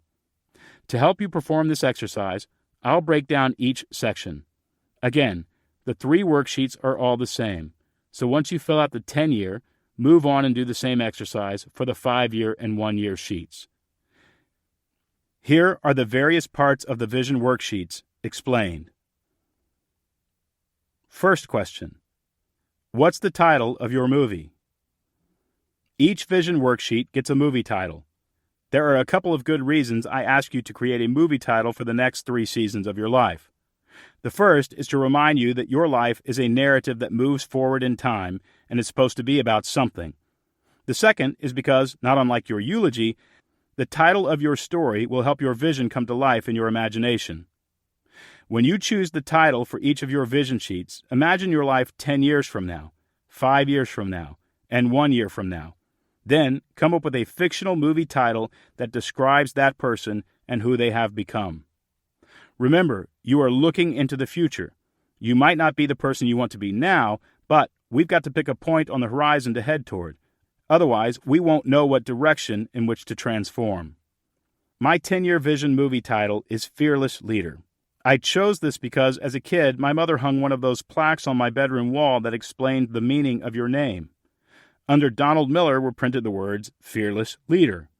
I can still remember looking at that plaque, convinced they'd gotten it wrong. I was anything but a leader and anything but fearless. But over the years, I kept taking leadership opportunities because I felt like I was supposed to become a fearless leader. Sometimes I think they just put whatever they want on those plaques to trick kids into making something of their lives. If that's the case, I'm grateful. Believing I was supposed to become a fearless leader shaped my entire life because it caused me to look for and step into more and more leadership responsibilities. Still, I have some transforming to do. To accomplish my goals in life, I'm going to have to develop even more courage. Raising a family, growing a company, and even writing more books means I have to continue to believe in my own voice and that my ideas matter. In a way, every hero on a mission must transform into a fearless leader. My 5-year movie title is Building a Legacy. Because I'm realizing more and more I can't take my story with me. I have to leave it behind with Emmeline and Betsy. I want them to have a strong sense of positive identity in the family they helped create, and I want to do my part. My 1-year movie title is Focused on a Firm Foundation, because there are more distractions in my life than ever, and yet what I do in the coming year will be the foundation for the next 20. There is a lot of content for my company that needs to be created. For the next 12 months, I need to work hard. More specifically, I need to work hard on the right things. On my way to becoming a fearless leader, I'll have to pass through a couple other stories and benchmarks in my personal transformation. I'll have to stay focused and get to work, and I'll have to build a legacy with the people I love. The vision worksheets and story titles will guide me just as the trellises on my old riding shed guided the vines. I have decided what direction I want to grow. Inasmuch as I can control my life and accept my own agency, I'll grow into the trellises I've built in my 3 worksheets.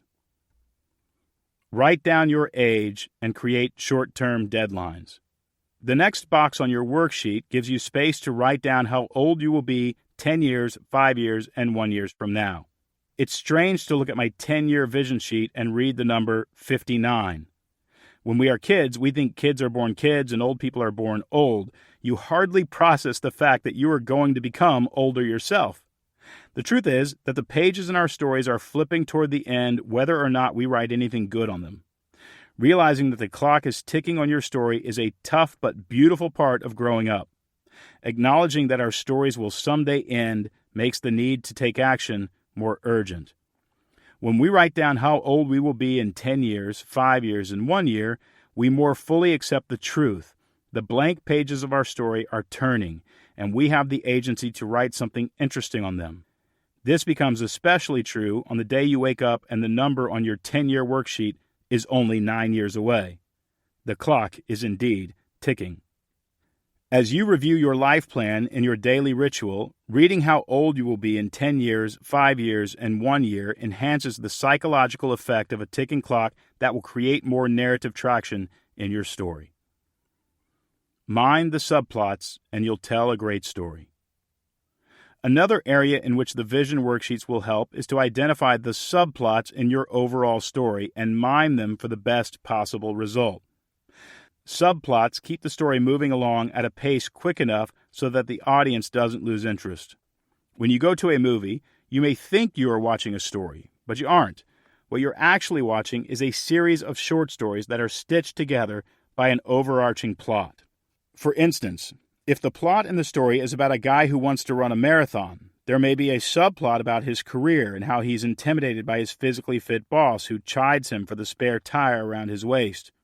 There might be a subplot about his girlfriend who has been waiting years for a ring and is beginning to think he's a deadbeat. There could also be a subplot about how he bonded with his father over hot dogs, nachos, and baseball games for years, but now he has to make a change that could disrupt that bond. Subplots are great as long as they contribute to the overall plot. Your eulogy defined the overall plot of your life, but your subplots will act like short stories within that plot.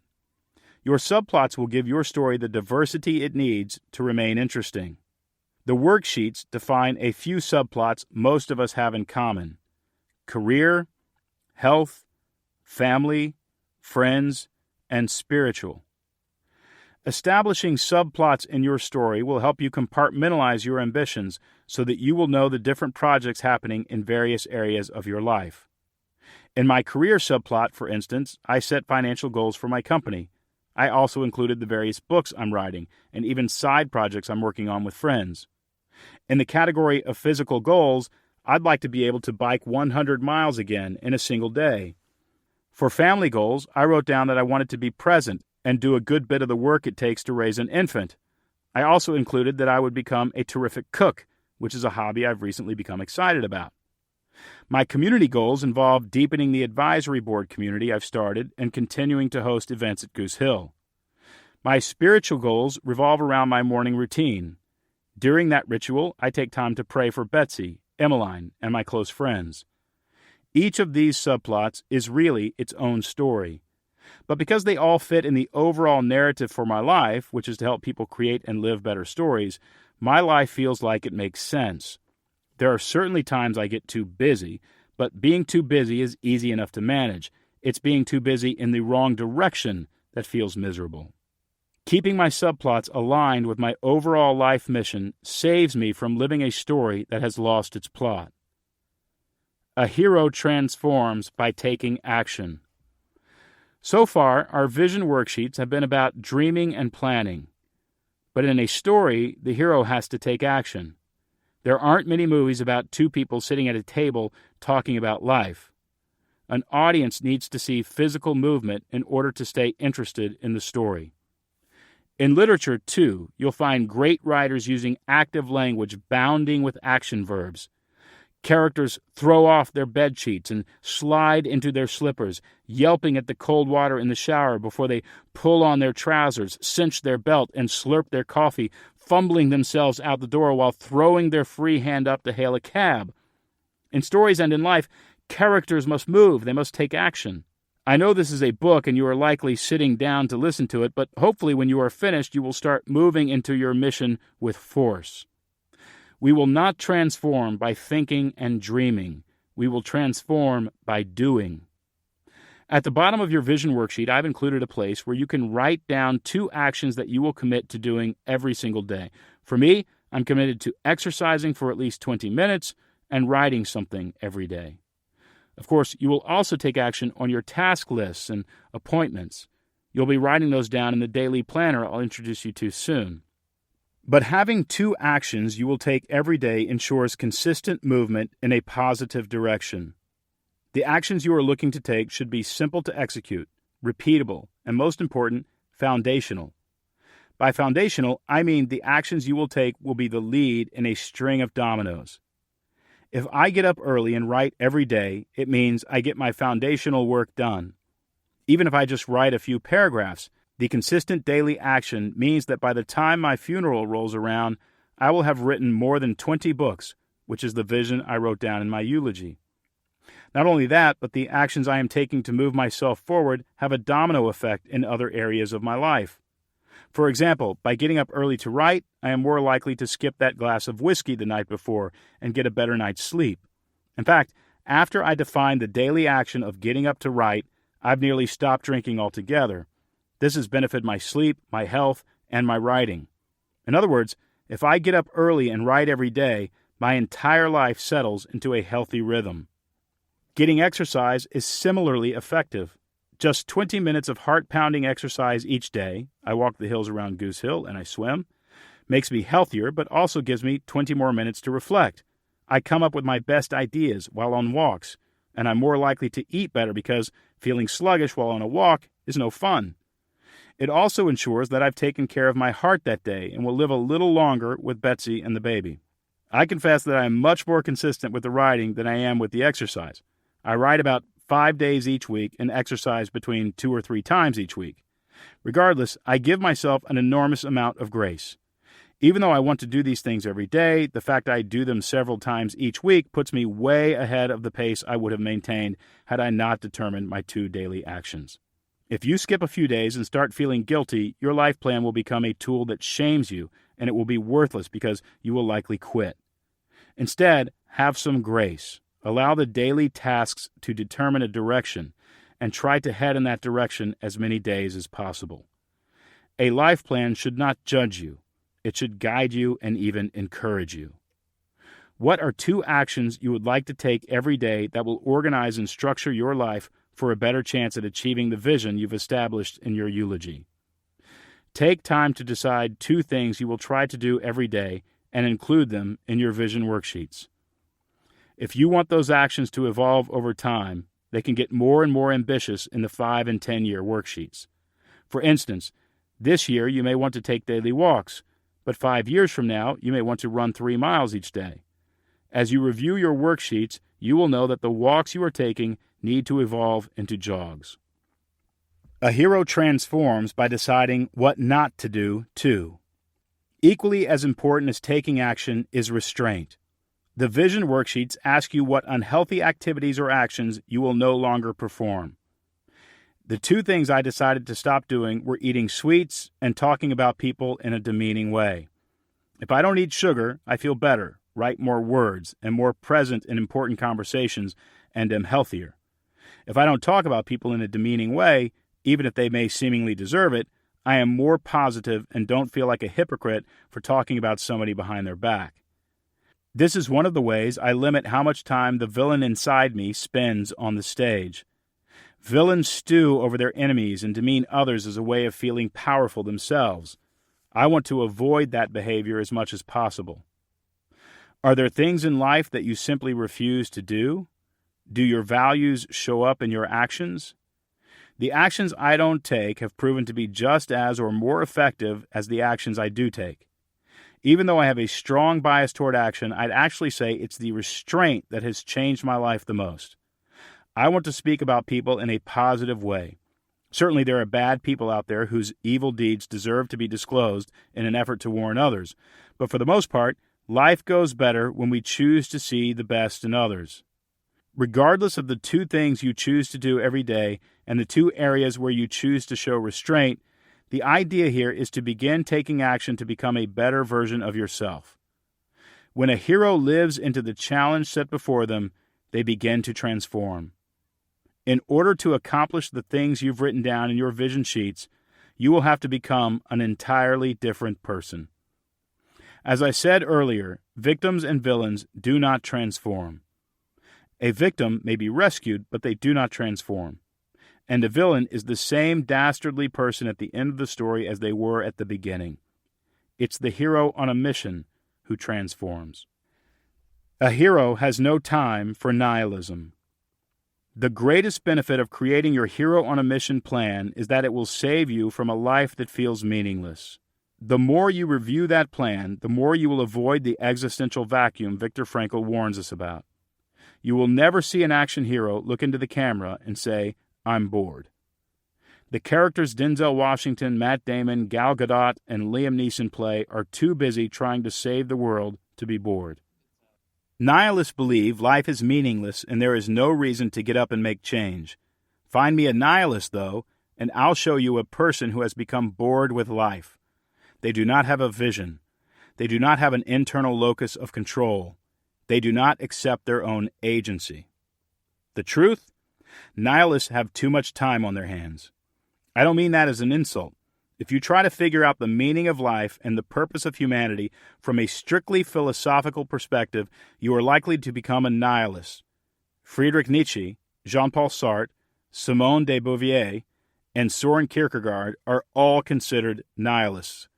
Those folks are a lot smarter than me, so God bless them. I don't believe life was only meant to be studied and figured out, though. I believe it was mostly meant to be lived. There's nothing romantic about holding the hand of your lover while softly explaining the brain science of what is happening between you. It's way more fun just to make out. Again, meaning is only experienced in motion. Your vision worksheets will help you home in on exactly what direction to live and what actions to take. Nihilism and a haunting sense of fatalism are luxuries people experience when they are mostly sedentary. A surgeon does not ponder the futility of life while they are transplanting a heart.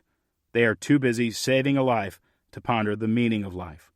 They are too busy experiencing meaning to debate its merit. The point is this: act. Build something meaningful. Plan your mission and fight distractions so you can put something on the plot of your story every day. Your eulogy and vision worksheets will help you better understand what you want your story to be about. And the next two tools will put something on the plot and make it happen. In the next couple of chapters, we will talk about how to set goals as part of your action plan. Then, finally, I'll show you a daily planner page that will bring it all together. For now, fill out your 10-year, 5-year, and 1-year vision worksheets. Again, those worksheets are available in the Life Plan at HeroOnAMission.com. Chapter 12. A Hero Gets Things Done. On your vision worksheet, you likely listed some projects you wanted to bring into the world. You wanted to write a book or start a business or grow a garden. The third and optional step in creating your life plan and experiencing a life of meaning is to fill out your goal-setting worksheets. The reason I say these goal-setting worksheets are optional is because they may not be necessary for you. Your 10-year, 5-year, and 1-year visions may be enough to help you create narrative traction and live each day with focus and intention. Nevertheless, there have been many occasions, especially when I'm starting something new, when it benefits me to set a goal. I also use the goal-setting worksheets to get my mind around major projects. That said, I don't review my goals every day in my morning ritual. At best, I review them once each week. The reason for this is because my vision worksheets are enough to keep me motivated. By reviewing my goal-setting worksheets only once each week, my morning ritual is a little shorter. And because it's shorter, I perform it more often. Nevertheless, as we've already established, living a story is about taking action. But what are we going to take action on? Right now, I have several goals. The fact you are listening to this book means I achieved at least one of them. I have 3 more books to write once I'm done with this one. Each of those is a goal. Goose Hill was once spelled out on a goal-setting worksheet. Now it exists, or at least it mostly exists. I've used the worksheet to imagine new business divisions and even new communities. Completing projects and achieving goals, though, is going to require some strategy. Reaching a goal requires a plan. One reason we don't reach our goals is because we think setting a goal and writing it down will magically cause us to achieve it. But goals don't get achieved just because we write them down. We need to implement a strategy. Years ago, when I moved from Portland, Oregon to D.C. to date Betsy, I sold everything I owned and bought a Volkswagen camping van. For a few years in the 90s, Volkswagen re-released their camping van, decked out with a tent-top bed, sink, and rear bench. I figured this would likely be Lucy's and my last big adventure before we settled down to married life. For the trip, I purchased every audiobook I could find on goal setting, willpower, and self-discipline. I didn't go the self-help direction, though. I downloaded the books by psychologists and neuroscientists. I wasn't looking for inspiration as much as I was looking for ways to hack my own brain and get more done. I can't remember how many books I listened to on the subject, but it's a big country, and I absorbed the material from coast to coast. Lucy and I cruised through the Southwest, jamming out to essays on brain chemistry. Lucy didn't get a lot out of it, but that's because she's generally satisfied with life as it is. I, on the other hand, learned a great deal. Yet, there was a problem. The books I listened to weren't practical. Sometimes psychologists and researchers have a tough time applying their findings to actionable tasks. What I needed was a worksheet I could fill out that would help me apply the research. The goal-setting worksheets, along with the planner pages I'll introduce you to in the next chapter, are the result of the personal strategy I came up with on that road trip. Again, you can find them in the accompanying PDF at HeroOnAMission.com. 7 elements that help you reach your goals. As you think about the projects you want to complete and the goals you want to set, consider the following elements. Element number 1. Know why the goal matters. The first question on the worksheet is, why does this goal matter to you? I ask that because when we understand the deeper reason for wanting to reach a goal, we connect it to our personal narrative. For instance, if we set a goal to be debt-free, it's just a numeric goal. But when we remind ourselves that when we become debt-free, we can take longer family vacations and afford to send our kids to college, we are more likely to make it happen. When we ask why a goal matters, we're really asking, what are the stakes?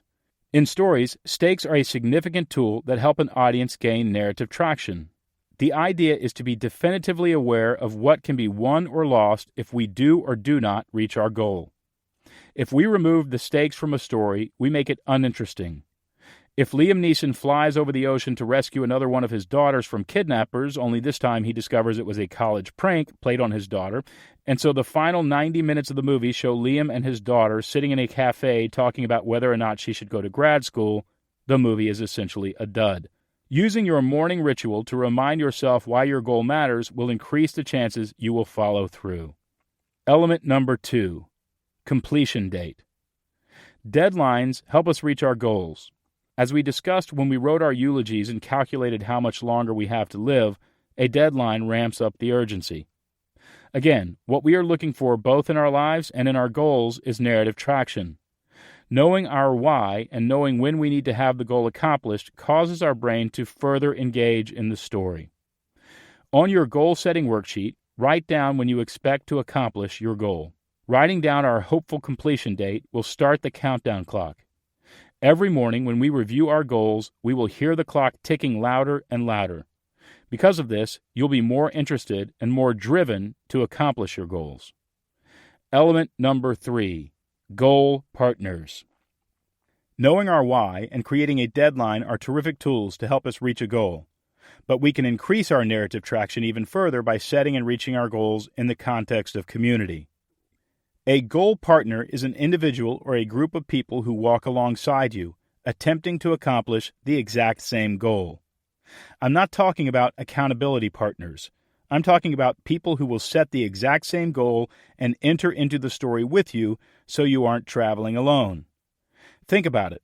If we want to lose 20 pounds, we can establish our why along with a deadline. And about a week later, we'll be ordering extra pepperoni on our pizza. But let's say you call a few friends who have mentioned that they want to get into shape. You invite them to dinner and explain that you want to accomplish the goal as a group. You give yourselves 6 months to get it done, and then you each put $100 into a jar with the understanding that anybody who loses the 20 pounds gets their $100 back plus any extra money left over from the people who don't accomplish the goal. Then you agree to meet at the park at 7 a.m. on Saturdays for the next 6 months to walk 3 miles and share best practices along with encouragement. That plan is obviously more likely to work. After all, we are social beings. We travel further together than we do alone. We care about what other people think about us. We will work harder for our friends and family than we will work for personal benefit alone. The key here is to create a community around the goal. Do you want to double the size of your business? Do you want to find a better job? Whatever your goal, start a community that is focused on achieving that goal together. Find partners who will accomplish your goal with you, and you dramatically increase your chances of hitting that goal. Element number 4, milestones. It's often hard to stay motivated when you can't see the top of the mountain. Losing 20 pounds or starting a business can feel like a monumental challenge. What will help on a large goal, then, are milestones. When we break our goal up into smaller pieces, we can see our progress coming toward us, and we have reasons to celebrate along the way. Every year at my company, we establish a 1-year financial goal followed by 12 monthly goals. We even set revenue goals per revenue stream, breaking those down into 12 milestones as well. Breaking a large goal down into milestones not only helps us celebrate the pass-through wins, but it also makes the goals more accessible. Filling out the paperwork to start a business, then creating the website, then making and shipping our first product sounds less intimidating than starting a business. As you review your milestones, you will be able to see where you are going and where you have been. You will also get good optics on your progress. This will increase your morale as you encounter challenges. There is nothing like a little progress to increase our sense of hope. Element number 5, daily sacrifices. Many people think writing down their goal is some kind of magical process that will ensure success. Of course, this isn't true. The only reason we have set goals in the first place is because they require sacrifices that we would rather not make. There is no magical solution to get around it. Otherwise, reaching goals would be easy. What we need is a specific understanding of the daily sacrifice that will be required to achieve our goal. If I want to get out of credit card debt, for instance, my daily sacrifice may be to put $10 into savings. Then once a month, I would use that $300 or so to pay down my debt. After a year or so, perhaps my debt will be gone. If my goal is to grow my new business, my daily sacrifice might be to pick up the phone and make 2 cold calls every day. Heroes accept that things worth achieving require sacrifice. Victims, on the other hand, do not believe they have the ability to sacrifice because they are trapped and without power or agency. The key is to make a daily sacrifice that, over time, will add up to significant progress. In the daily sacrifice section of the goal-setting worksheet, write down your daily sacrifice so you have more clarity on the small daily cost of your goal. Element number 6, repetition record. After we decide what our daily sacrifice will be, we can turn our goal-setting exercise into a game by keeping score. At the bottom of our goal-setting worksheet, we have a repetition record. That will allow us to check a box for every day we perform our daily sacrifice. If we check off a couple boxes on consecutive days, we are likely to find out that we want to improve that streak by going one more day and then another day after that. If we fail one day, of course, we can just start another streak. This is another lesson I learned from Jerry Seinfeld. He started putting an X on his calendar every day that he accomplished a specific task. He found that, over time, he was performing the task more to add an X than to actually achieve the task. He didn't want to break his streak. Nevertheless, the accomplishment of the task bettered his life. He turned a good habit into a game with a scoreboard. Element number 7, set no more than 3 goals at a time. The final element is to have only 3 goals running at one time. If I want to ride my bike 100 miles, pay off debt, and write a book, I'll set aside 3 goal-setting worksheets as a way of identifying my primary goals, separating them from the rest. I only move another goal up to the primary category when I accomplish one of the other primary goals. I have about 10 goal-setting worksheets filled out right now, but I only review 3 of them as part of my morning ritual. The reason for this is because the brain has trouble concentrating on more than 3 priorities at a time. As soon as you add a 4th goal, you may as well have added 20 more because the brain will begin storing your priorities as random information in a metaphorical junk drawer. Heroes take action. In movies, the camera follows the hero because the hero takes action, and action is interesting. A hero moves. A hero does things. The goal-setting worksheet is designed to help you take action. Taking action on your goals will help you create a more meaningful life experience. Achieving a challenging goal takes thoughtful planning and consistent commitment. I'm hopeful the goal-setting worksheets will help you establish your goals and follow through. Next, let's look at a final tool that will help you create narrative traction, the Daily Planner. Again, you can download your life plan and daily planner at HeroOnAMission.com. Chapter 13, The Hero on a Mission Daily Planner. For nearly 15 years now, my life has been greatly improved by a simple 15-minute task. I fill out my Hero on a Mission Daily Planner.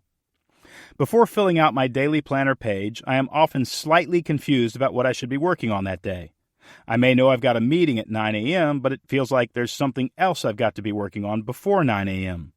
I know there are a few things I had to wrap up from yesterday, and also Betsy needs me to get something done around the house before we have company tonight. Because I'm not quite sure what my priorities are, I check my email to waste a little time, and then I get off track because I'm sucked into some kind of problem solving at work. On a morning like this, my life looks a little bit like a junk drawer in the kitchen. It's as though everything I need to do has been thrown into the same compartment so that my priorities sit on top of one another without separation. The result is a lack of clarity. The Daily Planner page guides you through a 10 to 15-minute exercise that creates extreme clarity about what's important and what is not. Then it gives you a simple plan to get the most out of your day. Not only this, but by filling out the planner, you are reminded of the story you are likely to live, much less likely to let fate take the wheel.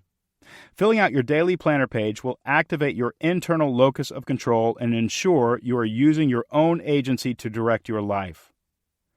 Directing your own story stems from a daily habit. Living a good story and reading a good story are 2 different things. Reading a good story is pleasurable because the writer has taken months, if not years, to get rid of all the stuff that shouldn't be in the story. Living a good story, then, is more like writing a good story. And writing a good story happens when a writer has created the disciplined habit of sitting down to do the work. Last night, when I met with my small business group, I was asked what it takes to write a book. 3 of the members of the group want to write a book, and each has an idea that could actually work. My answer to the question, what does it take to write a book, was this: don't try to write a book. Try to become somebody who enjoys writing every day. If you try to write a book, you will probably fail. But if you enjoy writing every day, you will probably write several books. There are millions of unwritten books out there. Their authors just didn't believe in themselves or their book enough to finish. It is true that 99% of writing is just the unwillingness to quit. I don't want to call the unwillingness to quit determination, though. It may masquerade as determination. But the truth is that those who wake up and write good stories actually like the work. They like something that doesn't feel good. They like getting up early and ignoring their phone until a few more pages have been added. Life only feels good to them if they have put a little something on the plot. That same enjoyment of writing a good story translates into living one. Good stories are not created in a day. It takes a routine, a daily discipline, and an enjoyment of that discipline so that it doesn't feel like discipline at all. Inspiration will only take you so far. Show me a person who will do the work out of habit, even if they aren't particularly inspired, and I'll show you somebody who is destined for success.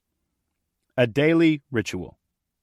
Once you have created your life plan, you get to review it every day in a morning ritual. This will help you maintain the narrative traction necessary to stay interested in your own story. And if you stay interested in your own story, you are more likely to experience a deep sense of meaning. Beware, though, because it's easy to get distracted. Any ringing phone can and will take you off track, but it's the daily ritual that will bring you back into your own story day after day. False starts are fine as long as you keep going. The daily ritual, however, is not quite enough. We need some kind of planning mechanism to help us organize our thoughts and our progress. The Hero on a Mission Daily Planner. The fourth and final assignment in the Hero on a Mission Life Plan is to fill out the Hero on a Mission Daily Planner. You can fill out the planner every day, or simply on days when you want to be more focused. You can find the accompanying PDF at HeroOnAMission.com. About 15 years ago, I created the daily planner to keep myself on track. I wanted it to include all the little tips and strategies I discovered to move the plot of my story forward. Over those 15 years, I wrote several books, started a family, built our dream house, launched a company, and more. I'd say the past 15 years have been the exact opposite of the season I described at the beginning of this book. Before I created the planner, I was ambitious but without direction. The planner helps remind me what I'm supposed to be working on. As a result, I am able to accomplish more in less time. Certainly, there have been seasons when I've felt overworked, but those seasons are infrequent. Mostly, I've just been able to filter out distractions and only work on what matters. In fact, none of us have to work all that hard to make our dreams come true. We just have to work on the right things and not work on the wrong things. And we have to do a little work every day. Again, heroes get up and put a little something on the plot every day while victims wait for fate to send a rescuer. I've shared the planner with thousands of people and have been encouraged by the response. Creatives especially have found it useful. If you have trouble staying focused because there is so much vying for your attention, or if you have trouble remembering your priorities, you'll find the planner helpful. The point of the planner is to help you perform a morning ritual followed by a quick planning session in which you rein in the distractions to push your plot forward into another day. The daily page is going to help you tremendously. You certainly don't have to fill out the planner every day, but the more days you perform the morning ritual, the fewer days you are likely to wander off into a mental fog. Here are the 8 elements of the planner you can fill out that will keep you on track. Element number 1. Review your eulogy. Your eulogy will help you gain narrative traction and act as a filter for the major decisions you make in life. Reviewing your eulogy will ensure you avoid the existential vacuum and remain interested and active in the development of your life story. Element number 2. Review your vision worksheets. Reviewing your vision worksheets will remind you what you have decided your life will be about and will serve as a filter to help you make better decisions. Remember, the key to accomplishing something big is to stay focused on what you are trying to bring into the world and putting a little something on the plot every day. If a writer forgets the plot of the story they are telling, then the story will wander into the weeds and the reader will feel lost. The less we review our life plans, the more likely we are to lose the plot of our own story. Element number 3. Review your goals. When you review your goals, you are also reviewing the major projects you are working on, and you'll better understand what is a priority and what can wait. If you have limited your goals to just 3, you will be able to do this quickly. Element number 4. Live from a deep place of wisdom. If writing your eulogy was helpful in directing your life, imagine how powerful it would be to reflect on each day with a similar imaginative hindsight. The next section of the planner will help you live from a deep place of wisdom by allowing you to preempt regret.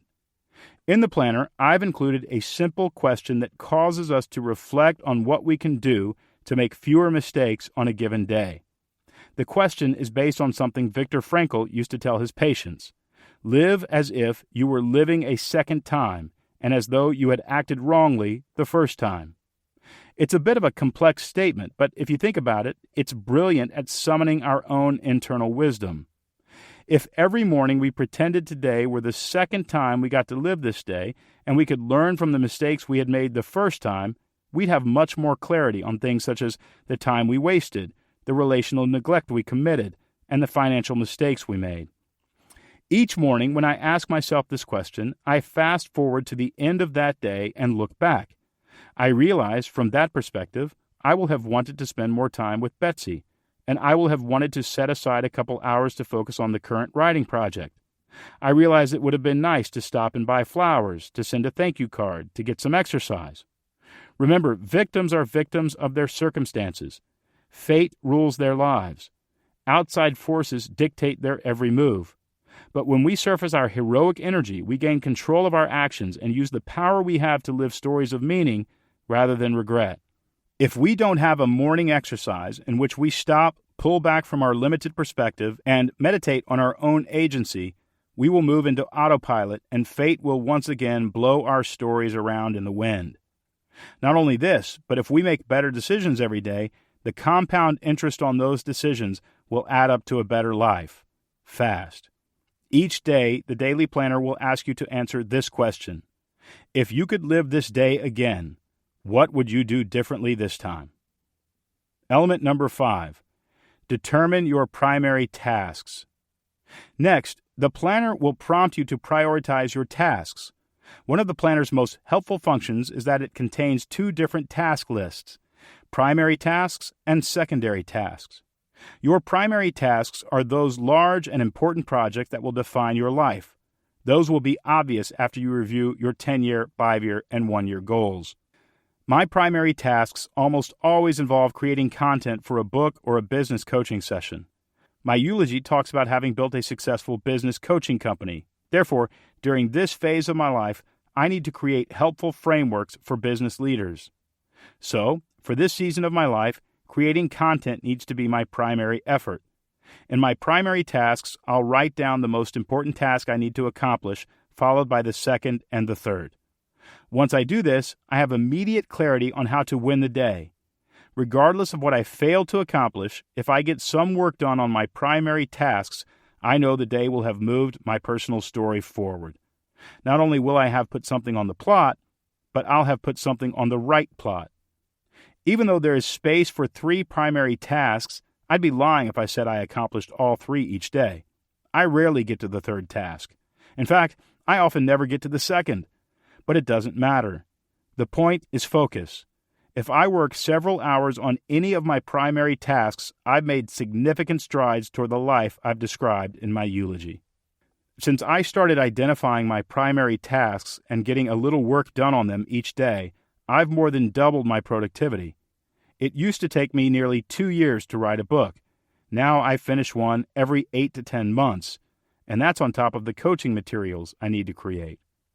Adding a baby to the mix has made it even more important for me to understand what the most important thing to work on is. Even though we've added an element of joyful chaos to the house, by knowing what I should be doing and what I can let go of, I can actually stay productive and also be present. Knowing what your primary tasks are and making a little progress on them every day adds up. It may feel like slow going each day, but at the end of a month or a year, you'll be shocked at what you have accomplished. Element number 6. Use gratitude to fend off victim and villain mentalities. Taking time each morning to write down what we are grateful for creates a strong mental foundation for the rest of the day. Victims are not grateful, and for good reason.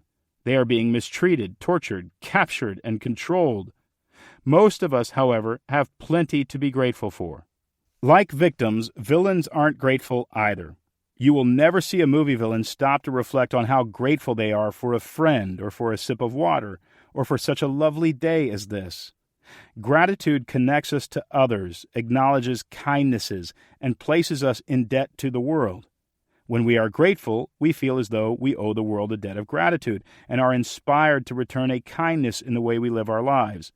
Villains believe they are in debt to no one. Villains see the world as a competition for power. The world should be in debt to them. They will not be in debt to the world. There is no single exercise more powerful to fend off victim and villain mentalities than one in which we acknowledge and even stimulate a feeling of gratitude. Just last night, I was tempted by victim mentality and used gratitude to recalibrate my perspective on life. After having a cup of ice cream, I willingly went into autopilot eating mode and had another.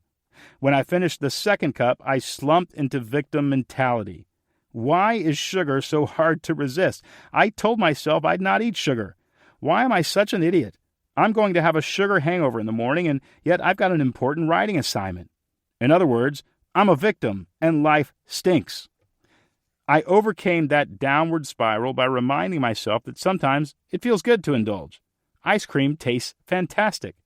And now I get to crawl into bed with my beautiful wife. I'll have the opportunity to swim off the calories tomorrow afternoon. I can still get up early and get some writing done. I am in a terrific position in life. Life is, in fact, fantastic. I love to swim, and am grateful I have enough discipline to fend off the temptation of ice cream most of the time. The victim mindset disappeared immediately. Remember, victims and villains do not feel gratitude. So when we practice gratitude, we immediately transition out of victim and villain mentalities and become the hero capable of determining their own story and experiencing a deep sense of meaning. The question you will want to answer in your daily planner then is this: what are you grateful for today? Besides fending off the lesser characters who exist within us, performing a gratitude reflection has even greater benefits. Gratitude, it turns out, helps us overcome procrastination. Procrastinators subconsciously believe that a day full of miserable tasks they'd rather not do makes life no fun, and nobody wants to endure a day that is no fun. By reflecting on the things you are grateful for, such as exciting or restful things you get to do later in the day, you communicate to the subconscious that the day is not lost. When you reflect on what you are grateful for, you remember that later you will get to go for a walk or eat ice cream or enjoy dinner with friends. Right now, though, we got to get some work done. Again, when we are grateful for all the things life has given us, we are more likely to sacrifice because we feel as though we owe life a little something in return. When we are grateful, we remove a barrier keeping us from doing a little work that pushes our plot forward. Element number 7. Keep track of your daily appointments. The next exercise I perform is to transfer my daily appointments from my Google Calendar to my daily planner.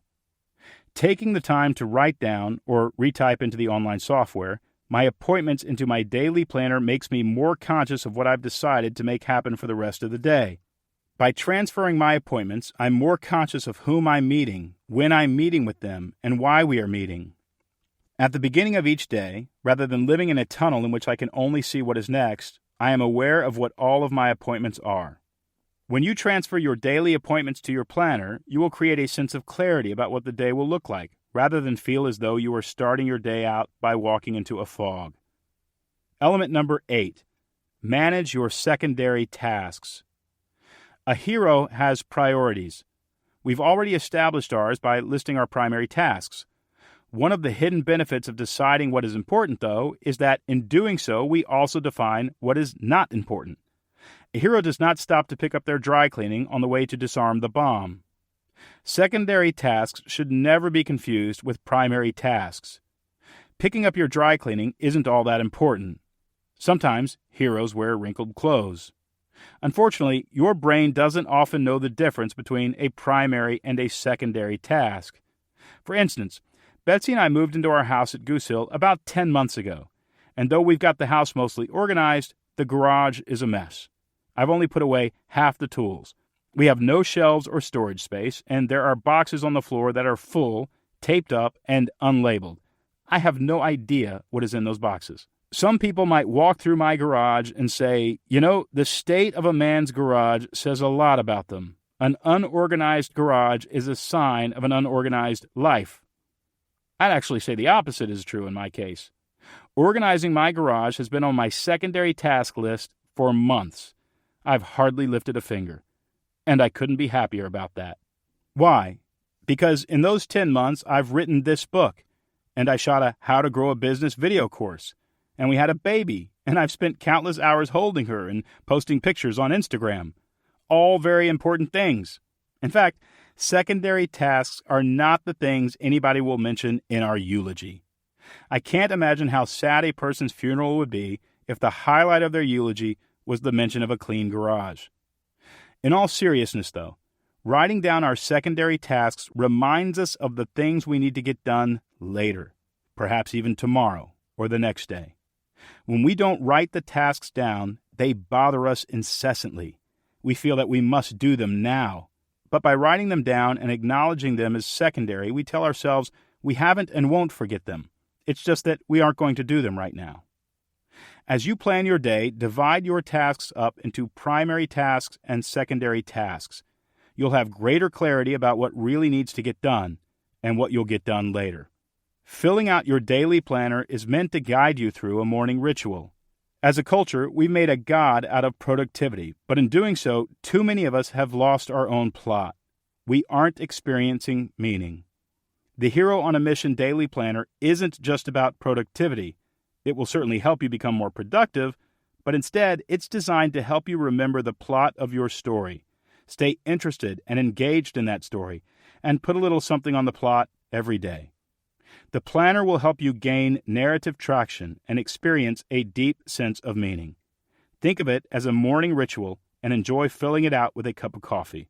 You will feel a great deal better about your life, your work, and your story. Chapter 14. The Role That Matters Most. When we bought Goose Hill, it came with 970 trees. The land was thick with oak, ash, maple, cedar, and more than a few hackberry trees. Sadly, the ash are dying. All the ash trees in Tennessee will be dead within 10 years because of the emerald ash borer, a non-native beetle that has spread across the region. Not only this, but our forest was overridden with a particular species of honeysuckle that spreads thick along the forest floor and drinks up all the water. This species of honeysuckle doesn't even give us a sweet-smelling flower, just dead trees in its wake. It took 3 years to remove the honeysuckle. You have to cut the shrub at its base and poison it within 30 minutes of the cutting, and you have to do this every year for 3 years. This, however, preserved the forest. We've also identified the ash we want to save and have experts come each year to treat the trees we can afford to preserve. We've removed all the hackberry we can. The virtually useless tree grows fast and empty so that it gets tall and falls on other trees and houses and even people if they happen to be standing in the wrong place at the wrong time. We have planted nearly 100 native species trees to more than replace those we lost in construction, and we have a team of arborists helping us protect the newly developed investment. My favorite of the experts is a man named Peter Thibodeau, a self-taught arborist who specializes in the art of espalier. More than 30 years ago, Peter retired from the business world to learn to train trees and shrubs to grow in patterns along a framework. He can grow a pear tree in a flat, straight line so that it looks like a fence or a vineyard-style row of grapes. Peter will grow a fence of pear trees around Betsy's garden. When pruned and cared for correctly, an espaliered tree can live for more than 100 years. Because they are pruned meticulously, more nutrients are available to create fruit. We will eat well at Goose Hill. Peter is 80 now. He speaks in a coarse Southern dialect that combines a Tennessee-tongued humility with a Southern Louisiana spice. He wears a cowboy hat and has a mustache that makes him look a little bit like Richard Petty. Add to this that he smokes a pipe, dons long sleeves no matter the heat, talks slow, and seems to see through eyes that know.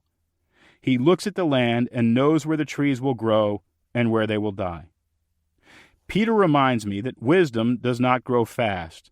It only comes from experience and failure, from trial and error. Peter describes his job as painting with bark and leaves. It takes 4 years for one of his trees to be ready for sale. It struck me as we walked the garden the other day that we weren't just adding trees around the garden, we were planting Peter's legacy. When you meet somebody like Peter, you want to be like him. Perhaps not in your knowledge of trees, but certainly in your knowledge of something. We have another friend who is helping us with Emmeline. Her name is Michelle Lloyd. When we first returned home from the hospital, we hired her as a newborn care specialist, allowing Betsy to recover from surgery. Michelle speaks with a delightful New Zealand accent, but more important, she speaks baby. She has helped us understand that when Emmeline smacks her lip or chews her hand, she wants food. She taught us that when Emmeline lifts her legs up, she might have gas. Over the past 30 years, Michelle has helped more than 50 babies and their mamas find comfort in the world. Betsy and I, and for that matter Emmeline, would be lost without her. Betsy texts with Michelle nearly every day. Life requires experts. We need people around us who know what they are doing and can save us from our own mistakes. In a way, this book has been deceptive.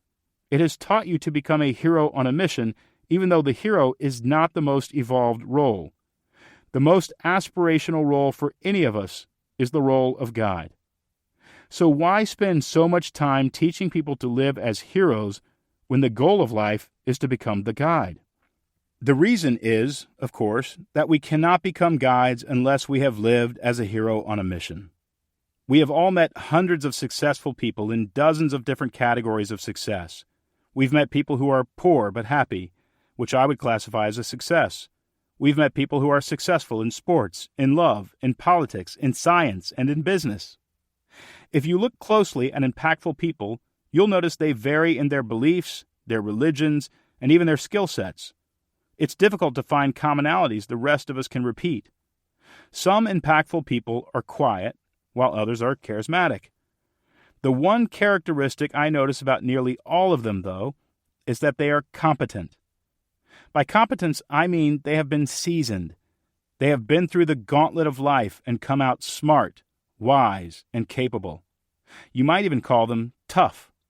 By tough, I don't mean slow-walking, gun-toting, side-of-the-mouth talking Clint Eastwood types. I'd consider Stephen Hawking more tough than Clint Eastwood, and Hawking was none of those things. When I say tough, I mean they are able to successfully navigate difficult conditions. To be able to navigate difficult conditions without being taken down by them, you have to have experience. Heroes on a mission become guides because they have learned from their hardships and mistakes. Experts are experts because they have been through the fire. Nassim Nicholas Taleb describes these people as anti-fragile. In his book by the same name, Taleb writes about the risk of people becoming weak because of systems that are overstructured or in which people are over-coddled. His point is that we grow and prosper when we are disrupted because disruption forces us to change into stronger versions of ourselves. To live as a hero on a mission is not about living a life filled with joy and ease. Pause any movie and ask yourself if the hero would rather be in some other situation. The answer will undoubtedly be yes. Life is difficult and cannot be fully controlled, and yet every sailor knows that while they cannot control the wind, they can harness it. If the wind is blowing at their backs, they can sail fast, and if the wind is blowing in their face, they can sail slow, but they can always sail. Viktor Frankl's ideas do not ensure that life will go well for us. They simply ensure that we experience meaning whether or not life goes well. His theories, after all, were crystallized in a concentration camp. Mental, physical, and spiritual competence happen when we move into the challenges life offers us. Victims do not face these challenges because they cannot. Villains cause many of these challenges. Heroes walk into and through the challenges and are transformed in the process. Guides, then, teach heroes all they know about how to surmount the challenges. Guides teach us how to have courage because they have lived a life of courage themselves. The reason we want to live as heroes on a mission is, the more we do so, the sooner we will transform into guides. It will be tempting for you to think of yourself as a guide too early. Of course, we all have guide energy that we can summon, even as children. We can always help somebody else win. But to fully become the guide, we must have lived for years as a hero on a mission, conquering our fears and learning from our tragedies. Do not trust a person to guide you up Mount Everest if they have never been to the Himalayas. Deciding where you are going in your life rather than allowing fate to dictate your direction is a characteristic of competence. Knowing the difference between a primary task that must be achieved and a secondary task that should be ignored is a characteristic of competence. Choosing to forgive requires emotional intelligence, which personifies competence. Living in gratitude rather than wallowing in pity is a perspective that demands a control of one's mind, another characteristic of competence. Competence involves the ability to encounter difficult circumstances and grow from them rather than be destroyed by them. The more we experience life as a hero on a mission, the more we learn, and the more we can pass down. The characteristics of a guide. You can tell a good guide by the qualities they bring to the journey. Here are 4 characteristics I believe are most critical to develop in order to help others. Experience. One of the reasons guides are often so old in stories is because the writer and audience knows they must have experience. Picture Gandalf's white beard or Yoda's limp and cane. When we talk about experience, what we actually mean is a backstory. Often the people we most respect have been through what we are going through and survived. Guides teach heroes how they did it, and as such, generational wisdom is passed down. Haymitch had won the Hunger Games years before Katniss offered herself as tribute. Because of his experience, he was able to help Katniss win the day. Heroes in stories who see themselves as equal to their guide rub readers the wrong way. Deep within us, we know that respect must be earned, not demanded. We can't skip the wisdom-creating process. We respect a guide who has experience. There is no reason to rush in our effort to become the guide. We simply need to live as a hero on a mission. Wisdom. With experience comes wisdom, and the primary source of wisdom is failure. What's interesting about heroes in stories is that they are not often competent. With the exception of the final few scenes of a story in which they face and defeat the villain, the hero has been a bumbling, fearful mess. A story is more interesting when the hero narrowly gets out of their challenges alive. Often, stories layer scenes of progress and setback, stacking failures on top of narrow escapes. Why? Partly for suspense, but partly because we know a hero is going to have to gain strength in order to meet the villain as an equal. The hero will have to be strong and wise, and the only way to gain strength and wisdom is to fail and then succeed over and over. Again, our victim mentality will tempt us to succumb to failures rather than learn from them. Heroes learn, and learning is how they grow and eventually become the guide. Empathy. Villains and guides are strong. In fact, the villain is often the strongest character in the story, until the end, when hopefully they are defeated. This is one of the reasons people are drawn to villains. It explains Mussolini and Hitler. People mistake a villain for a guide because of their strength. But guide strength is different. Guide strength is reined in by altruism. The guide's glory is in their past. Now they are trying to help somebody else achieve glory. Having entered battle themselves, they know the world is at war and want light to defeat darkness. The world, to a guide, is larger than themselves and their personal story. Guides actually care. Villain strength invites us to join them in establishing our superiority, control, and power.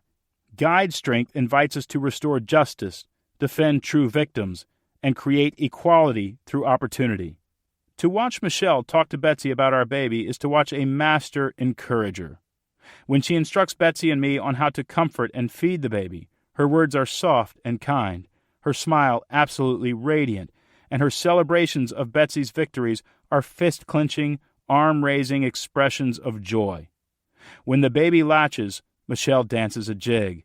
When the baby poops, Michelle delightfully announces the process is working. Guides bring the light to humble heroes who are inexperienced and afraid. The guide passes down more than wisdom, though. They pass down compassion and empathy. They have been defeated themselves and have climbed back. They know how it feels to be tempted by helplessness. They have been misunderstood, so they seek to understand. They have been abandoned, so they are loyal. The best definition I've heard for the word empathy is shared pain. The guide carries some of the hero's burden, allowing the hero to travel farther and faster. Sacrifice. Empathy, however, is not enough to seal somebody's identity as the guide. Actual sacrifice is necessary. In stories, guides give up their wisdom, their time, their money, and at times their lives so the hero can prevail. They do this knowing that their time, wisdom, and money will not buy them glory. They are in it for the hero's glory and to contribute to another victory of light over darkness. Often, guides make the ultimate sacrifice for the hero. The war between darkness and light is that important to them. Remember, a guide's life is no longer lived for self. A guide sacrifices so that light can defeat darkness.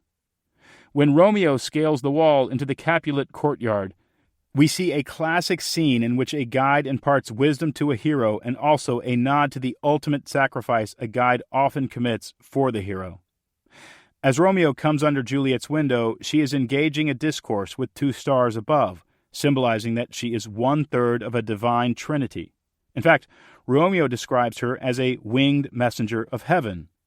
In the play, she is the strong and competent guide, and Romeo is the hero. Even though she is young, merely 13, Shakespeare imparts divine and eternal wisdom to her and offers, through her, a path for Romeo to find resolution and redemption. In short, Juliet is positioned as the Christ figure in the play. Later in the scene, the two talk about how their names, or natures, keep them apart. Romeo gives agency to Juliet, asking her to call me by another name, and I'll no longer be a Montague. This is biblical imagery, of course. Romeo believes that his union with Juliet will change his nature. Then, in an effort to fool their parents, Juliet sips a poison that will put her in a death-like sleep. She dies, then rises from the dead. When she wakes, she learns that Romeo himself had been fooled and had taken his life to be with her.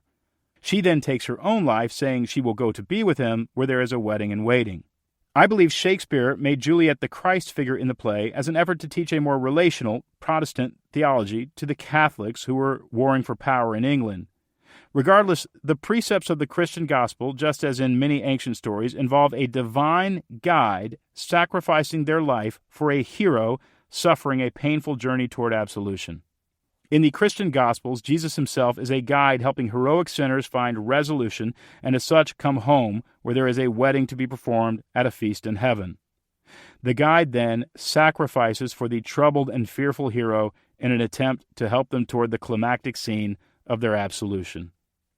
In Shel Silverstein's beautiful children's book, The Giving Tree, the tree itself plays the guide, helping the hero child through their life journey, always giving of its apples, then its branches, and finally its trunk, until the tree itself lays down the last bit of its life for the child.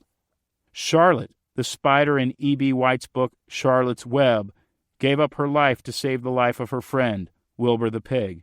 These guides gave up their lives to help a hero resolve their story and contribute to light's defeat of darkness. And these beautiful sacrifices aren't isolated in literature. Only seconds ago, in the cafe where I am typing these words, a woman let her plate and muffin fly so she could grip her child as she fell on a step. It is in our very nature to protect those who come behind us and give up our safety for their glory. As we surface guide energy, helping others win, we find a deeper and deeper experience of meaning. It is in us all to become guides. But, of course, this takes time. As Betsy and I nurture the soil in our garden, I recognize that the hero must grow slowly. Peter's knowledge of trees grew as slowly as the trees themselves. He is passing down a legacy to us that we can pass down to Emmeline. All those years achieving glory as heroes, while important for training, are hardly the point of life. The point is to become the guide, to demonstrate the inclination of altruism, and serve as an example for others. The less we play the victim and the less we play the villain, the more we find ourselves playing the roles of hero and guide. Starting with the end in mind, bringing something good into the world, accepting life's challenges, and sharing our lives with others is the path to transformation. In the end, guides are just heroes who kept going. Chapter 15. The story goes on and on. An old friend once told me a story. He was graduating from college and decided to spend a year traveling around the world. In a final meeting before he left, his mentor told him that when he returned, he did not want to recognize him. "Well, I'll be doing a lot of hiking, so I imagine I'll be in great shape," my friend said. "That's not what I'm talking about," his mentor said. "I mean, I want you to become such a better version of yourself that it is as if the old you has been shed like a skin. You'll leave the old you behind as you learn to manage money, discern who to befriend, manage your body, manage your spirit, learn to rest, and to believe in yourself. My friend was intimidated by the conversation. Yet, as he traveled around Europe, he looked for opportunities to transform. How would he respond to setbacks? Would he be a loyal friend? Would he take risks, show courage, and navigate a year worth remembering? In short, he kept asking himself the question, what would my best self do in this situation? And with that, started to practice becoming a better version of himself. My friend said he grew more during that year than in any previous year. The challenge to become unrecognizable is a challenge life hands to each of us day after day, year after year. Healthy things grow and change, and so do healthy people. From the day we are born to the day we die, we never stop changing. In every chapter of our lives, it is possible to become a better version of ourselves. When we say to ourselves, I'm not much of an athlete, or I am super shy in front of groups, we fall into what Carol Dweck calls a fixed mindset. The Stanford professor claims a fixed mindset correlates with lesser wages, worse relationships, and higher levels of anxiety. Instead, she invites her students into a growth mindset. A growth mindset means we believe we are always changing and can make enormous transformations in our lives. When we have a growth mindset, we believe we can get good at something if we apply ourselves. For instance, instead of saying, I'm terrible at math, we should say and think, I'm not good at math because I've not chosen to apply myself just yet. In other words, Dweck believes we shouldn't paint ourselves into a corner when it comes to our identity. When we think of ourselves, we should think of ourselves as fluid beings, able to change. Change, though, requires effort. In order to transform, we have to engage and perhaps even embrace the conflict that comes when we apply ourselves to a vision. Stories begin and end. It wouldn't matter if we transformed, if our lives on earth went on forever. But they don't. Our stories have a beginning and middle and end, of course, but they also have something else, a moral. The stories we live don't only affect us, they affect the people around us. Our stories teach the people around us what is worth living for and what is worth dying for. About 25 years ago, my friend Bruce Deal moved into the most dangerous neighborhood in Atlanta, Georgia. He and his family moved into a church and lived there for years. Bruce and his wife Rhonda rescued young women who were being sex trafficked, young men who were caught up in gangs, elderly neighbors who needed medical care, and addicts who felt they were no longer in control of their lives. As he established himself and his family in the neighborhood, they were constantly under threat. They've had multiple cars stolen, found a homeless man living under the baptistry, and Bruce has even been shot at and engaged in knife fights. I asked him once how he could justify risking his life when he has a wife and children at home. He said leaving a legacy of courage to his children might have to cost him his life, and that if he died, he'd die as an example to his family of a man who boldly loved and attempted to help his community. Today, Bruce and Rhonda still live in the neighborhood. They have a multi-acre compound called City of Refuge that is often considered one of the most successful social impact programs in the country. They have a cooking school, a coding academy, a medical clinic, and a safe house for trafficked girls. They take in prisoners when they are let out of prison and train them to do meaningful work. What we do with our lives matters, and each of us is running out of time. In the months I've spent writing this book, I've watched stories begin and stories come to an end. Lucy has weeks, not months, to live. She's taking an hour or more in the morning to stand up. She's outlived the average lifespan of a chocolate lab by nearly 2 years. We hide an anti-inflammatory in her food and sit and scratch her head until the pills help her gain strength. She's comforted by my presence, so I've stopped traveling in order to be around. She watches as Betsy and I go in and out of the nursery. She lifts her nose when she hears the baby cry, as though to catch a sniff of the newest member of the family.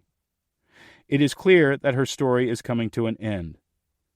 There is joy happening, too. Emmeline is growing fast. She smiles now. You can tickle her. She looks around the room and recognizes people and wiggles until they come over and say hello. In a couple of months, she will be crawling, then soon after that, walking the trails at Goose Hill. We will watch as she begins her long natural transformation from victim to hero. Both the pain and joy of this life are beautiful to me. We will soon bury Lucy under the oak tree in the side yard, the one where Betsy's name and my name are carved inside of a heart. The truth is, we can all go much further in this life than we ever thought. Leaving a victim mentality behind where it belongs is like dropping a bag of rocks. We will move faster, I promise. Years ago, I was invited to spend time with a prominent American family that had built several multi-billion-dollar companies. A few of the family members had read my books and asked me to come to one of their family reunions. The family often invites authors and speakers to their family meetings as a way of facilitating multi-generational conversations. The whole thing was a strategic story dreamed up by the family to prevent the deterioration that almost always happens when families start gaining and managing wealth. I was honored. I found them to be especially humble people and genuinely kind. One of the most winsome things about the family is that, as they introduced me to one another, they would refer to the different generations as Generation 1, Generation 2, and so on. There were 4 generations present, and one of the young women in Generation 4 was about to birth Generation 5. Having grown up in a single-parent home, and because my grandfather died before I was born, the whole idea of a multi-generational family, especially one that spans 5 generations, was all new to me. Sometimes when I walk around Goose Hill, I wonder what Emmeline will think when she is very old, when her story is nearly done, and she visits this place with her children and grandchildren. I would like to live such a story that she tells her children about her own Generation 1, about how her mother and father built this place and raised her and showed her a love story she could imitate. I hope she talks about how much Generation 1 invited artists and thinkers and gardeners and leaders from around the world to think and dream and create. I wonder if she will know we did it mostly for her, so she could grow up around people who dream and then make dreams happen. You and I may or may not come from a powerful or positive legacy, but every single one of us gets to leave one. I can't control how Emmeline perceives me. That's her business. But I can give her love, security, and an example to follow. My story can positively affect her story. The decision to do so is not up to fate. It is up to me. When we live a life of meaning, we invite others to do the same. Those who come behind us will build on our stories. They can add to them and make them better because we have showed them the way. Life can be very difficult. I know that. There are tragedies all around us. There is darkness. But don't forget, there is also light. We get to participate in the making of that light. When the existential vacuum comes for you, and it will, remember there is a hope that is very real in the world. We can always make meaning. Act 3. Your Life Plan and Daily Planner. We've included space to create your life plan in the accompanying PDF that you can find at HeroOnAMission.com.